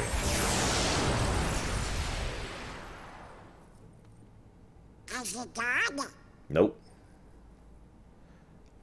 You could say that.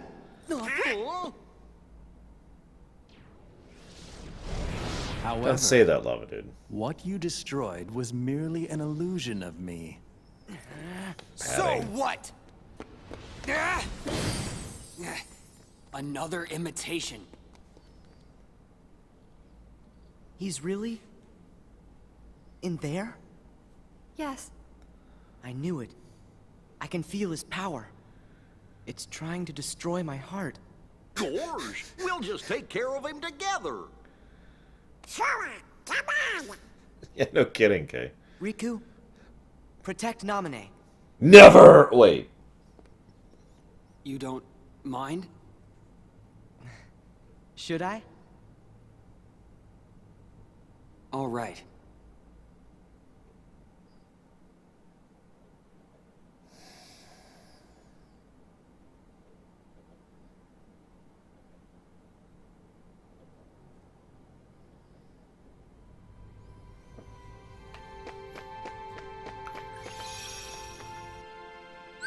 Yes, that's Marluxia. Some people have theorized that if what was up with the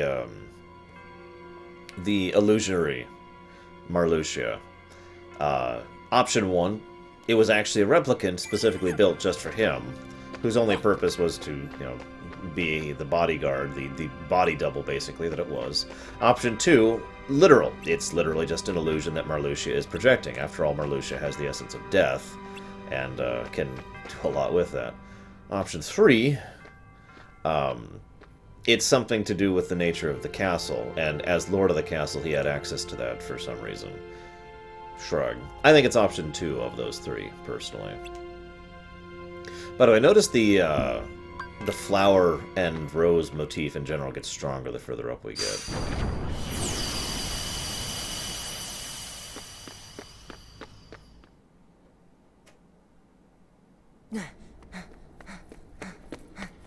So time for the cheatingest boss in the game. Soon the emptiness will shatter your heart. Here in this world of nothingness.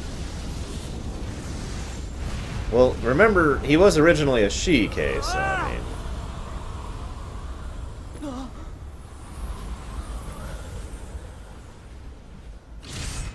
As lightless oblivion devours you, drown in the ever-blooming darkness! By the way, this is also the only default, non-person nobody we see in the entire game. Funny fact.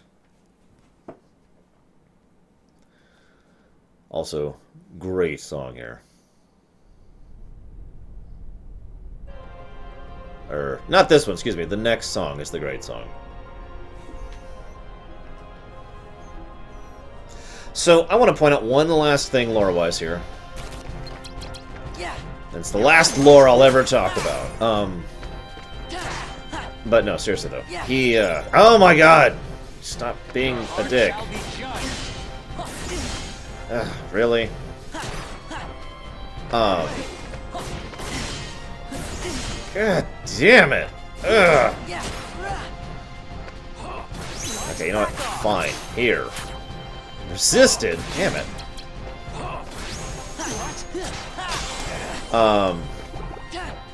That's true nowadays. You're helping what?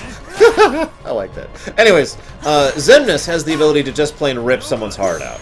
Xehanort has the ability to just plain rip someone's heart out and basically convert them into a nobody, like, without any real difficulty or issues doing so, right? Marluxia has to spend all of his power constantly exerting pressure, Bleach style, on us in order to try and break our heart, and actually fails at doing so. I only mention that to really showcase the difference in power between those characters. Damn it.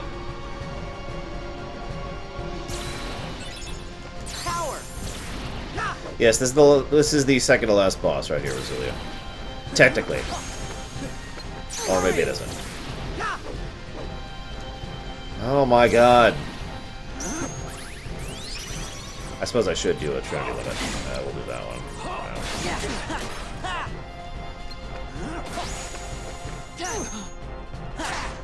Yes, I have in fact watched Bleach. But yeah, I'm reminded of what Zaraki was doing, simply by the sheer massive amount of his presence to Ichigo once upon a time. That's what I always imagined happening here.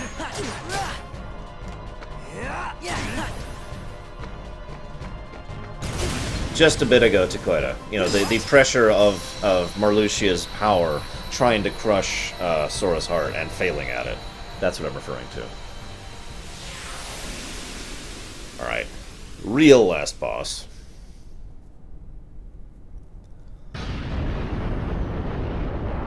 Your hopes are doomed to the darkness. And also a really good song. Can you spare a heart? Yes. In fact, what fun fact, I'll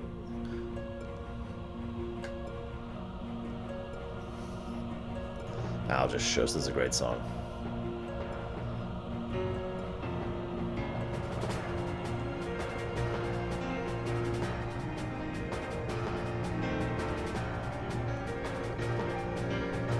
Also, notice the thorns. This is the first time we see the thorns.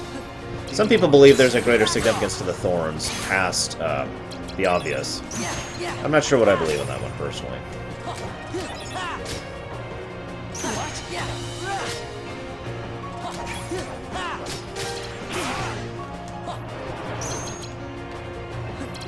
Behold, your heart is now in shackles.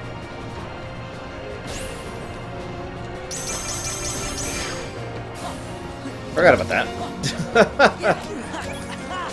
That's what I think, Crimson, yes.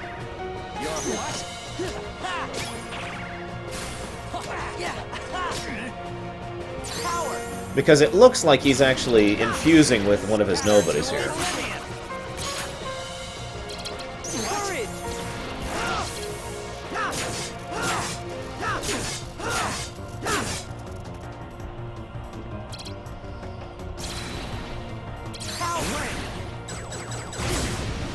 crap, oh crap, oh crap. Chill for a moment. Okay, there we go.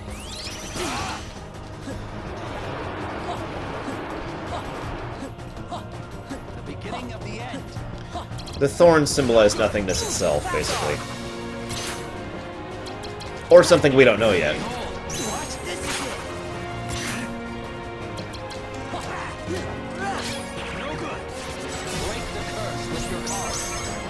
Oh, right.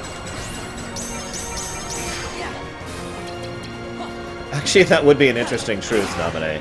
In fact, one thing I actually would really like, call me weird for this, but I think it would be really interesting if Marluxia's somebody was actually female.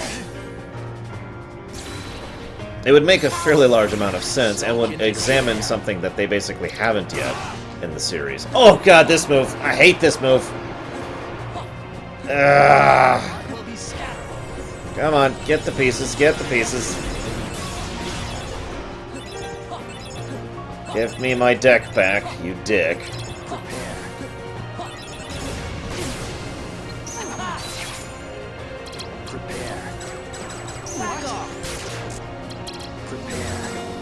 His original being, Titans. Fine, whatever.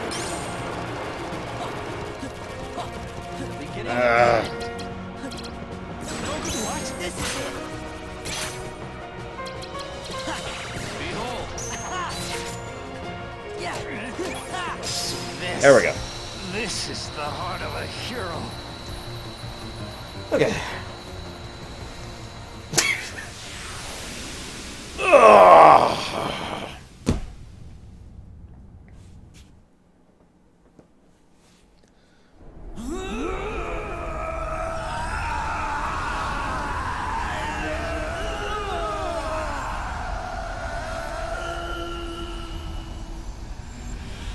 Exactly, Green. Something like that.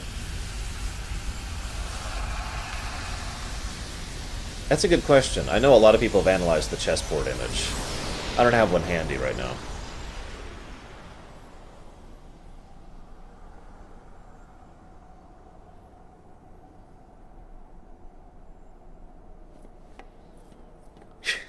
That is kind of messed up, isn't it, Django? We don't actually know exactly, Earl. I can only give you guys theories on where that nobody comes from. Because the world of nothingness in the dragon was pretty. We actually have a pretty good idea of where and what they came from.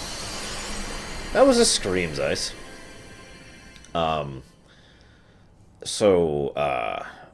You okay? It's also within the realm of possibility that Marluxia was simply that Not powerful Riku. that he had a I'm completely afraid. separate nobody that he had I can't following him. win.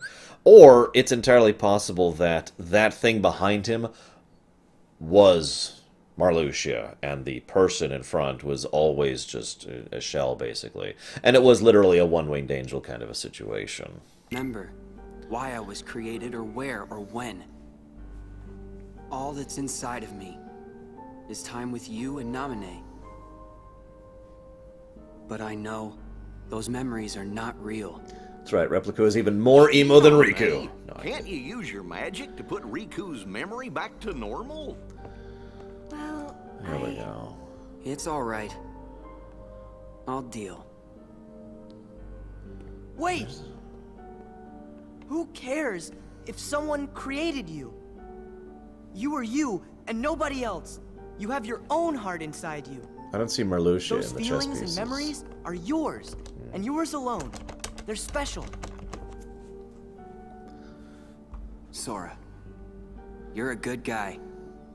Bit dumb, but I good. don't have to be real to see how real your feelings are. That's good enough. Riku! Return to darkness! That could be Errol. That's admittedly not what I was thinking. I always assumed it was something he generated with the artificial Kingdom Hearts. Out of the, out of the castle, Yes. basically. Not remembering something doesn't really mean that it's gone. What do you mean? When you remember one thing, that leads to remembering another. and then another, and then another. Our memories are connected. Tied to the darkness. Oh, sorry. Many pieces are linked together, like they're in a chain that makes up each of us. I don't actually erase any memories. Just take apart the links and rearrange them. You still have all your memories. So you can put them back together? Yes, but first, I have to undo the chains of the memories I made on my own. 5th title drop. After I've done that, I have to gather up the memories scattered across each of your hearts, and then reconnect them. It might take some time, but I think it might work. No, it will work, I'm sure. It'll take me about a year. It's my turn to look after you. And that's with help. All right. We all really trust you. Why? Wait a second. You said you'd have to undo the links of the memories you made. But that means... Links of memories. Yes. Sorry. You won't be able to remember anything about what happened here. Not even you? I'm sorry. It's the only way, I'm afraid. Maybe I'm weird, but being forgotten has always struck me as worse than death. Maybe that's part of why I sympathize with Naminé so much. You have a choice. Oh, this hurts right here. You can This lose your scene. memories of this castle and reclaim your old ones. Or keep your memories here and give up the memories that you've lost. Do I have to choose? Yes.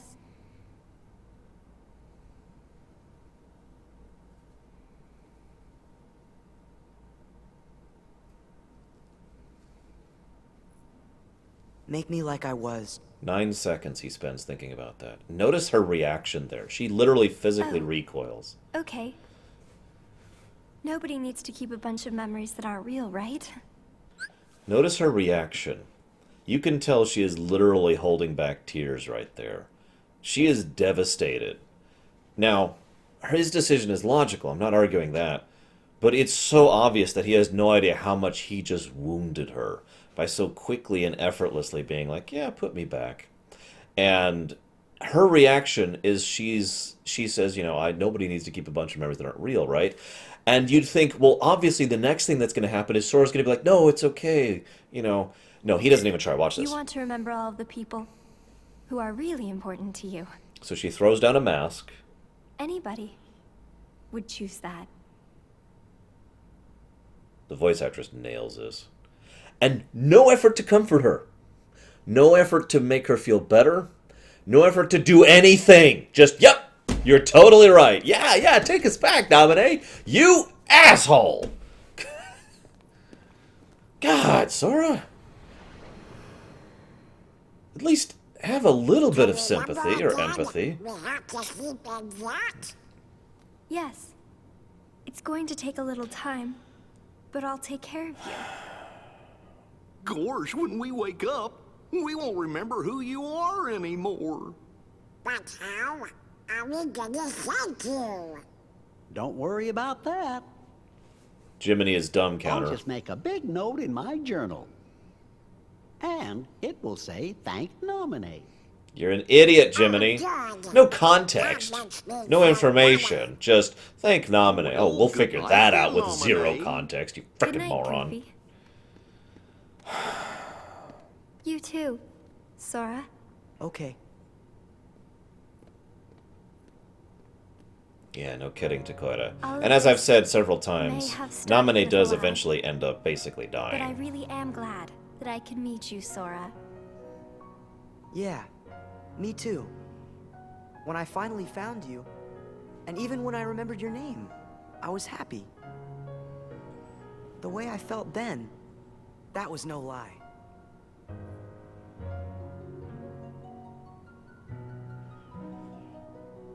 Jiminy is an idiot counter, Goodbye. Django. No, not goodbye. When I wake up, I'll find you. And then there will be no lies. We're gonna be friends for real.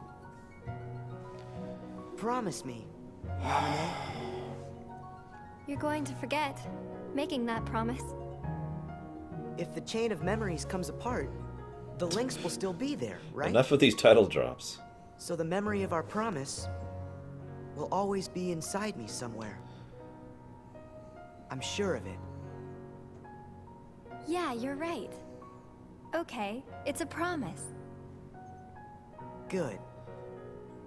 Until Don't later. worry. In like 2 years, I'll finally say thank you to someone who isn't actually you. Oh, also, a data replication of me will say thank you to a data replication of you. That counts, right?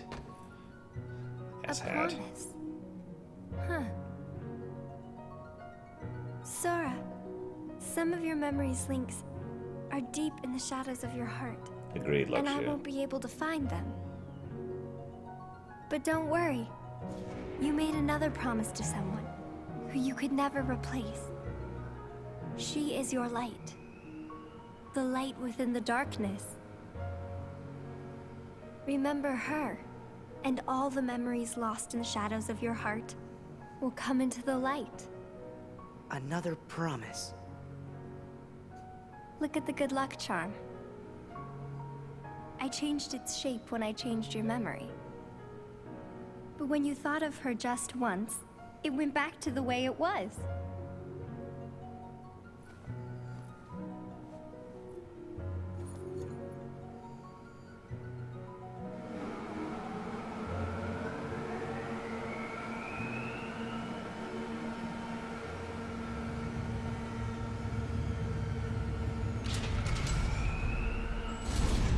And we'll never open it again. Except we unfortunately do in a year.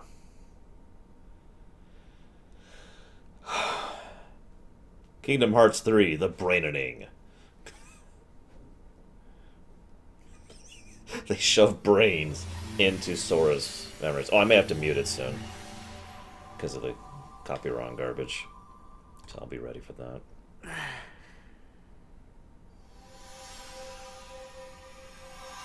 Because think Namine has nothing to do with their memories. It's detached. If you follow. Kairi! It actually explains the lack of context thing. My friends. Namine? Don't worry. You might forget about me. But with our promise, I can come back. A promise is a promise. Yes. One day the light, it will be ours, and it will bring us together. Eh. Till That then, still hasn't I'll happened. be in your heart. Not really. Right. Forgotten. But not lost.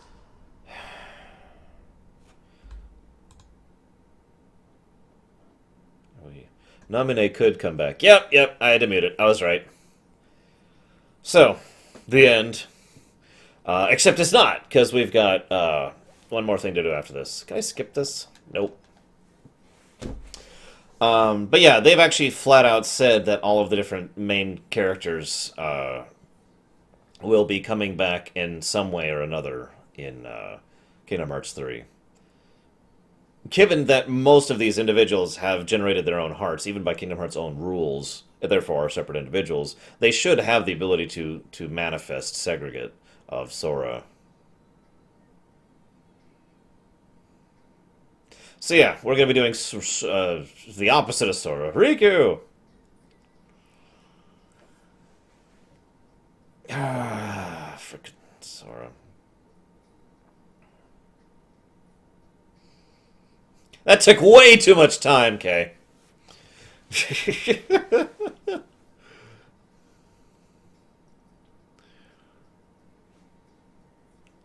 Why do they use this song for every freaking Kingdom Hearts game? Does anyone know the answer to that question? Because I don't.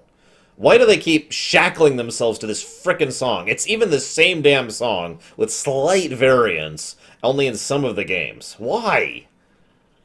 Screw you, EMI!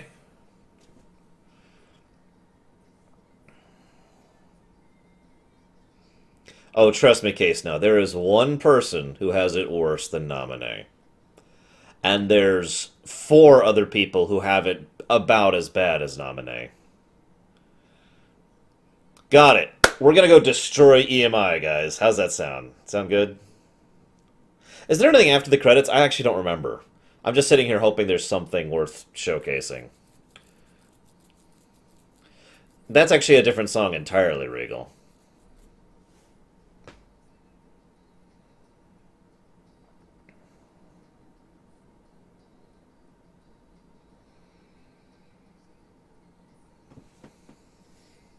See you around, Fuke.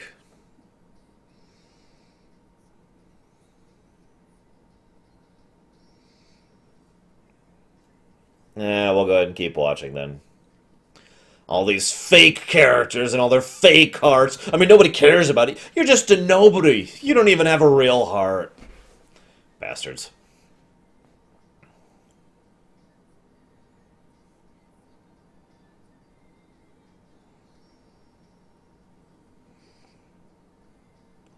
Blah, blah, blah, blah, blah, blah, blah, blah, blah, blah. Megan Jet Martin. She does a really good job of Nominee. And yeah, there's Keith Ferguson. I like how they list Diz, and then in parentheses say Ansem. They actually put that on the credits for this thing. We haven't even seen Diz yet. Can you imagine someone watching it like, what? It's EMI's fault, Lava. It's the license's fault.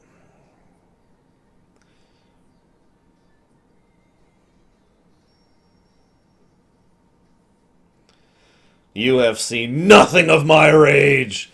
What is darkness but hatred and rage? I will show you true darkness. Yeah, everyone assumed an obvious parallel between Naminé and Kairi, but... Yeah, no kidding, Kay. Ah! Shoot. If that's true, Regal, we can't do that, because that might get the copyright thing, too. So, we're gonna mute the world here. There we go. Okay. Okay. We've now muted the world to ensure that doesn't happen now.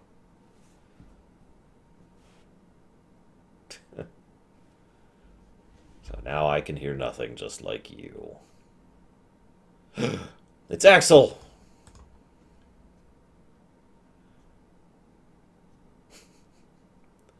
And it's... Who the heck is that kid? He probably doesn't matter anyways. Just some punk. He reminds me a bit of Ventus, but he's been dead for forever, so...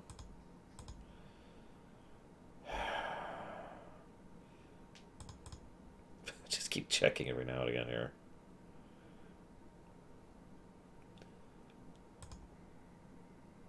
Okay, wow, that was a long freaking song.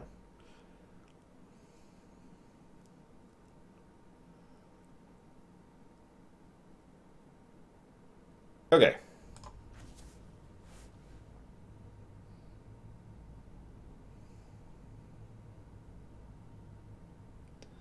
Actually, Krenzler, this Sora's dumb thing is mostly a joke for me. I actually do like Sora as a character, despite my constantly calling him dumb. There are only a few scenes I genuinely have vitriol towards him, and even though they are understandable, it pisses me off. Make sense? There are a few specific scenes in Kingdom Hearts 2, it's all in Kingdom Hearts 2, that piss me off, and it's all Sora.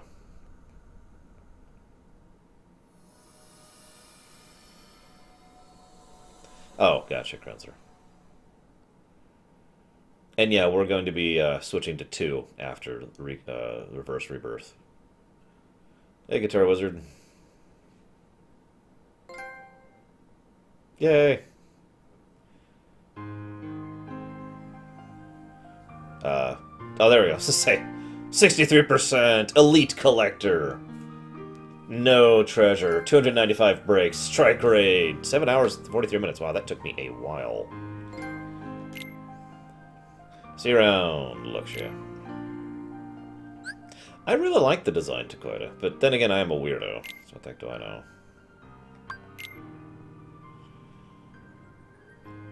Alright, so now we're doing Reverse Rebirth without cheats. However, I have never actually needed cheats for Reverse Rebirth, because the system's completely different. The deck building is basically taken out of it, and as a result, the grind is taken out of it. What are you linking me here? Oh, yeah, I know that the mobile version's hitting it. Zeiss. Yeah. It's the crap version that I won't be buying, but hey. Reverse Rebirth. Yay. Riku. Before we do this, I'm actually going to pause for a sec, because I haven't eaten. And I'm going to do... Don't worry, this isn't going to be one of my long pauses. I'm just going to go grab a bite to eat, and then start up again. So I will be right back, guys, okay?